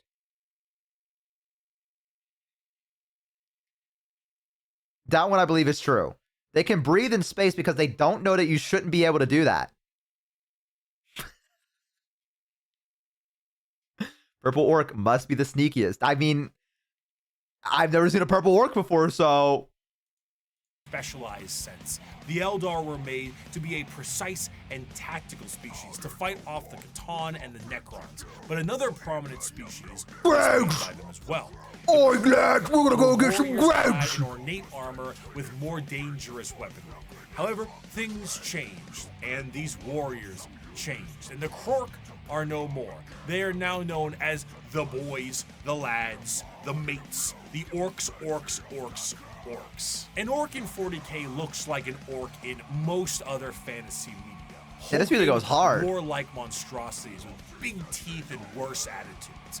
However, unlike the more Tolkien-esque forms of these creatures, the devastating nature of the orcs is in their biology. Unlike most species in the galaxy, the orcs are actually a type of fungus. This fungus itself comes in various forms. The small goblin-like Gretchen and snotlings are a part of this fungal ecosystem as well, and also the I didn't know they were fungus. Which can be used for basically anything. But regardless of what is a part of the fungal system, all of them are born from spores that land on the ground and grow. As they travel around the galaxy, they drop spores literally everywhere, and then an orc dies, and they drop tons of fungal spores that allows for their numbers to be replenished over a period of time. Because of this, orcs are not only extremely prominent across the galaxy, but they are exceptionally resilient due to their growing cycle. Even if one orc lands on a planet, it will be nearly impossible to get rid of That's what I was gonna all say. of the orc presence unless the planet itself is completely destroyed. And even then, they might find a way to survive.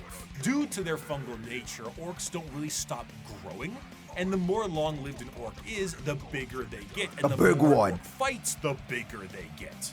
Of course, since they're constantly getting into scraps, an orc's lifespan isn't necessarily that long, so the bigger orcs are harder to fight. I love this old art. Though alongside this, however, they are a tribe-based species that is comprised of war bands, and the biggest and the strongest orc leads the war band. I'm the biggest and the strongest. At the bottom end of the orc tribal system are the Gretchens and the Snotlings. These members act as the servants and slaves of the orcs, and sometimes their actual ammunition, despite being a bit smarter and Okay, so more I know cunning than I know a little bit about the orcs because I have played as the greenskins on Total Warhammer 3. A little bit. I'm not very good at them, but I have played them. So I know a little bit of like their culture and like what they do. But I don't know anything about them in the 40k universe. They're a bigger brethren, because in orc culture, the biggest is the boss. The smallest gets picked on and thrown around. Beyond the war bands and the tribes, orcs also belong to a specific clan. Tribes constantly shatter and rebuild, but the clans do not. They are, in a sense, a psychological state of being for any given orc, and gives an orc their specific character and traits. And to make things easier, these clans are also color-coded, so that's very easy to tell what orc whales? what. Though there are many clans out there, 6 of them are the most prominent and well-known. The Bad Moons are essentially the merchants and have a lot of money because their currency is teeth, and they grow teeth faster than any others. The Blood Axes are the stealth units, and by stealth, it means like slightly more quiet than the others, and they have a love for LARPing as humies. Death Skulls are the scavengers, and the Goths are the close combat specialists. I have to ask, what the fuck do you mean they LARP as humans? They walk into a human settlement as an orc and go, "Hello, humans, it's me, another human."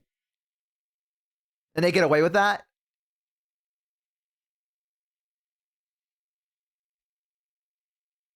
They disguise themselves. Is it a good disguise? Or is it like, they put on a mask that looks like a human?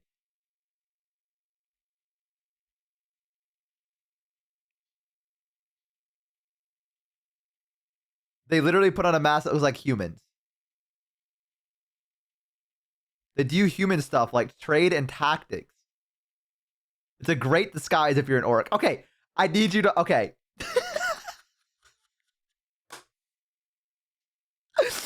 Okay, I need you to elaborate again.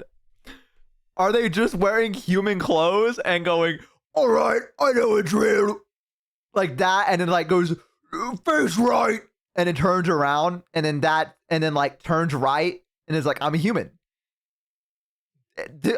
Is that faction almost dead? I have to know. Is that clan almost fucking dead? Because there's no way the humans of the Imperium fall for that, right? Right? So, like, it might be an empty oil barrel with a leg and armhole cut in it, and then a Space Marine helmet on top, and they disguise as a Space Marine.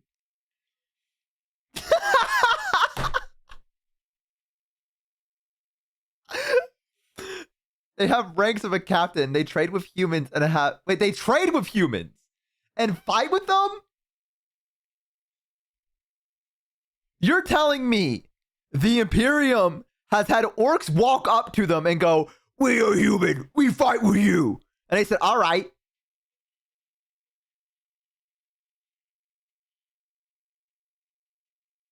They let them roleplay? That's cute of them. That's cute that the humans let them roleplay. Hey, guys, there are cute moments in the Warhammer universe. They're looking at the orcs and they go, "Sure, buddy." You go, "Yeah." Would you risk saying no? I don't think I would negotiate with them. I feel like the Imperium would even give them a chance to walk up and talk to them.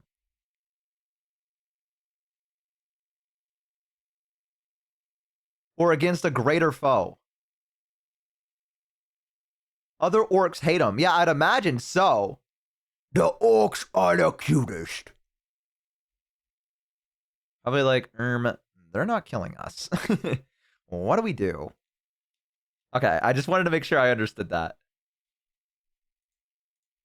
And on the two ends of the spectrum, we also have the tech-savvy evil sons and the more traditionalist and tribal snakebites. Another major facet of orcs is their religious I love this old beliefs. art. They believe in two gods, Gork and Mork. Okay. Gork is cunningly brutal and Mork is brutally cunning. The difference between them, according to orcs, is that Mork hits you when you aren't looking and Gork hits you when you are. There's a lot of confusion as to I mean, which one okay. is I understand though. Like, you know what I mean? Like, I understand those gods very simplistically. They describe them to me. I get it. You know? One's more sneaky, the other one isn't. So, Bo has orc brain. I get it. I get it.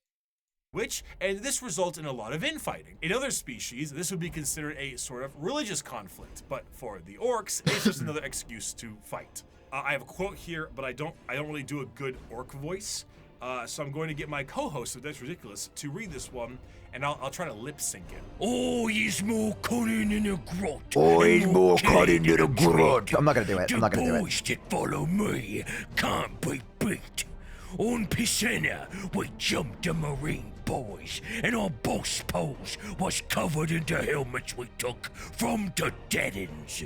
We burned their port and killed their bosses, and left nothing but ruins behind. I'm Warlord Gezgul Mac Uruk-Drucker, and I speak with the word of the gods.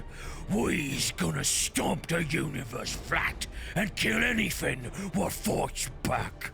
We's gonna do this, cause we're orcs. I can do a good orc voice if I was needed made to fight and win.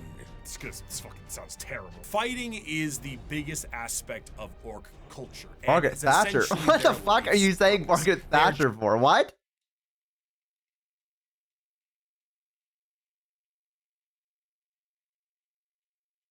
Mag Urok Thraka? Is that Margaret Thatcher? There's no way. Are you for fucking real right now? Are you for fucking real? Are you fucking kidding me right now? I know they're British. I know they're British. I just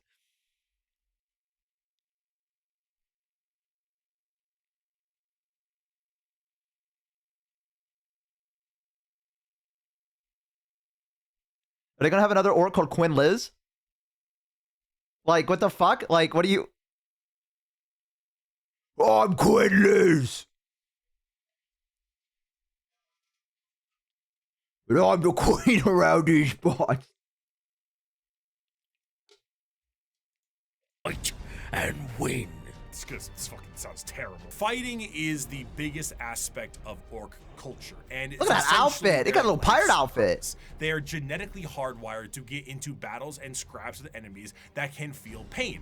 The more they fight, the bigger they get. This, combined with them getting bigger over time, means that some of the biggest and baddest orcs of all time have been notably gigantic. The Beast, as he was known, was about the size of an imperial knight. If an orc runs out of other enemies to fight, they will immediately start infighting to scratch the battle itch. For example, in the Warp, a planet exists where a band of orcs are in a constant state of war and battle, and have been for an improbably long amount of time, strictly because how much Korn enjoys himself watching it. For some, being trapped in a perpetual war planet for all eternity would be a fate worse than death, but to the boys, this is heaven. In the event of a particularly big battle, a massive amount of tribes and war bands will unite under what is known as the War.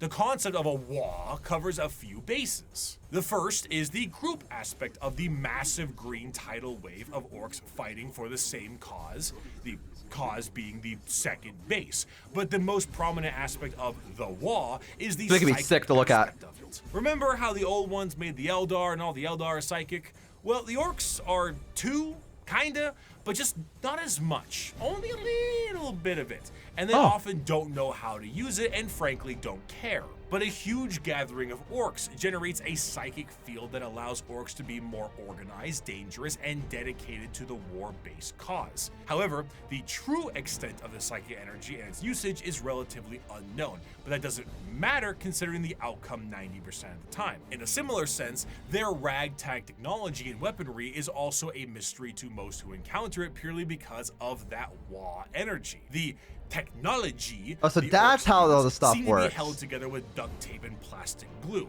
and crude doesn't even begin to describe it. Their guns seem to have an inordinate amount of ammunition and firepower, and they are seemingly able to put things together on the fly in the middle of combat. The Imperium is of the mind that the orcs' weapons and machinery only work due to their innate psychic ability, but realistically, orc gear hardly works in the first place. Dude, I'm realizing now the orcs are what the Adeptus Mechanicus wishes they fucking were.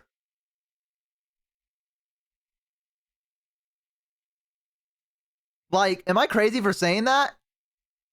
The Adeptus Mechanicus wishes they were fucking orcs. Like, I don't know how else to describe it other than that. That's just like, the orcs are doing better than they are. We all wish we were orcs. Life would be simpler. Unless you were very, very small. In which case, life would not be simpler for you. That sounds like innovation and therefore heresy, Bo. Gulp. Depression and suffering, yeah, somehow are the biggest threat to everyone. But I like that, though. I like they're the biggest fucking threat. I like that these guys are the ones who need to look out for. Alright? I like the idea they're fungus. I think that's such a fucking cool take on orcs. A fungus. I don't know why. I don't know how anyone has never thought about that before. But that is such a fucking cool take. What if the humans yelled? What if the humans got enough orcs together and convinced them that the Emperor was alive and well? You know what I mean? Yeah, exactly. Would the Emperor come back?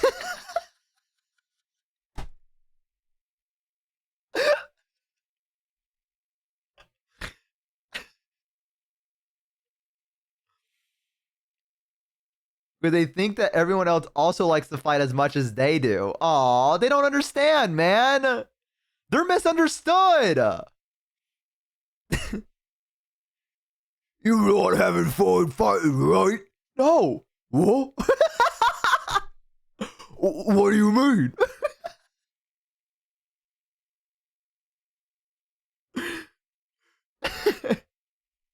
No, I just want to go back home. Oh? Changes this orc's life forever? You telling me you don't like to fight and die like I do? No. Wait a minute, I need to sit down.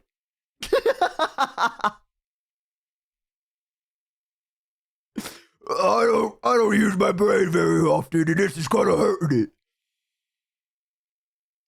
Also, lore accurate, the first time the orcs saw the Imperial Titan, they thought that was the actual Emperor. There he is!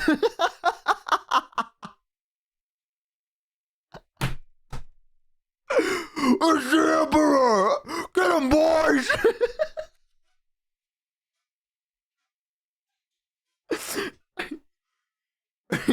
He's fought so much, he's grown so tall! They noticed that the Imperial leaders wear fancy hats, so now they do as well. These orcs are so fucking cute. I love these guys. Why are they so fucking cute? Why are they cute? I don't understand. I don't know how to put it else but the fact that they're cute, like in a weird way. I thought that was the Tau. The Emperor is strong because the orcs believe. I'm pretty sure the orcs think the Emperor is actively helping the Empire, theoretically empowering them. Dude, they should just give the orcs a planet and let them fight each other and just like convince them something good about the Empire and just leave them there. And like half that shit might just come true.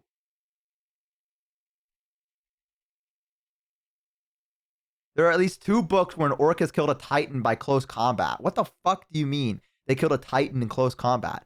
What, you know, whatever. I feel like trying to... This is what I imagine one of the field commanders feels like in the Imperium. You know what I mean?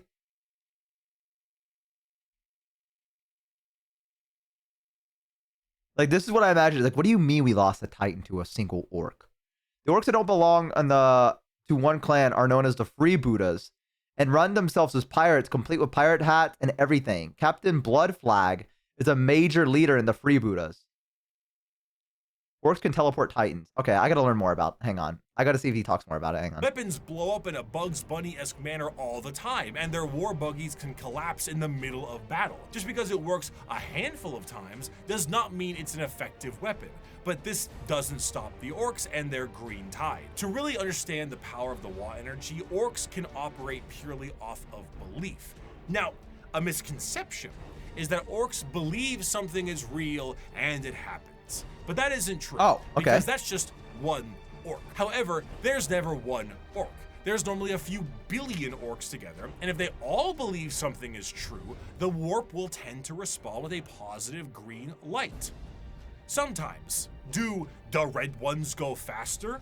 Well, with enough orcs, yeah. How does an orc buggy with an engine block that's just a boulder with vroom vroom written in chalk work? Who cares? Orcs breathing on a ship with a hull breach? Go ahead. An orc went back in time to kill a version of himself so he could have 2 of his favorite weapons. It is shenanigans. Because of their act.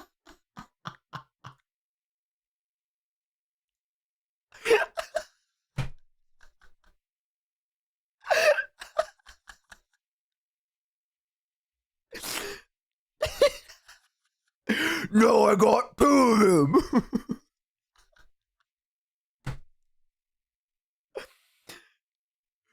Yeah. I'm the best.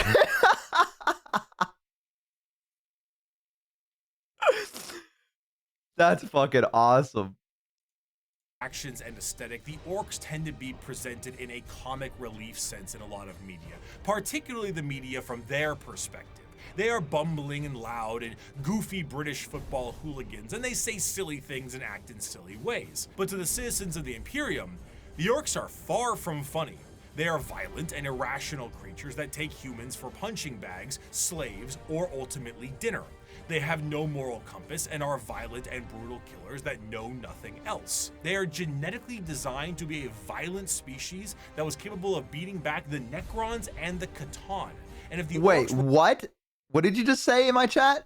Orcs invaded Earth and sent an ambassador who spoke perfect Gothic.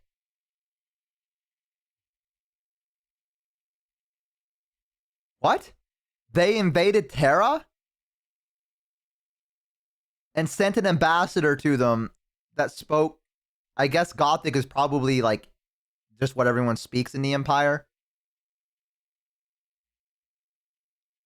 Yeah, we used an attack moon. Orcs were the only race that ever got anywhere on Terra. Orcs can be very smart, it's just rare. Gothic is the main language of Terra. Yes, okay, that's what I assumed. I gotta fucking know about this battle moon here in a bit. I'm hoping he fucking talks about it, but it looks like we're almost done with orcs. Like 8,000 years in the past from the current setting. High Gothic is Latin, Low Gothic is English.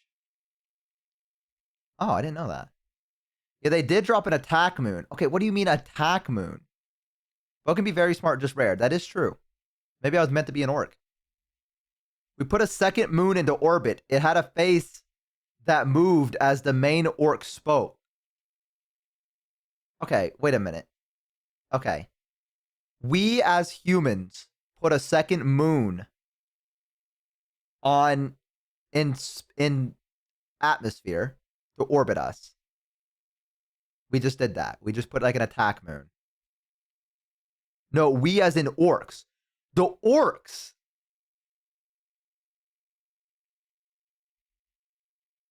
Okay.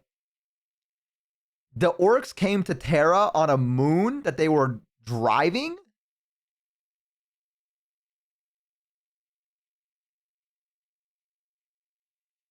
An attack moon is a moon strapped with rockets and engines and all manner of orc special know-whats to make it move, but it's not especially good at stopping.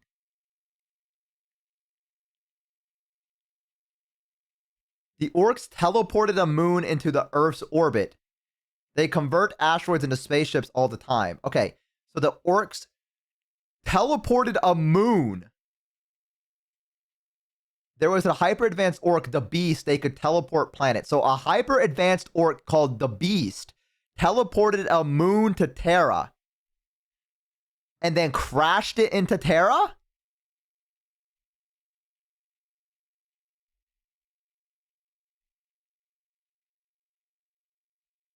The moon had a robotic-looking face that moved as the main orc spoke to send his demands.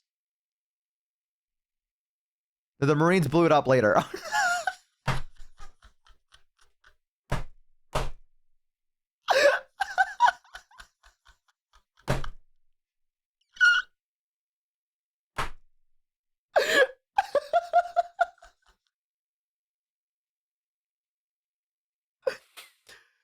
Oh, he was the guy that was the size of the Imperial Knight. I'm sorry, I'm laughing because the idea that you teleport a moon over Terra and you're like, all right, listen up. Here's our demands, right? And then, like, I don't know, a few hours later, it's exploded.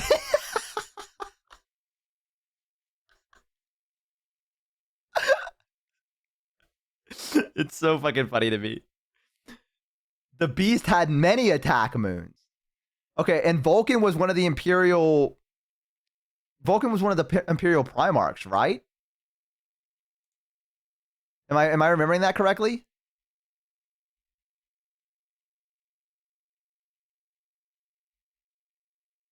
A Salamander Primarch. Okay, so he sacrificed... The Primarch of the Salamanders sacrificed himself to beat the Beast.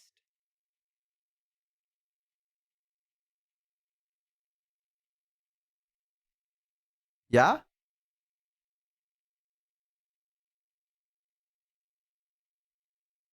Okay. I think I'm getting it out. And then destroyed the moon, but not after the moon Okay, but not after the moon killed like a 1 billion person army. And then 5 more beasts came out of a portal. It was a wild book series. I can't tell if you're fucking memeing me or not. Did the Imperium almost lose to orcs? Legit?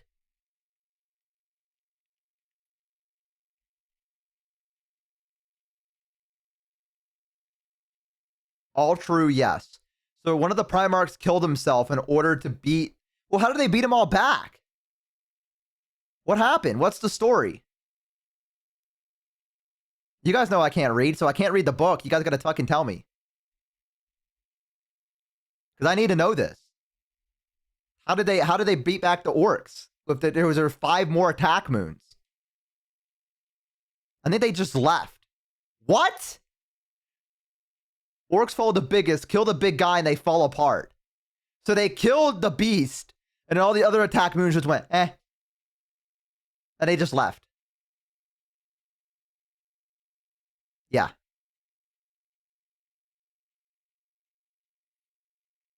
How do you think the Imperium reacted after that? Because I know I would be fucking sweating bullets if that happened. I'd be like, guys, we are never safe ever again.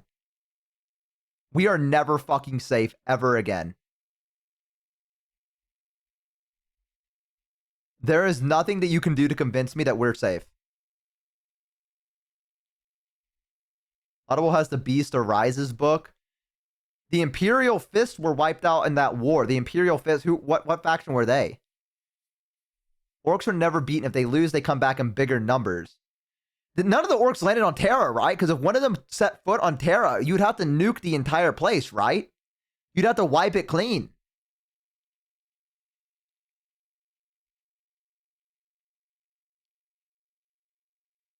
Because they're all spores, right?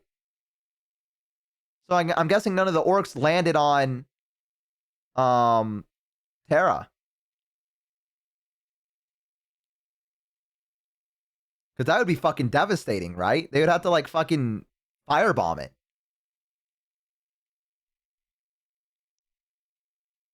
They sent a shuttle down with 3 ambassadors that addressed the Senate.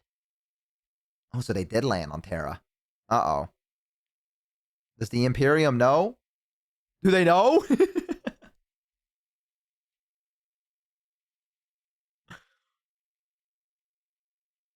And a timeline. Orcs live in the sewers of Terra. As long as they left without getting killed, they should be fine. Okay, hi Marquise. There are many planets with orc infestations. Most of the time they are too small in numbers and remain primitive. Oh yes, there are orcs on Earth. They actually live in the sewers. I'm pretty sure orcs are the underhive in many Imperial worlds. Orc infestation isn't that bad. So there's just Imperium worlds that have orcs just living in like the sewers.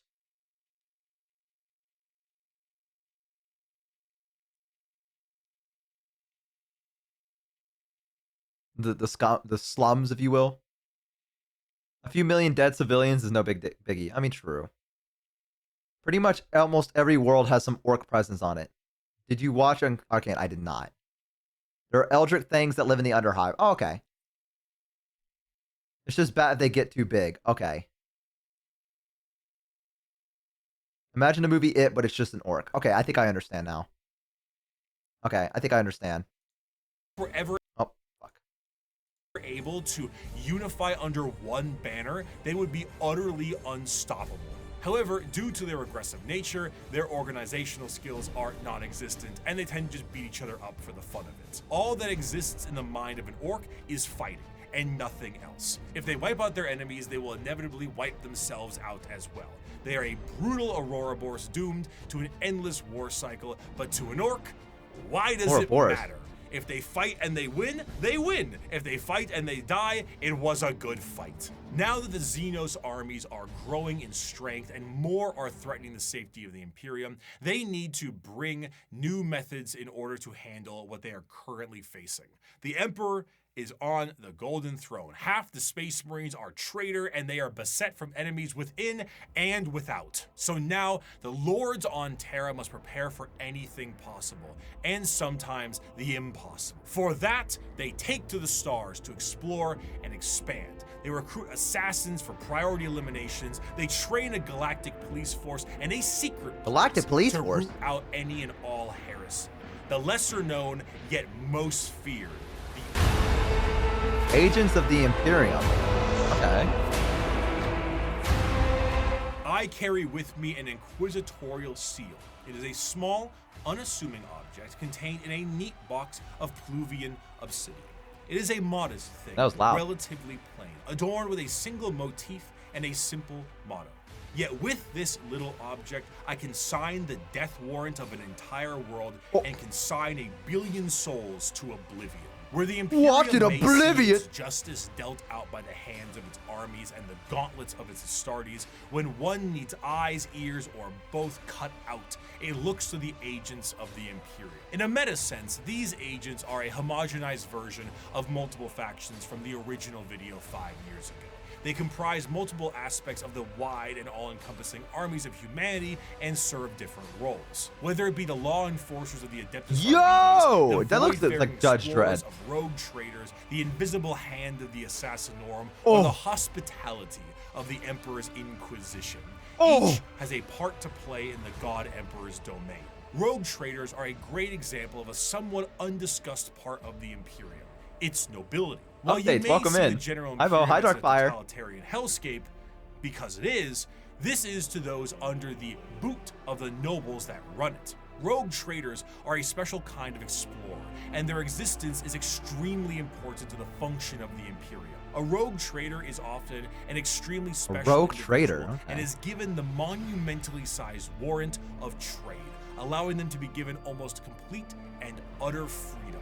Their task is simple: to chart the uncharted, learn the unlearned, and do whatever they can as an explorer and conquistador for Wait, those it's all back on Spain? Terra. This information is, strictly speaking, invaluable. This looks like a cool game. Whether a sector can be settled and colonies built, or precious rare resources exist on a floating asteroid can be mined, or a long-lost Imperial world from the Age of Strife is recovered, it's all absolutely imperative. These rogue traders are faster than any other kind of Imperial armada, and therefore chart the direction of the entire society. Because of this, rogue traders are given a substantial amount They made the of Pathfinder freedom. game. They have Oh. a ship and a crew of specialists, and can do things that would see any normal person shot. They can barter deals and even recruit Xenos races. They What? can explore areas strictly prohibited, and they can earn a vast amount of wealth and riches in doing so. This tends to make rogue traders a very long lineage, and their heirs take up the mantle of their house. By being explorers, they become fabulously wealthy, and some can become quite the assholes while doing so. But I mean, I don't- truly, yeah. much They have a like permit for night that? That's pilot, fucked up. a rogue trader is an exceptionally rich individual who can back it up. They are master swordsmen, explorers, merchants, settlers, diplomats, and everything in between. They chart a course and they set the grounds, which means they will need someone to defend them, and the prime choice for that can be the Adeptus Arbites. Now, the Arbites Arbites. are cops. Oh, they Judge look so Dredd cool. style cops, as their inspiration clearly Whoa! shows. Each Can I make an planet will army of have their them? own members of local law enforcement, and most of them will settle many of the issues there and then. But when something requires a far more in-depth peacekeeping force, I don't think the so. Adeptus Arbites are brought in. Think local police versus the FBI. You wearing a McDonald's patch? Arbitrators in the Arbites tend to focus heavily on stopping crime before it can become too much of a threat. A criminal gang or heretical uprising can be subdued quickly and efficiently by utilizing them and dealing with soon-to-be criminals, as they put it. They will tap into communications, create spy networks, do interrogations and sabotage, anything that helps the good of the Imperium and the law they seek to preserve. The code of the Arbites is laid out entirely via the Book What a cool of signal. Judgment, a gigantic Residual. library of pages showing every single law from every single High Lord of Terra in the history of the Imperium. Because the Imperium is so vast, hundreds of laws are added every single day, and the library continues to grow with more and more laws and judgments. While Arbites themselves carry a small version called the Book of Law, dude, that fucking Discord this thing. does end up creating a system where the unjustly prosecuted will never escape their prisons. If an innocent is wrongly convicted, any form of legal counsel will need to go through the Book of Judgment to help get you out. Often these prisoners require hundreds of years of litigation, in which they will eventually expire before they can be deemed wrongly convicted. Innocence is irrelevant. You have been judged guilty of transgressing the Lex Imperialis. Do not compound your guilt by evading punishment, as there are greater crimes, so are there greater sentences. Of course, should something go out of the hands of the Adeptus Arbites, there is always the silent hand of the Officio Assassinorum to take their place. Naturally, the Imperium has assassins, and these assassins are sent to dispatch important figures that would not normally be handled by simply sending waves and waves of guardsmen. The Assassinorum is headed by the Grand Master of the Assassinorum, who is a High Lord of Terra and perhaps the shadiest individual in the entire galaxy. At his disposal are multiple types of assassins that all specialize in various things. Their training is extreme and absurd. Aspirant children are often subjected to Hunger Games style combat with each other on the ride over to the temple. Then you get low gravity, high pressure, traps, horrendous physical and mental That's my IP! No, I'm kidding. Then their minds are wiped completely and the real fun begins. An Imperial assassin is nothing to mess around with. They are some of the fastest moving and hardest hitting things the Imperium has at hand and can go toe to toe with Space Marines depending on which temple they are from. Some, like the Vindicares, are master snipers who lie in wait for weeks, days, or even months just to get the perfect headshot from 5 kilometers away and disappear. The Calidus Temple are masters of shape-shifting and take a drug that allows them to transmute their body into whatever they see fit. A confidant of their target may be killed and they will take their place before killing their target outright. Or they could shift into a member of a Chaos Warband with symbols and flesh and all that to earn the trust of a cult leader before slitting their throat. The Caluxus Assassin is a psychic blank, a soulless mutation, making them appear as uneasy to normal humans and downright disgusting to psychers. When a powerful psycher is causing issues, this is who you send. Their specialized helmet enhances their already latent powers and will allow them to all but drain the souls from those they touch and their very body. It is an extreme weapon used when a direct form of pressure must be applied to an otherwise untouchable psyker. Are there models for these guys? Direct pressure in a more literal way, the Eversor is for you. A drugged up comatose psychopath that is directly dropped on enemy lines and allowed to wreak havoc, killing anything and everything it sees in a blaze of movement and blood before it inevitably dies and causes a you take them with the Imperial Guard. Demise. There are other temples as well. The Vanis Temple acting as sort of like a cyber hacker. Whoa. The Venom Temple specializing in poisons. Cyber hacker. All in all, assassins move with their skin-tight body gloves with a speed unmatched and force unexpected. One of the best assassin novels puts a you think the skin-tight armor is necessary, or do you think they just Calidus and Vanis to infiltrate a night world, kill the High Monarch of the Night, who is permanently stuck in his giant robot knight, install a new ruler in his stead, and make sure nobody knows the Imperium did it. Their missions are insanity, and their tasks impossible, and they do it anyway. Thus is the power the Assassinorum wields. We do not determine the guilty, we do not decide the punishment. We are merely the cold assassins in your army? That's so cool. Vengeance. There is no form of death unknown to us. There is no form of terror beyond our means. There is no enemy. Mods being Imperial agents would be pretty funny. That would be actually really funny. Hovers over the throat of the make traitor. Wolf one. We are the bullet that awaits the heretic's skull. We are the poison in the throat of the alien. However, despite the prowess of the traitors, the police, looks like and the Scarecrow from Batman. there is one that stands above all. As the Imperium settled into its post-Emperor world, they needed a force to root out corruption wherever it could be found. But they needed specialized individuals who could do so. Men and women who would serve as detective and executioner. This new secret police would have unlimited authority, and they would be known as the Inquisition. Inquisitors of the Inquisition are one of the most feared individuals in all of the galaxy for the common members of humanity. Trained in the most difficult of conditions and mental hardening, they have long closed their minds to the compassions of those they deem guilty. Inquisitors are, for the most part, detectives, but they are detectives whose authority is unmatched and actions justified by the state itself. Similar to the KGB, the Gestapo, the Stasi, the OVRA, but unlike those organizations, the Inquisition has far more authority and is one of the only types of individuals who can commit exterminatus, the term used for the utter and total destruction of a planet that is no longer deemed usable by the Imperium. While it is a very exciting word and a commonly notable thing done in Warhammer, exterminatus is not actually used particularly often. It's a last resort entirely meant to stop the enemy from gaining a major foothold or spread even more corruption.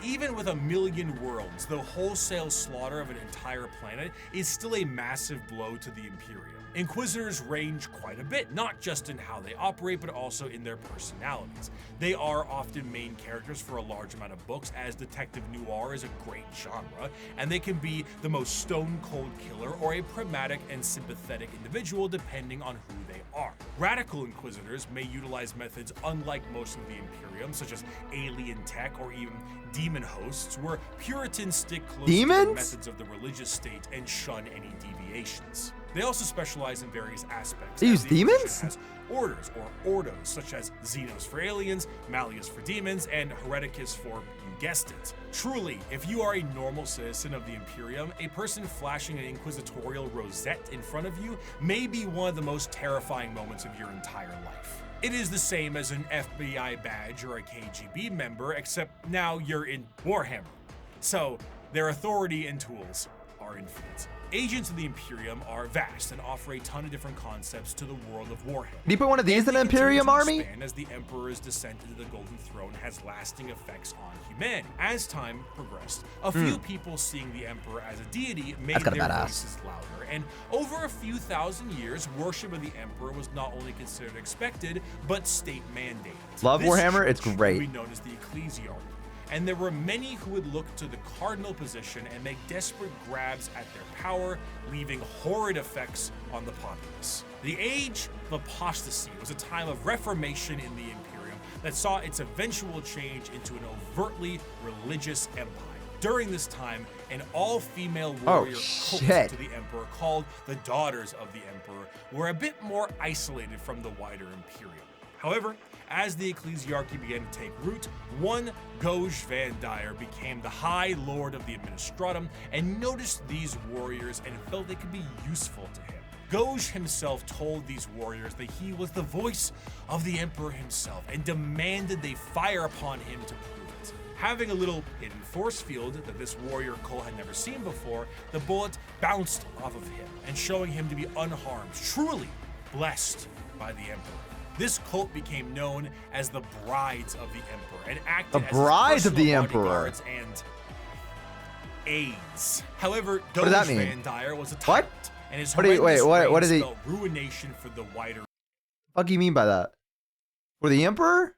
Imperium. Van Dyer, bodyguards, and aides. However, Goj Van Dyer was a tyrant, and his horrendous reign spelled ruination for the wider Imperium, which made the Adeptus Custodes take notice. Despite an outright coup and revolt against him, the deadlock was getting steep as the Brides of the Emperor's fierce combat skills kept him safe. One custodian made contact with the leader of the Brides and brought her into the throne room of the Emperor himself. Whatever. Nobody knows what transpired in that room, save for Alicia Dominica, the custodian, and the Emperor himself. However, she left the room with her hair baited him in bathing, pure white from the interaction, marched her battle brides directly to Van Dyer himself and said, "You have committed the ultimate heresy.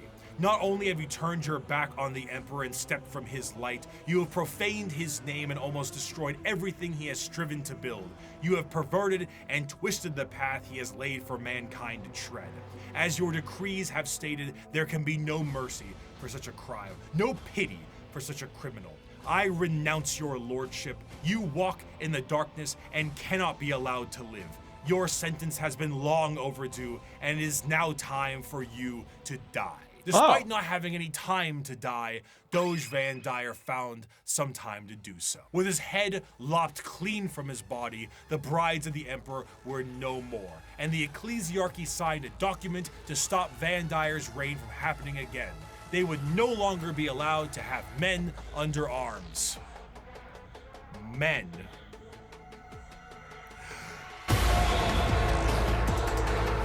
Oh.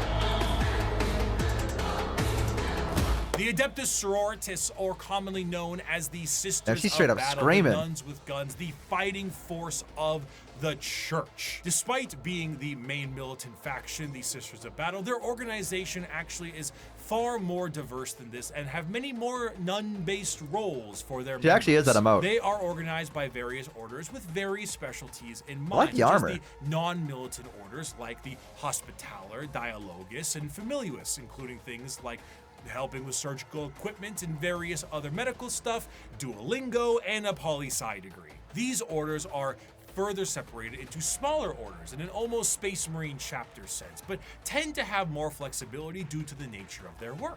And in addition to that, there is flexibility between the orders. It is not uncommon for a member of one of the more battle-hardened orders to switch to a more passive one once they've sustained battlefield injuries or are a bit closer to retirement. As mentioned before, surprised they have the Sisters of retirement. Battle are a part of their own separate organization, the Order's Militant, and feature the highest number of any given system. They are the official fighting force of the ecclesiarchy, and they specialize in wars of faith. Unlike the deployment of Astartes and Guardsmen, the Sisters of Battle are often deployed with members of the Inquisitorial Ordo Hereticus due to the holy war nature of their battles. The Sisters of Battle are suited up with their own form of Wow, specialized that's a group of power characters in the that background. gives them almost like a Joan of Arc vibe to the battlefield.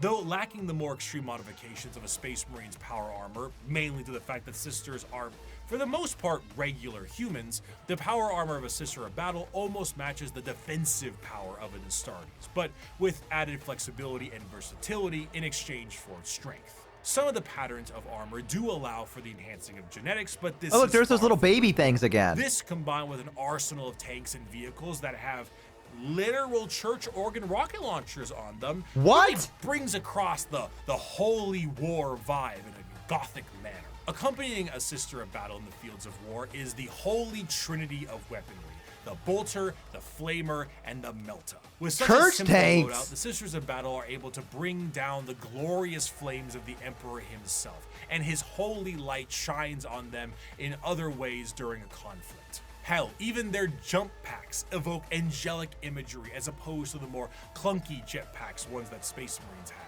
In times of great turmoil or impossibility, a living saint of the sororitas itself might appear on the battlefield surrounded by a litany of doves and cherubs, an almost comical scene of holy glory That's followed badass. by literal hellfire.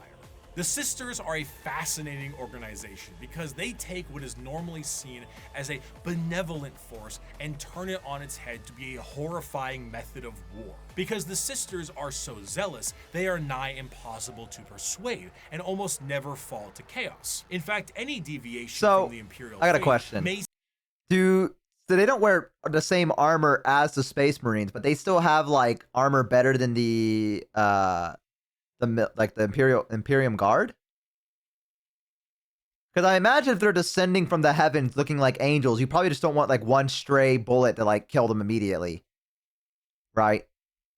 Way better. Definitely better. So they can take a couple bullets is what I'm getting. Like you could shoot at them a couple of times, and as long as you're not hitting, I guess, their exposed head. But not as strong as the Marines. Okay.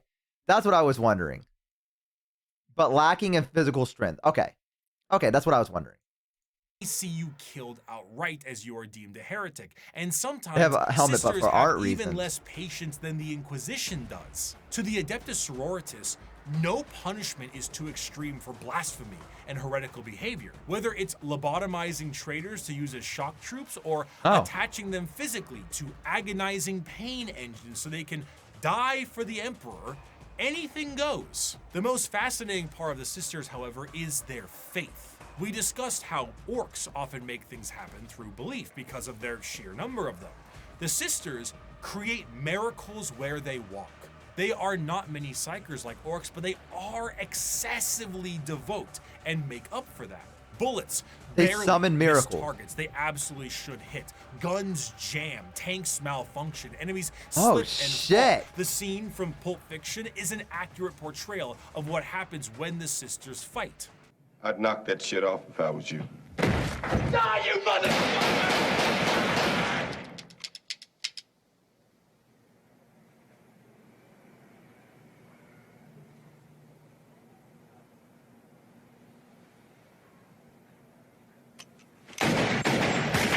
One of the most prominent figures is the Triumph of St. Catherine, a literal open casket with the saint of a sister's order held aloft by lobotomized servant cherubs and protected by bodyguards of the faithful.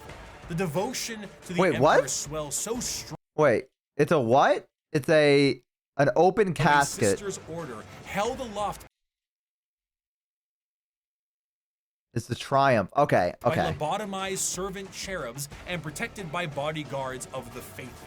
The devotion to the emperor swells so I love their strong helmets. that Look at acts that. of That's so faith are made badass. Manifest, and sometimes angels I'm a sucker for themselves. cool-looking When the helmets. sisters go to war, they have thundering organs and litanies screeching out into the battlefield, hymns and songs. They rabble off prayers on their lips and burn holy fire across the area. They spray holy water down from horns atop their vehicles. It is a genuine holy war, a procession of death. Saint Celestine is an undying deity, arriving God damn, look at that precisely armor. when she is needed and returning to the fold after each death. When she dies, she sees a crying young girl atop a mountain of bones. Her bones, after every one of her deaths. She climbs this mountain every time to help comfort this crying child and is rebirthed upon the battlefield. And one day, her deaths will create a mountain so large that even she will not be able to traverse it. Is she a demon of the god emperor? What the Perhaps, fuck? but she'll be shot for saying so.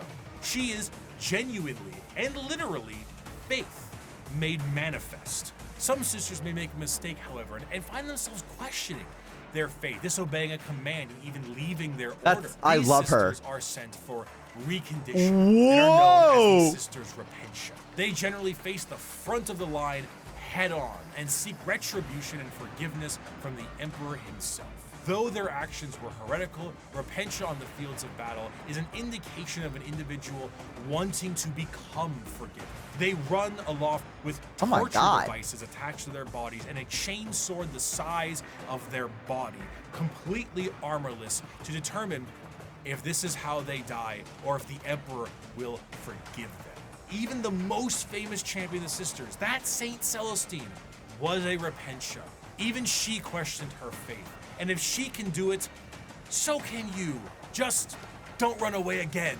They don't really do third chances. The Sisters of Battle are I love these. martyrdom-enthused zealots. This is that such a create cool idea. miracles in their tread.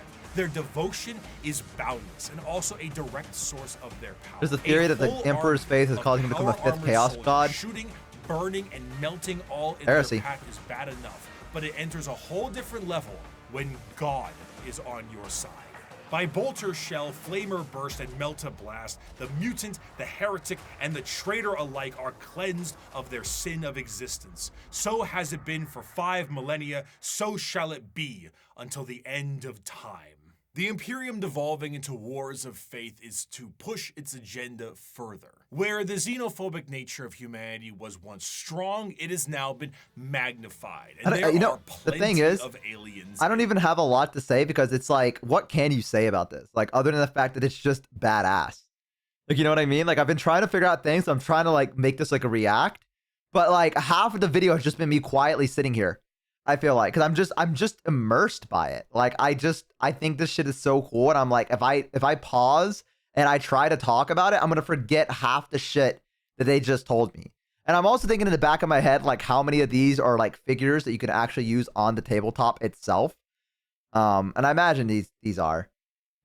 We still got like 3 more factions to discover. That is true. We do got 3 more to discover.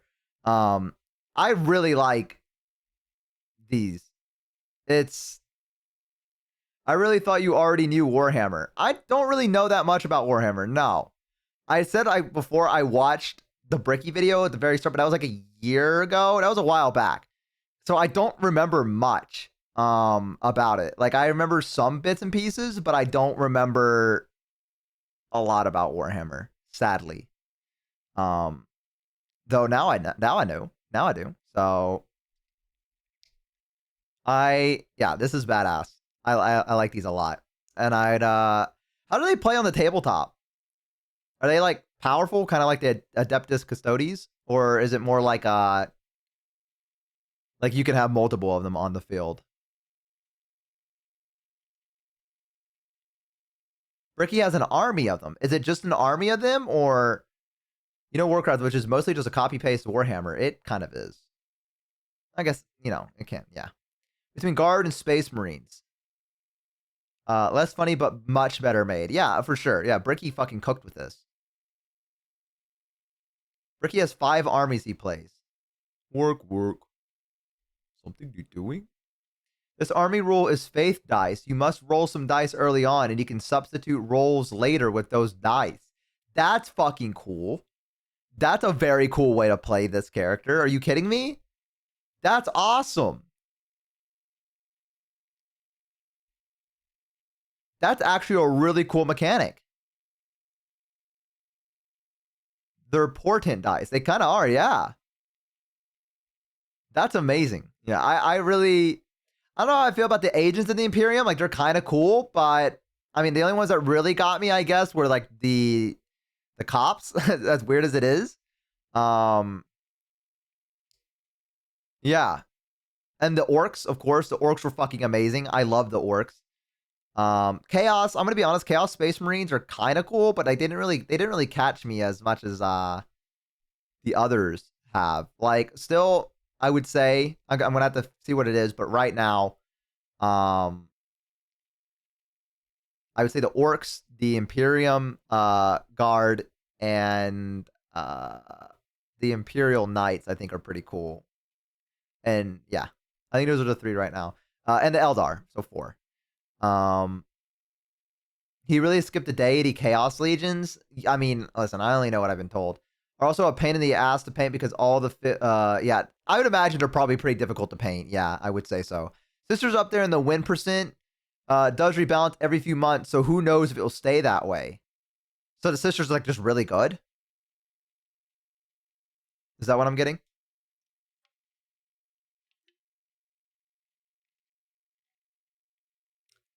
Orcs are very RNG. Win big or lose hard army. I feel like I'm okay with that. Don't buy an army for the current meta. I didn't say anything about that. I was just wondering if they were strong or not.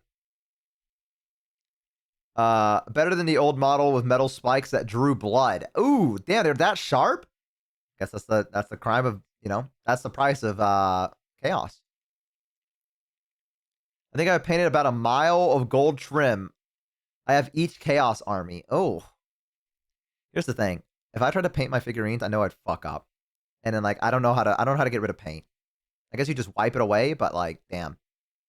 All right. In this the last few 6,000 years factions are coming up. Current events of 40K, a planet was found by an still love that armor. Vessel.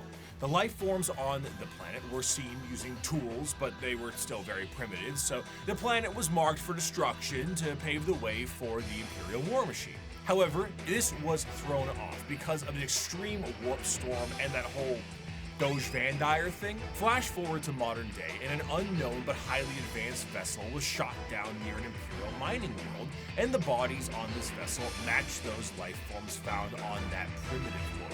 The native creatures on that planet were able to evolve rapidly due to them being unobstructed, and their highly advanced gear pose if it's perfect, it ain't orky. True. Maybe I should do orcs first. Advancing over these years with a remarkable speed, these are the new upstarts in the galaxy, looking to make a name for themselves, all in the name of the greater good. These are the... Loud. The alien is not intrinsically evil. Do not hate him. Pity him his ignorance, seek to understand his differences, and acquaint him with his inadequacies. Only then will he accept his place in the greater good. The early history of the Tau is chaotic at best. Due to their extreme speed run to space travel, their journey to the stars were overburdened with inner conflict. It wasn't until the appearance of the Ethereals that things began to settle. These Tau to the warring tribes marked their unification under one common belief: the greater good of the Tau Va. What about the greater good? The greater good. How can this be for the greater good? The greater good. This system is a caste-based system that seeks to unify and organize the Tau into an effective and successful society while working for their mutual benefit. These castes, in order from lowest to highest, are the Fire or Shas caste, which is soldiers, Earth/Theo, which is manufacturers and industrialists, the Water or Por, being diplomats and traders, and the Air/Core, being Navy officers. Also, you have the Ethereal/, oh my God, Jesus, the lords and leaders of the Tau. Now, unlike the paths of the Eldar, the Tau don't get any say into which caste they're in. It's determined upon birth due to inheritance from a parent. Trying to deviate from your caste or trying to do tasks or even use tools assigned to another caste is a grievous crime against the Ethereals, and those guilty of this crime tend to be sent to re-education camps, which sounds not so greater good, but a greater good than the good that the Imperium sees as greater. The guidance of the greater good also encourages the growth of the Empire through the absorption of other races and cultures. The expansion of the Tau Empire is split into spheres of time. So far, there have been 5 spheres of expansion, with a 6th one being planned in the current timeline. The first 2 spheres saw the Tau move beyond their homeworld and settle new planetary systems, known as Seps, and absorb multiple races into their ranks. But the so they don't kill everyone. Is where we see the Tau interact with the Imperium for the first time, which went about as well as you think it did. The Tau, as mentioned before, are highly advanced compared to some of the other species in the galaxy, and their military tactics are highly precise. They only castrate them. What? Of throwing everything at a problem, the Tau carefully assess any battle and take as many precautions as possible. Commonly, you will see a Tau warrior in a heavily modified battle suit with advanced targeting systems. The Tau do not often consider close combat to be something very effective, so they don't really put much stock into it. Their Gundam-like battle suits have a multitude of functionality, ranging from overwhelming firepower to stealth-based combat, and since they're an upstart species with a bit of technical flair, they have plenty of AI drones that help them in the field of battle. In addition to this, the Tau are also joined in the field of battle by some of the species that have been absorbed into the fold of the greater good. These auxiliaries often employ tactics that the Tau are unable to do on their end, such as the brute force and almost primitive nature of the Kroot, combined with the Geonosian aerial shock attack style of the Vespens. But the Tau assimilate more and more species with time, including even some humans who wish to break off from the Imperium for they let in humans? The aesthetic of the Tau also leans a bit more into the East Asian sci-fi aesthetics. The large mech suits definitely evoke that Gundam look, but the general garb of their higher-ups kind of create that motif, and they often have accents in the games that they are in. But while Tau are looked at as Gundam mech faction by some, others enjoy them for the full coalition of aliens. One of my favorite is the term for humans in the Tau Empire. This official artwork by Games Workshop. Boy, Vesa. Now, not a single one of these aliens are a faction in Warhammer, and yet they all are different species that do exist in this universe. The Milky Way galaxy is vast, and while the Imperium and many others exterminate what they can find, the Tau will assimilate those that can be assimilated. The Kroot and Vespens we already discussed, and the humans and also Voton will join them at times, but you also have the Galg, the Nikasar, the Vorg, the Thraxian, the Turellian, Greet, Domati, and many others. I want to see all these guys. What do they look like? And some are major players in the civilization. The Nikasar are, for lack of a better word, gigantic psychic polar bears with bird-like faces. The Tau have psychic bears. And the fact I haven't seen this is a crime. The Tau as a culture are generally marred by the various issues that an advanced civilization would have in an unadvanced I can't believe he didn't show us an They do not image. travel through the warp because of the insane dangers, but instead use a more classic FTL jump. However, because they aren't going through hell, it makes them a lot slower than many other races. The Imperium might surf through hell and lose a few ships, but they will get there first. Often they will take enormous cannons and weaponry and defeat their foes. A sort of Covenant-like? I can kind of see them like the Covenant. One of their light walkers carried a weapon of lethal effect. It fired a form of ultra-high velocity projectile. I saw one of our tanks after being hit by it. There was a small hole punched in either flank. One, the projectile's entry point, the other its exit. The tiny munition had passed through the vehicle with such speed that everything within the hole not welded down had been sucked out through the exit hole, including the crew. Oh We my never God. identified their bodies, for all that remained of them was a red stain upon the ground, extending some 20 meters from the wreck.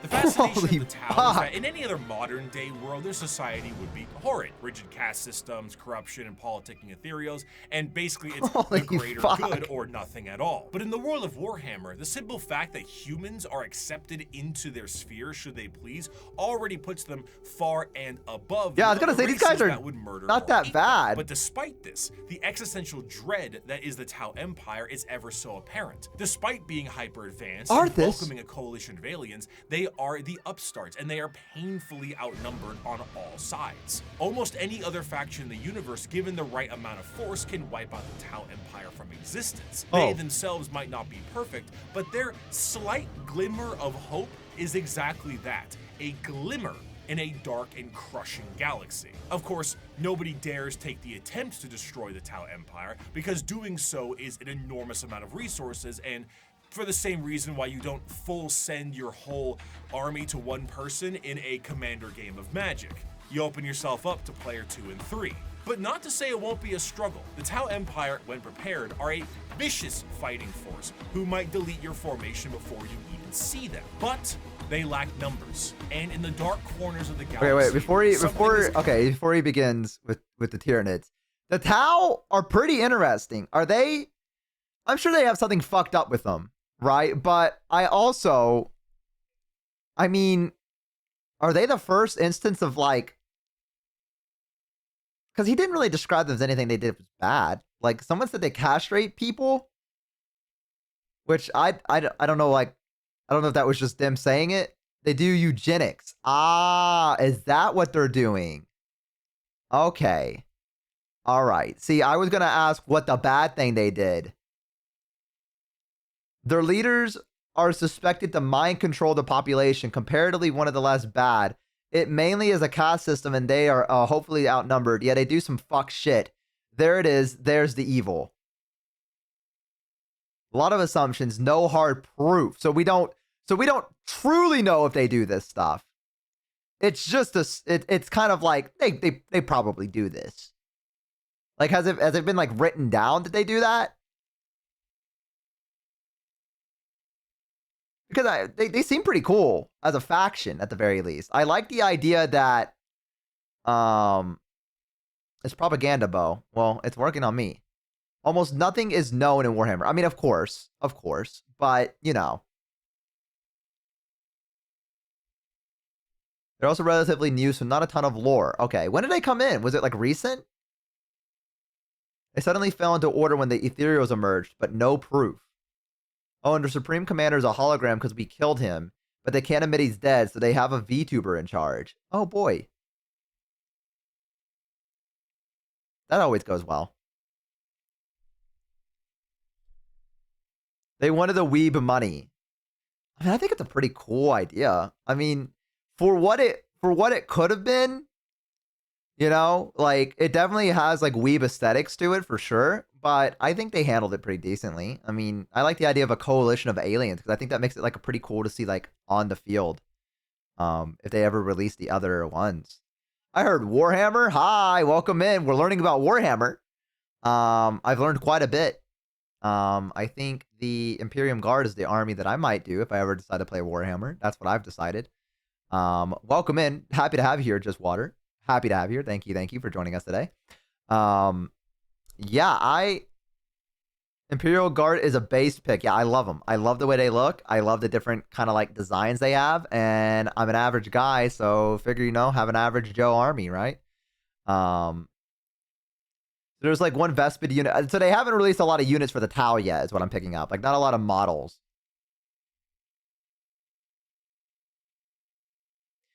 Maybe this is a crazy idea.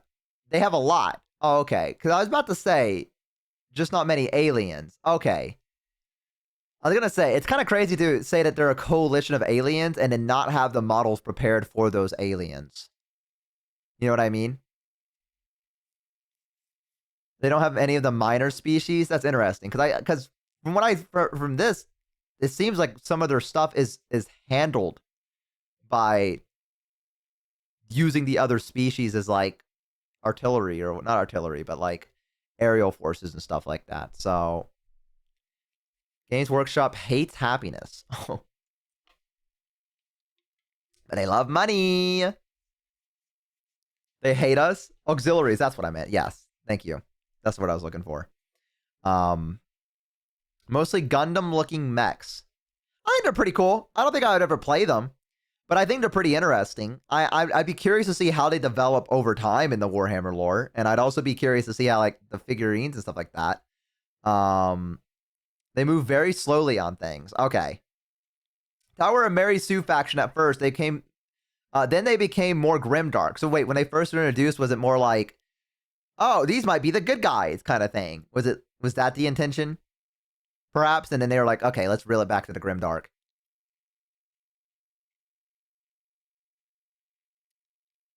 It took 40 years to move the story forward. Yeah? Yeah, then they met everyone. Yes, the big models also cost $1 gazillion. That's interesting that they would release a faction that kind of seems like the good guys. I feel like that takes away from the 40k universe, isn't it? Isn't the whole charm of the 40k universe that no one's fucking good? When they first came out, they were like essentially for the greater good, and now it's, oh, no, they're being mind controlled by the ethereals. Okay. Also, in the newest lore, it became more xenophobic, which kind of feels like that goes against... It feels like they released this faction having no idea what the fuck they wanted to do for it. That is what I'm starting to realize, that Games Workshop might have jumped the gun a bit. And they might have just been like, look! And everyone was like, what is this? To me, bringing the good guys is more interesting. The grimdark comes from them being hopelessly outmatched by literally everyone. Bo, isn't it depressing to have the good guys hopelessly outnumbered and outgunned? I mean, listen, I would not be against the idea of, like, these are the good guys, if you will, and the odds of them winning are astronomical at best, right? I still think that's very interesting. Don't get me wrong. I definitely think that's interesting, but it does feel like there is no direction for them at the very least. At the start, I mean, there seems like there's a direction for them now, but from what I'm hearing here, it seems like there was literally no direction. And some people are saying that they just wanted to capitalize on the Gundam craze and stuff like that. It doesn't help that everyone they met initially took advantage of naivety. They had a cultural exchange with a Drukari that went badly. Oh, yeah, that would do that. Yeah, that would. In the current state of the galaxy, you're not just going to prolong their existence. They're just going to prolong their existence, not win. Yeah, right. I mean, winning is a loose term, right? In the Warhammer universe. Every win is followed up by like another battle right over the horizon, right? So I do like the idea of there being good guys and they like meet everyone else out in the world and they're like, holy fuck. This is bad. Like, this all shit is bad, right? On the other hand, Tau scientists defeated the Tyranid fleet with science. That's very interesting. I didn't know that. That's pretty cool. What are you talking about? The Orcs won ages ago. I mean, we all know that, but, I mean, listen, if they, do you have any questions about the Guard by chance, since they seem to be the faction you found interesting? I feel like I know most of the things about him from the Bricky video in the past. Like, he kind of gave me a pretty clear idea, and I've asked a lot of questions about how the models work. in terms of like on the tabletop, like things that you can include with them and what you can't. So the chat's been very, very kind, filling me in on everything. So I feel like I have most of an idea. I really, really want to go and see what they're like on a tabletop at some point. I've never played Warhammer before.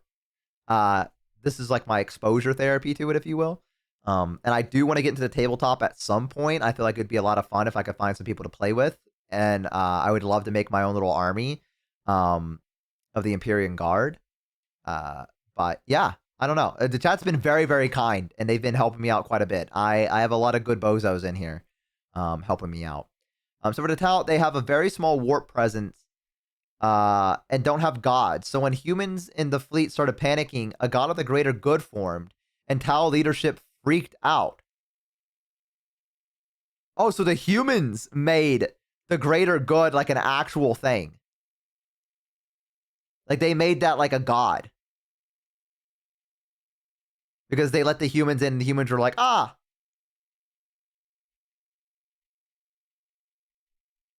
That's interesting, actually. I like that. Guards have mess stats, but their army rule is units and can give orders to others to make them good at one certain thing a turn. I think this would be fun. Tabletop Sim is a great tool for learning the game without committing $100 to the army. I'll probably use Tabletop Simulator because I do have it. I'll probably use it and then try to like read up on the lore itself and try to like play, I guess. I don't know if I can play against someone, but you know, I'll figure it out. Yeah, Tabletop Simulator is great. That's what I played D&D on for a long while. When I had my group of friends and we couldn't meet up in person, we'd play on Tabletop Simulator. But yeah, okay, so the Tau are pretty interesting. I do think they're very, very cool, but I'd like to see where they go in the future. You know what I mean? Like, I want to see more uniqueness for the models. Because if you're going to say, again, the only big complaint I have, I'd say right now, is that if you're going to say there's a coalition of aliens, give us models that represent a coalition. You know what I mean? Like, I want to see some freaky ass aliens on the battleground fighting alongside mechs. Like, that sounds cool. But it seems like a lot of people are just saying it's just Tau models. And Psychic Owlbeard. Yeah, that sounds cool. They have 2 alien races of models. Yeah, it's the Groot, I think, is what you said. And then, not the Groot, the Kroot, whatever they're called. Yeah, so I think they're pretty cool. I do want to see where they go. But now it is time for the Tyranids. Probably gonna be really loud. Numbers. Loud. There is a cancer eating at the Imperium. With each decade, it advances deeper, leaving drained, dead worlds in its wake. This horror, this abomination, has thought and purpose that functions on an unimaginable galactic scale, and all we can try to do is stop the swarms of bioengineer monsters it unleashes upon us by instinct. We have given the horror a name to salve our fears. We call it the Tyranid race. But if it is aware of us at all, it must only know us as prey. Goal. The conflicts of Warhammer 40k are chaotic enough with the sheer volume of violence that exists in the confines of the Milky Way. However, there is a threat to the galaxy that extends beyond our known galaxy that is creeping ever closer and cannot be negotiated with. What drew them to the galaxy is unclear. It may have been the light of the Astronomicon itself, like a moth to a flame. It could have been a Xenos device detonated in the Horus Heresy. It could have been that they were done eating the Andromeda Galaxy and they have come to take ours, or they might be running from something far, far worse. Regardless, that's kind of scary to think of. The where, when it came to the first official contact with these creatures, was the planet of Tyran. This is the site where the Imperium encountered a fleet Whoa, of that's these badass creatures art. before being utterly torn to shreds. Thus, these creatures became known as the Tyranids. There is plenty of evidence that the Tyranids have been lurking in our galaxy for years beforehand, but this was the first true instance of their presence being fully known. Unlike other creatures in the realm of 40k that can be talked to, captured, or negotiated with, the Tyranids are unable to be reasoned with. Yo, their old models are fucking, I mean, old art is fucking badass. The fun kind of animals. They are the xenomorphs of 40k, and boy are they hungry. They are instinctively hardwired. I mean, these are pretty cool too, but be killed, and they are an unrelenting force due to this. However, just because they don't talk outwardly doesn't mean they don't communicate with one another. The true horror of the Tyranids is found in their driving force, the hive mind. 3, 2, 1. Hot in here by Nelly. That's what I guessed. What? You see, the Tyranids I thought they were are gonna a kiss. collective consciousness that are all connected to a singular embodiment of psychic power that is utterly incomprehensible to the human mind. To keep this connection there, the Tyranids on the field of battle are followed around by synapse creatures, essentially serving as their Bluetooth connection to the greater hive mind. the Bluetooth This device allows is them to connected. send and receive information about the battle they're in, and it also allows them to adapt to certain situations based off of the information gained. Depending on the enemy, the swarm might be able to develop a new weapon or new tactics so they can get the upper hand. When the synapse connection is cut, they are unable to essentially form a save state and are stranded. The sheer power of the hive mind presence pours from each Tyranid in such a manner that it causes a distortion in the warp itself. Jesus. A hive fleet's arrival can cause a dark shadow the size of several light years, coined the shadow in the warp. This shadow prevents any usage of the warp, or at least makes it exceptionally difficult. Communications shut down due to astropaths being unable to talk. Ships cannot freely enter the warp, and even creatures with a warp sensitivity feel an immense dread due to it. It causes everything to just kind of sit dead, like at a buffet counter waiting for the afternoon meal rush. The Tyranids meander through the galaxy in these gigantic hive fleets that are fueled by bioships, and these They vibe check you, they do. pools for Tyranid armies and more ships. Everything about the Tyranids is organic, and to fuel this war machine, the Tyranids consume any and all biomass they come across and absorb it into their respective hive. From the ground to literally the air, the Tyranids strip a planet to a lifeless. It's air? How the fuck do you strip its air? As a means Guess to it's- curb yeah, the okay, I wouldn't advancement mind. I know how to do that. The Imperium has been known to preemptively exterminatus worlds in the path of a hive fleet so that they have less biomass to consume in an attempt to starve them. The Halo method, literally scorched earth tactics by taking everything out of the freezer Breathe, and lighting idiot. it on fire. Outside of the obvious threat and adaptive and unreasonable enemy posed on the field of battle, the most dangerous aspect of the Tyranids comes in the form of their general unpredictability. The Tyranids are external to the Milky Way galaxy itself, and it's unknown where they truly hail from. However, their arrival in the Milky Way is seemingly random and in 3D space, implying quite heavily that Tyranids have the galaxy surrounded in some kind of way. Ooh. Due to this, you will sometimes see instances of species engaged in a separate conflict, both agree to a temporary truce in order to take out a Tyranid threat. Because regardless of the stakes at hand, the existence of the Tyranids marks the heat death of the galaxy itself, and all the factions can ultimately agree that the Tyranids themselves act as the biggest threat to all of them. The Tyranid race is truly an unknowable horde, and pulls from that horror of the unknown. They, as a faction, are not ones with a large amount of general lore because their entire race is told from the point of view of those being eaten by them. Tyranids are called that due to the planet Tyran they destroyed, as we mentioned earlier, and their names are often phrases given to them by their victims: the Swarm Lord, Old One-Eye, the Death Leaper, Von Ryan's Leapers, and so on. Despite the inability Oh my to god, that even one's perceive badass the looking. vast What the psychic fuck? hive mind of the Tyranids, they Does it have are a human fiercely hand? intelligent. Special poisons and items designed to counter them are adapted in a matter of hours. If you bring light infantry, they create heavy monsters. If you brought weapon emplacements, they spawn little creatures to scour your vents and sewers. Many of you enjoyed the Servitor excerpt from part 1, and so bear with me as I provide you another very long account of a planetary governor whose planet is in the final death throes of the Tyranid Ants? menace. That's the sort of Tyranids. This starts about halfway through. Okay. It has been many weeks since a handful of us escaped the sinking of the Sea Fort Divine Anchor via airlift. We have escaped in this manner because the Tyranids had overwhelmed so much of our world, they no longer appeared to need to continue spawning beasts for aerial supremacy. I shall never forget what I saw from my craft's portholes. Alien biostructures dominated Huto's surface. Gigantic, lumpen barnacles pumped out clouds of matter to further poison the planet alongside pulsating, brain-like nodes that resembled lethal fungi.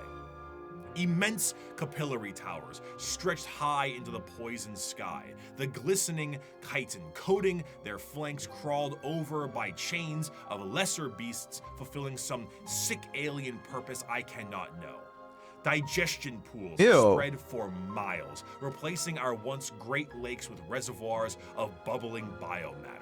Tides of creatures bloated with consumed flesh vomited their guts into the pools or threw themselves entirely into the billowous liquid.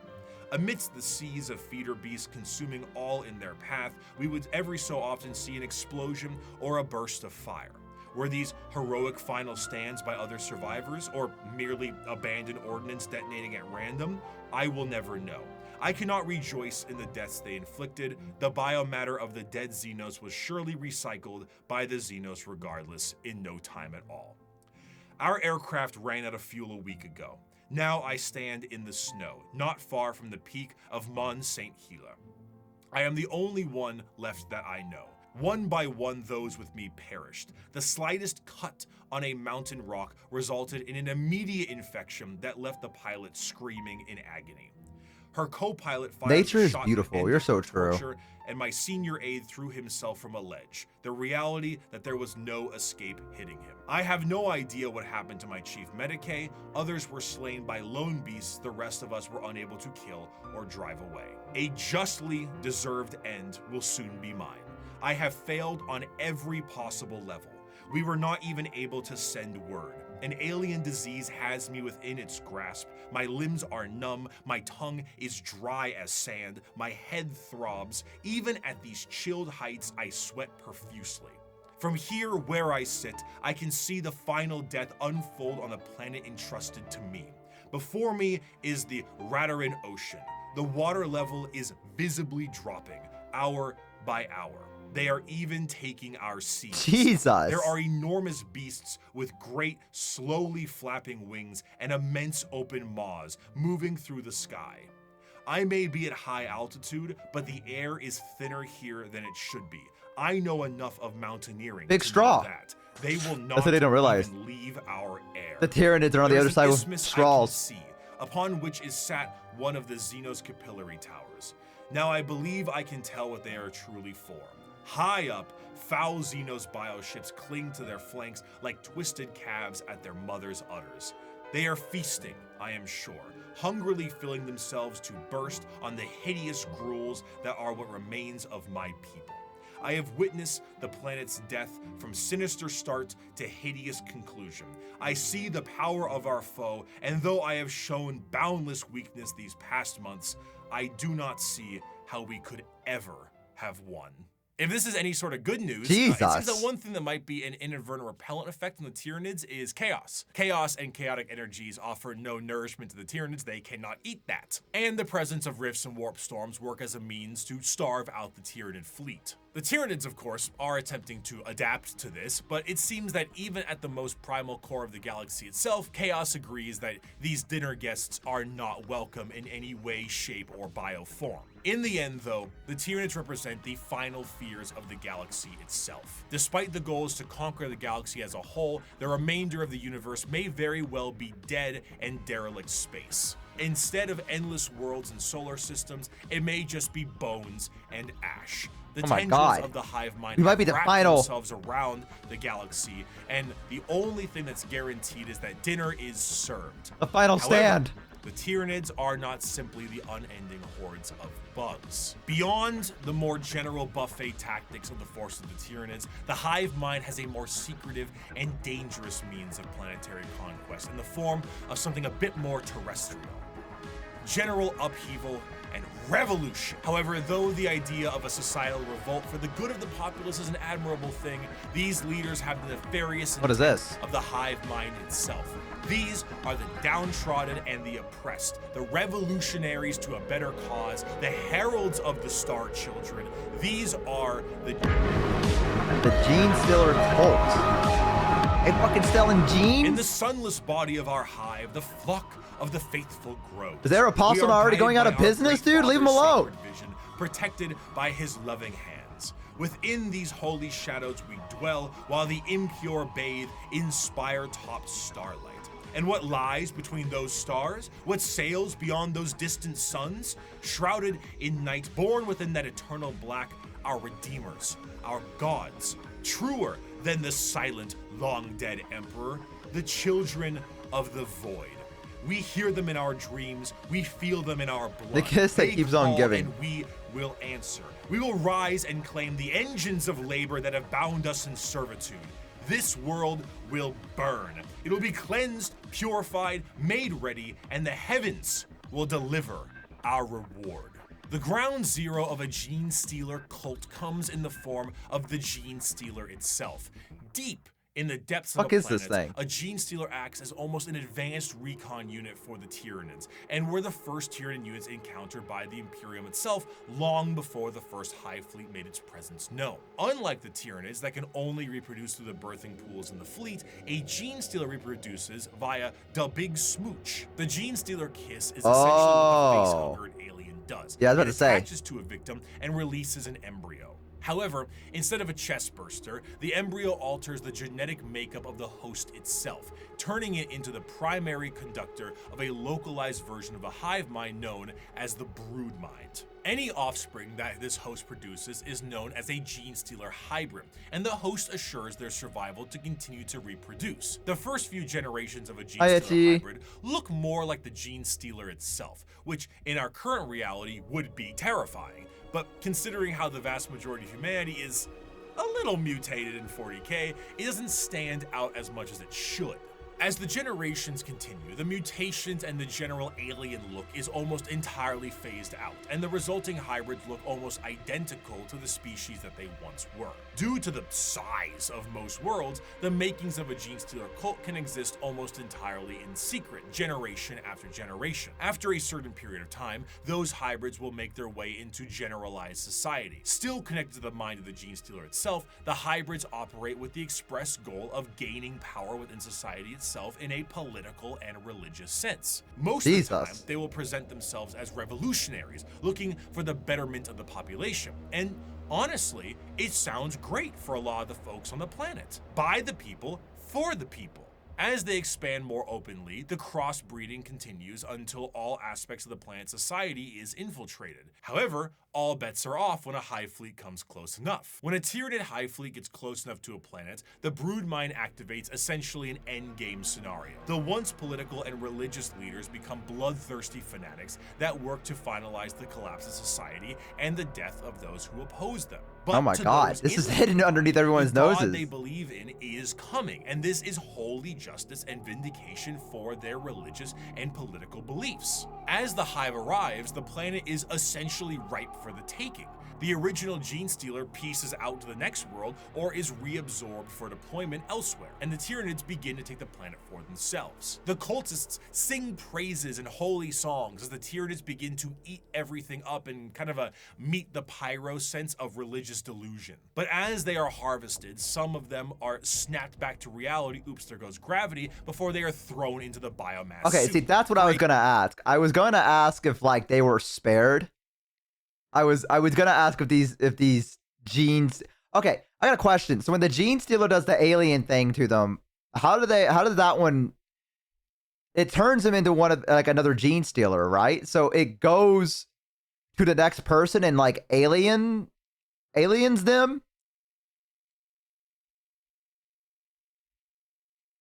again, or how do they keep? Because he said like over time.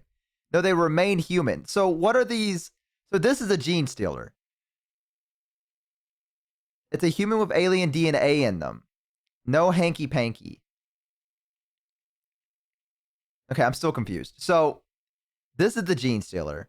But it says over generations, they lose these traits, which make them look more human. Oh, so then it has sex with humans like normal.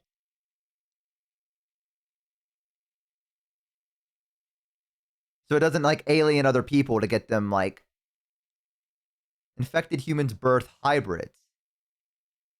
They kiss a person, that person then has kids. Okay. And then their kids grow up to go kiss. Oh. They have a lot of kids with normal humans, but the kids are aliens. Oh, okay. Part human, those kids have kids. It's the long con. Right. Okay. See, that's what I was trying to figure out, is that he said over generations. Change the victim's DNA without changing the victim's look. The victim then goes and makes kids with other normal-looking humans. There are 4 hybrid generations, each less alien. Okay. All right. So then over time, and the kids are in the brood mind. Yeah, okay. After Gen 4 comes Gen 1 again. 4 generations of hybrids. The 5th generations are more pure gene stealers. Oh, okay. All right, I think I'm picking up what you're putting down. Okay, that's what I was not worried. That's what I was curious about. I was like, I don't know how this works. All right.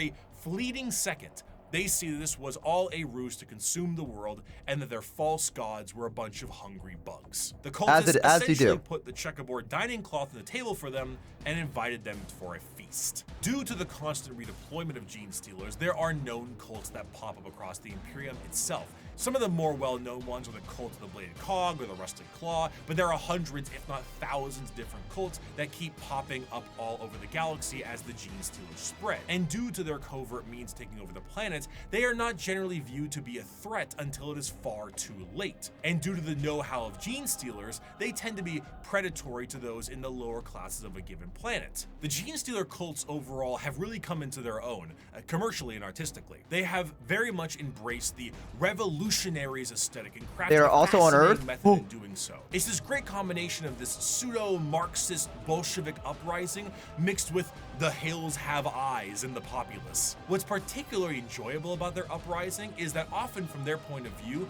the reasons they have are extremely justified. Most of the members of the GSC are the extremely impoverished and menial laborers of the Imperium, who honestly wouldn't need an I thought that was real. to provide a manifesto on reasons to revolt. Their weapons are all makeshift and often involve things like mining lasers, drilling saws, demolition charges, giant stop signs. Their political machinations work quite well, as the cult ends up being really good at assassination, especially when you have a third arm holding a pistol beneath all those robes. They're a faction rife with fascination and culture, and their plans are generations in the making, to the end goal of being thrown right back into the soup by the star children they prepared the world for.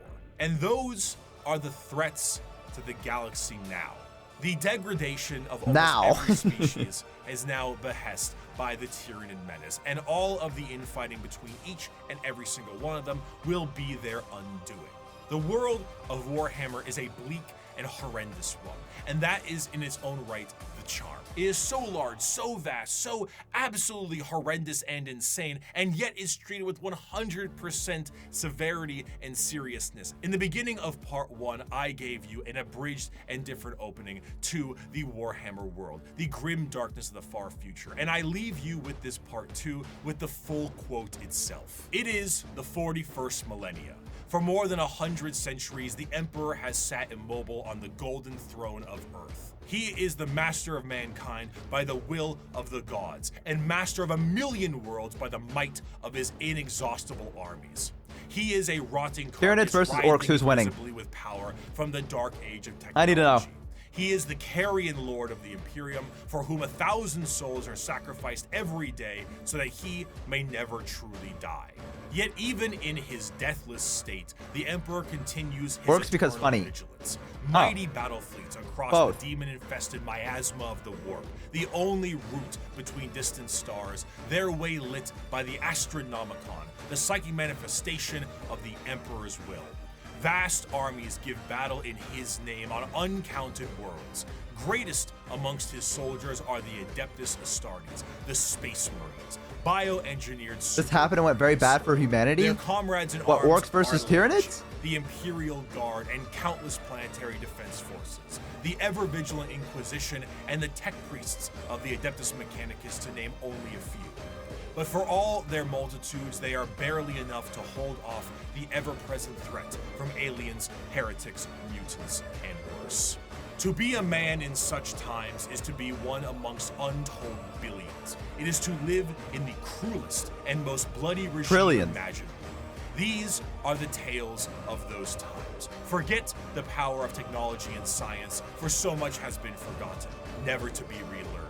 Forget the promise of progress and understanding, for in the grim darkness of the far future, there is only war. There is no peace amongst the stars, only an eternity of carnage and slaughter and the laughter of thirsting gods. Thank you so much for watching. I hope you have a wonderful rest of your day. Thank you, Bricky. Guys, that was great. That was good. They kept evolving while fighting each other in the winter. The Tyranids was stronger in the end. That fucking sucks. I feel like the orcs should have won. Yeah, can we get a clap for that? I actually learned a shit ton from this. This was a very good series. I learned quite a bit. I learned I want to be an Imperial Guard kind of guy. That's what I learned and took away from this the most. I mean, well, I learned a lot more about other stuff as well, but the Imperial Guard, I think I'm very for. I am very, very for. This was great. This was a fantastic series. I'm glad I waited to watch this. When did he release this one? He released this one 3 days ago. I'm glad I waited. I'm glad I waited for part 2 so that I could absorb all of it at once. Because I felt like if I watched the original one and it took me a while for the second one to come out, I would have forgot everything. And I would have to like rewatch part 1. But now I feel like I was able to absorb everything about the Warhammer universe.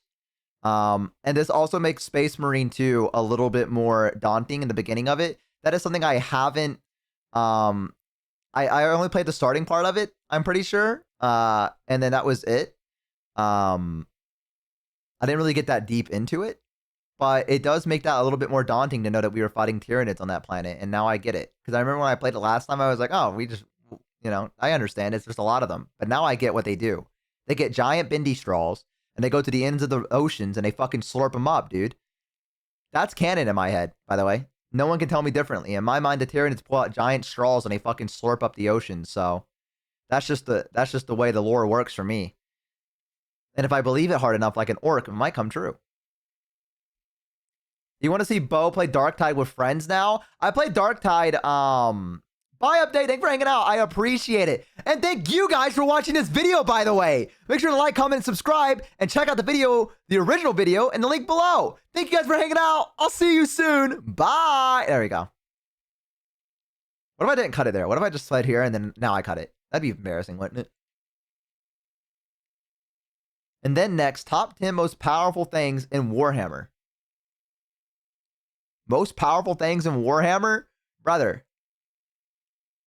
The Cock and Ball Destroyer 6000 is the most dangerous thing in the Warhammer 40k universe.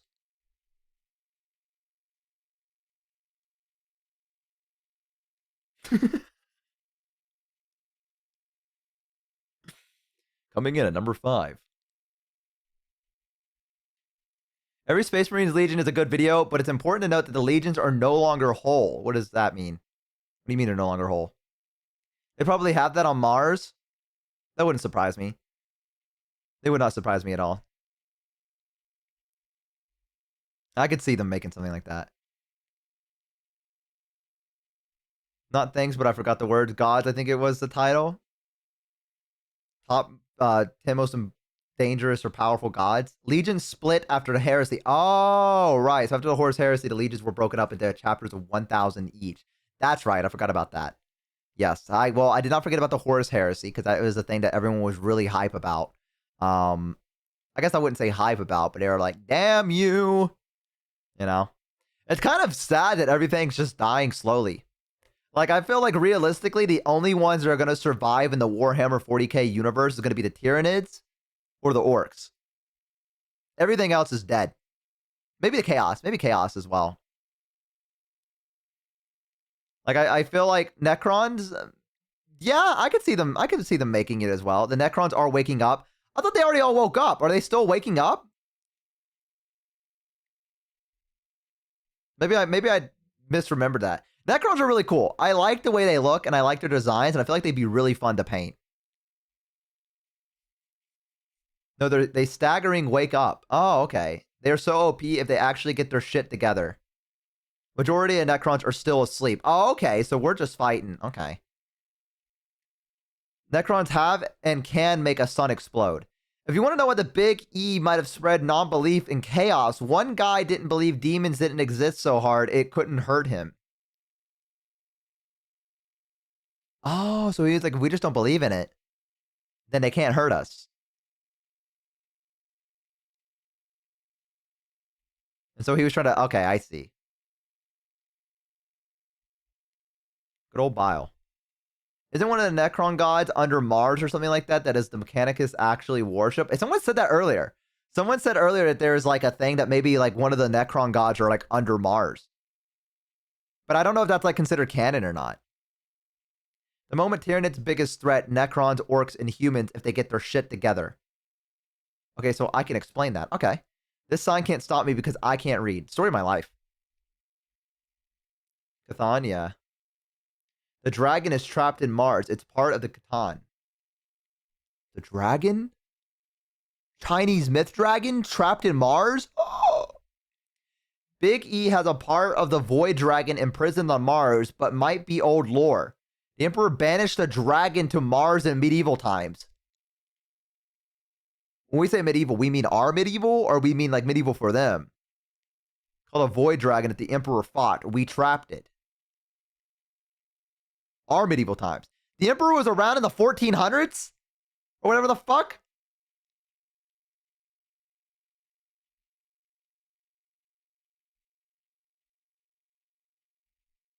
Implied Emperor is Saint George.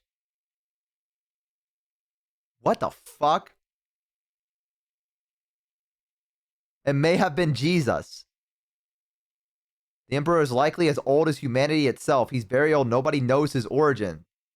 The lore was recent, as of the HH books. What the fuck? So he's just been around forever?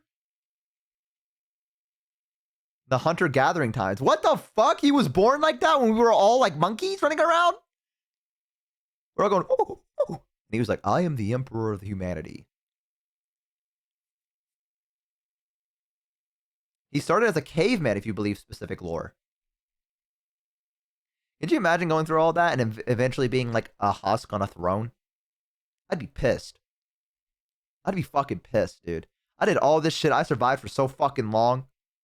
And now I gotta be on the goddamn throne for like, god damn it.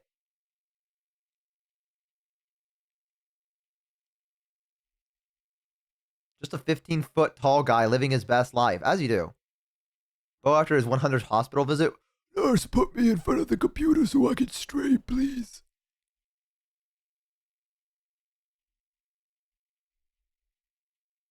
I am the Emperor of Streaming Kind. Supposedly, basically every major religious figure in history. Oh, okay. Some Dreadnought pilots are over 6K years as old as well. Well, you know, I don't know if I want to live to be 6K years old. I'm going to be honest with you. I'd be like, Jesus fucking Christ, man. I've seen it all. Like, I get it, man. The oceans are rising. The sun is burning hotter. Imagine being on life support for 6K years. That'd be me. Does the Emperor move at all? Does he just sit there? Like, does he twitch a finger? And everyone's like, oh!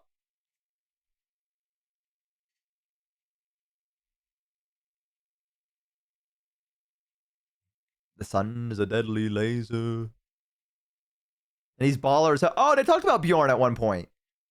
I think if I recall correctly. There's a funny series called If the Emperor Had Text-to-Speech. In practical terms, he's dead. Imagine living that long and then dying because someone stabbed you. Like, man, you had to live pretty. You had to live pretty safe in order for you not to get stabbed at any point back in those olden days. You know what I mean? He got like soul stabbed. I fucking hate it when that happened. That's what my ex did to me.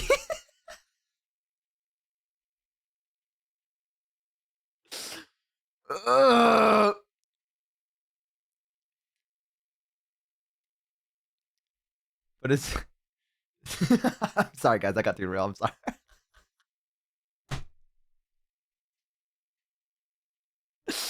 I like that I made the pain noise after it too.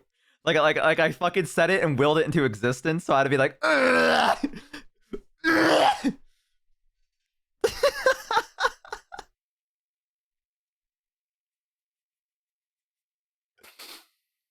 next time a girl hurts me, I'm gonna fall on the ground and go, Horace! That's what I'm gonna fucking do.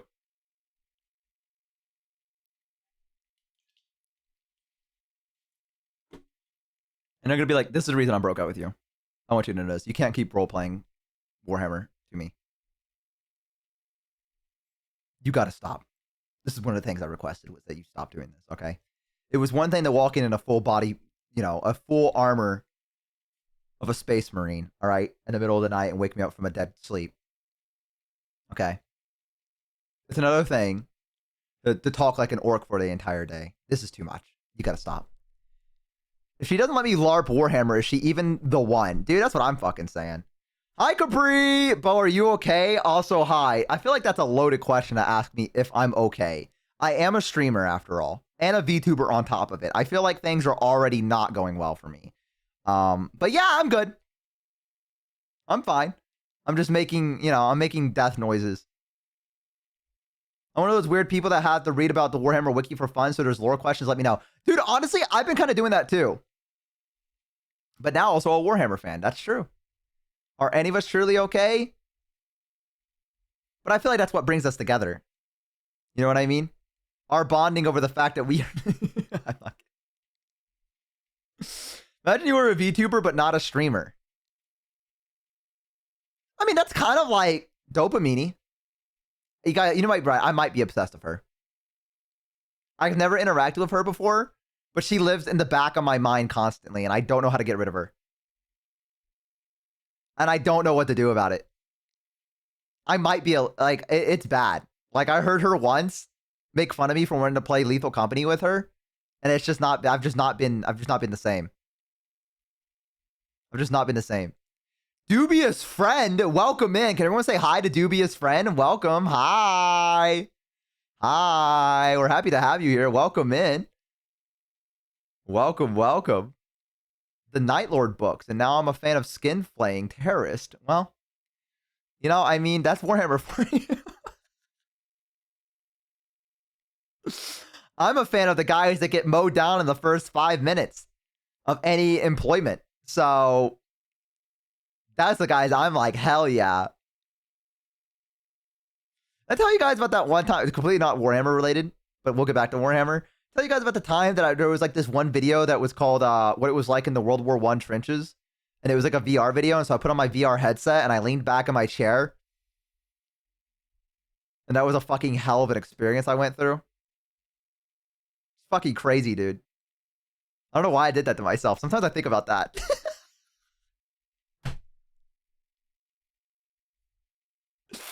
I was like, oh my God. If you're in the guard, I'd recommend the Gaunt's Ghost book. What is that? Gaunt's Ghost book? What is that? Should I look it up? Let me look it up.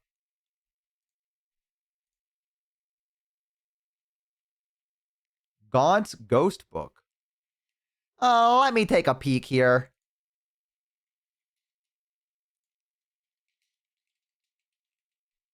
Gaunt's Ghost.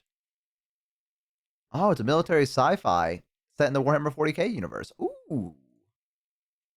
Ooh. Okay. It's awesome. It looks cool. There's some figures for it. Huh. There's a lot of stuff I gotta read up on. You know what I mean? Sephias Kane. Sephias Kane is also great, but a lot more humorous than normal books. I mean, I'm okay with that. I have to go Bedge because British. That's all right. In about 6 more minutes, I'm probably going to have to call it as well because we're going to be at the 8-hour mark. So we got 6 more minutes to sit here and yap about whatever you guys want to talk about. Oh, okay, I can stay. I got to be here till the end. I gotta be here to the very end. I can't miss out. 6 more minutes of Your Average Bo. I'm very flattered by that, by the way. Thank you for that. That's actually very kind. That is very kind to be like, okay, well, I can spend 6 more minutes with you if you're going to be just, you know. I do appreciate it. Look how happy Bricky is. Bricky's fucking excited to be here, man. A devout new bozo. British Badging for the 5 tier 1 subs, man. I appreciate it. Thank you. Thank you. Thank you so much, man. That does mean a lot. Thank you. You guys have been giving me... Holy shit. I'm getting spoiled today. I guess I should probably go to my just chatting real quick, right? Badger 86 just made 5 people beyond average. Hey, the alert's back. Alert is back. All right.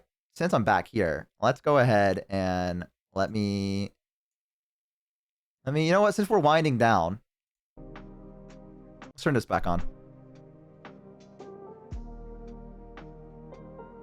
In a bow stream, 6 minutes could change everything. That is true. Everything could go down in 6 minutes. Yo, Alti, thank you for the 100 bits. I appreciate it. Ugh. Streamer hostage train. I guess we can stay for 6 more minutes. Thank you, guys. Look how cool this looks. Hang on. Pull this up.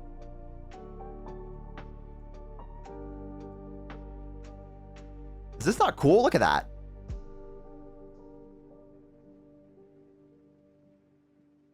That's such a badass wallpaper. World of Warcraft really knew how to like get you excited. Like looking through the dark portal and seeing the World of Warcraft universe, that trail, those giant mountains, the cliff. Oh man. And then you remember what it all was.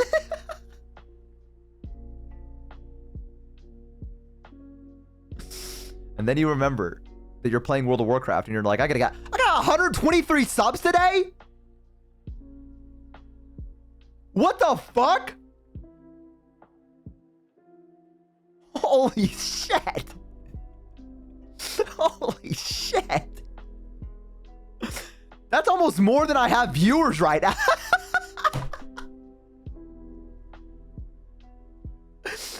Holy. Holy, I almost have more subs than viewers, dude. That's fucking crazy. All you have to be is YourAverageBo, and apparently the money rolls right in. That's all it takes. I'm a small little guy, a little fellow, if you will. So, this is very flattering. Thank you, guys. When Blizzard is making their first game, they were in talks about making a Warhammer game, but... Oh, yeah, that's what came StarCraft, right? It's a game now! Yo, Ultimate! Thank you for the 5 tier 1 subs as well. Thank you, thank you. I appreciate it. Thank you so much. We did have the treasure train earlier. That is true. The treasure train helped out a lot. Thank you, thank you. I think if we hit 130, I think I have more subs than I do viewers at the moment, which is fucking wild. Low numbers today, but I also think there's a lot of people live. But I also wanted to do, I have raids turned off, and I'm going to have them turned off for like the next week, because I want to see how I do without people raiding into me. You know what I mean? I want to see what it's like. So we're all on our own, bozos. Okay, we're all on our own. I just want to see what it's like. I just want to see what the numbers are like without having people like boost me or anything like that. You know what I mean? Without like Cerber or Mini or like any of them like raiding into me and giving me people. I just want to be like, you know, we are truly alone. We are. Then we have no raiders to eat. Well, it's only going to be for a while. Yeah. And then we'll be back to turning on the raids again. He's gonna doom spiral. Too late. Start of summer vacations. Oh, it is summer vacation starting, isn't it? Forgot about that. People are probably out doing stuff. Imagine going outside and doing something on summer vacation when you could be watching YourAverageBo. We're gonna starve, Bo? Nah, you guys will be fine. I feed you. I feed you guys. I feed you guys a lot. You guys know this. Look, where is it? Where are all my images at? Okay, well, there's a pizza here somewhere. By the way, furry chart. Boom, furry chart, by the way, guys. Warhammer, cat girls, level 1 furry chart, by the way.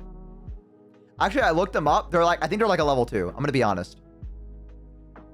I'm tired of eating only carbs. That's all I've been like avoiding. I have this one. I have this. What?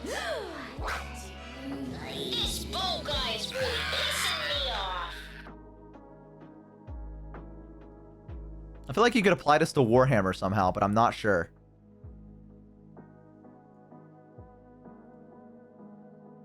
Like, I feel like there's a myriad of ways that you could apply that to Warhammer. Let's see, what other... Oh, by the way, guys. I used 11 Labs. I have it now where I can do D&D with chat. So maybe tomorrow we'll play Oblivion for a little bit before we play Expedition 33. And you guys can do the thing where you guys can give me a quest that I have to complete. And then whoever gets picked can be backseating for me while I'm playing it. And then when I complete that quest, we'll switch off to someone else and we'll try to do that. So if you guys want to be there for that tomorrow, 11 a.m. Eastern Standard Time, I'll try to do another 8-hour stream, another 10 hours, something like that. Yeah, I will. I'll message you. I'll probably do it live because I'm really I'm lazy and I probably won't do it after I get done streaming or early in the morning. So I'm just gonna be honest with you. I'll probably be doing it live while on stream, Wolf. So so there is that. So just be here because I'm gonna have to ring the bell a couple of times and be like, am I doing this right? Am I doing this right? So be on the lookout for that. You know? Oh yeah, Wolf, can you do me another favor? Can you make a channel that's like arts and crafts that people can like post about like in the community section where people can post about you know, Warhammer stuff like figure painting and everything? If that's not too big of a deal. I can do it for you if you need me to, but I was just asking just in case you could do it. I want to take the easy path is what I'm getting at. Okay?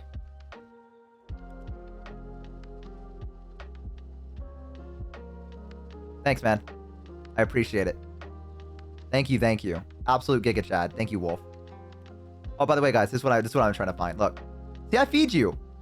Look, now spam the rat thing, because we're not gonna raid out to anyone. So spam the crunch or the rat. Whatever you want. Eat before I go. This is your snack. Yes, eat, my children. Wait, should I do it? Did you know what we should watch? Next video we should watch this. World of Warcraft's most famous and infamous players. Because I know about the guy that had the dwarven hand cannon. Alright, here, by the way. Eat, my children. Eat. Eat. Eat, my children. Grow strong and smite my enemies. Feast my children upon their flesh. Yes, good, good. I don't know why, but every time the violin hits that really high part, I imagine the bozo scrunch emote. Like one of the bozo's ears are sensitive and they're like, ugh. Like, could you imagine every time he hits that high, it's like, and it bozo's like, ugh.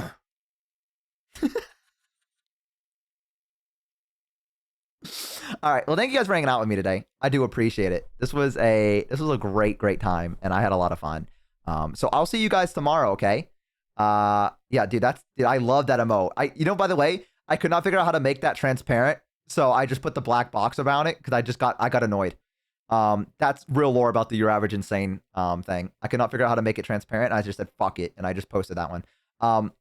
Thank you guys for hanging out with me today. I really do appreciate it. I will see you guys again tomorrow, 11 a.m. Eastern Standard Time. It was very fun watching you watch a video that I've always watched before. See ya. Thank you for hanging out. I appreciate it. I love you guys. And remember, tomorrow, Oblivion Remastered and Expedition 30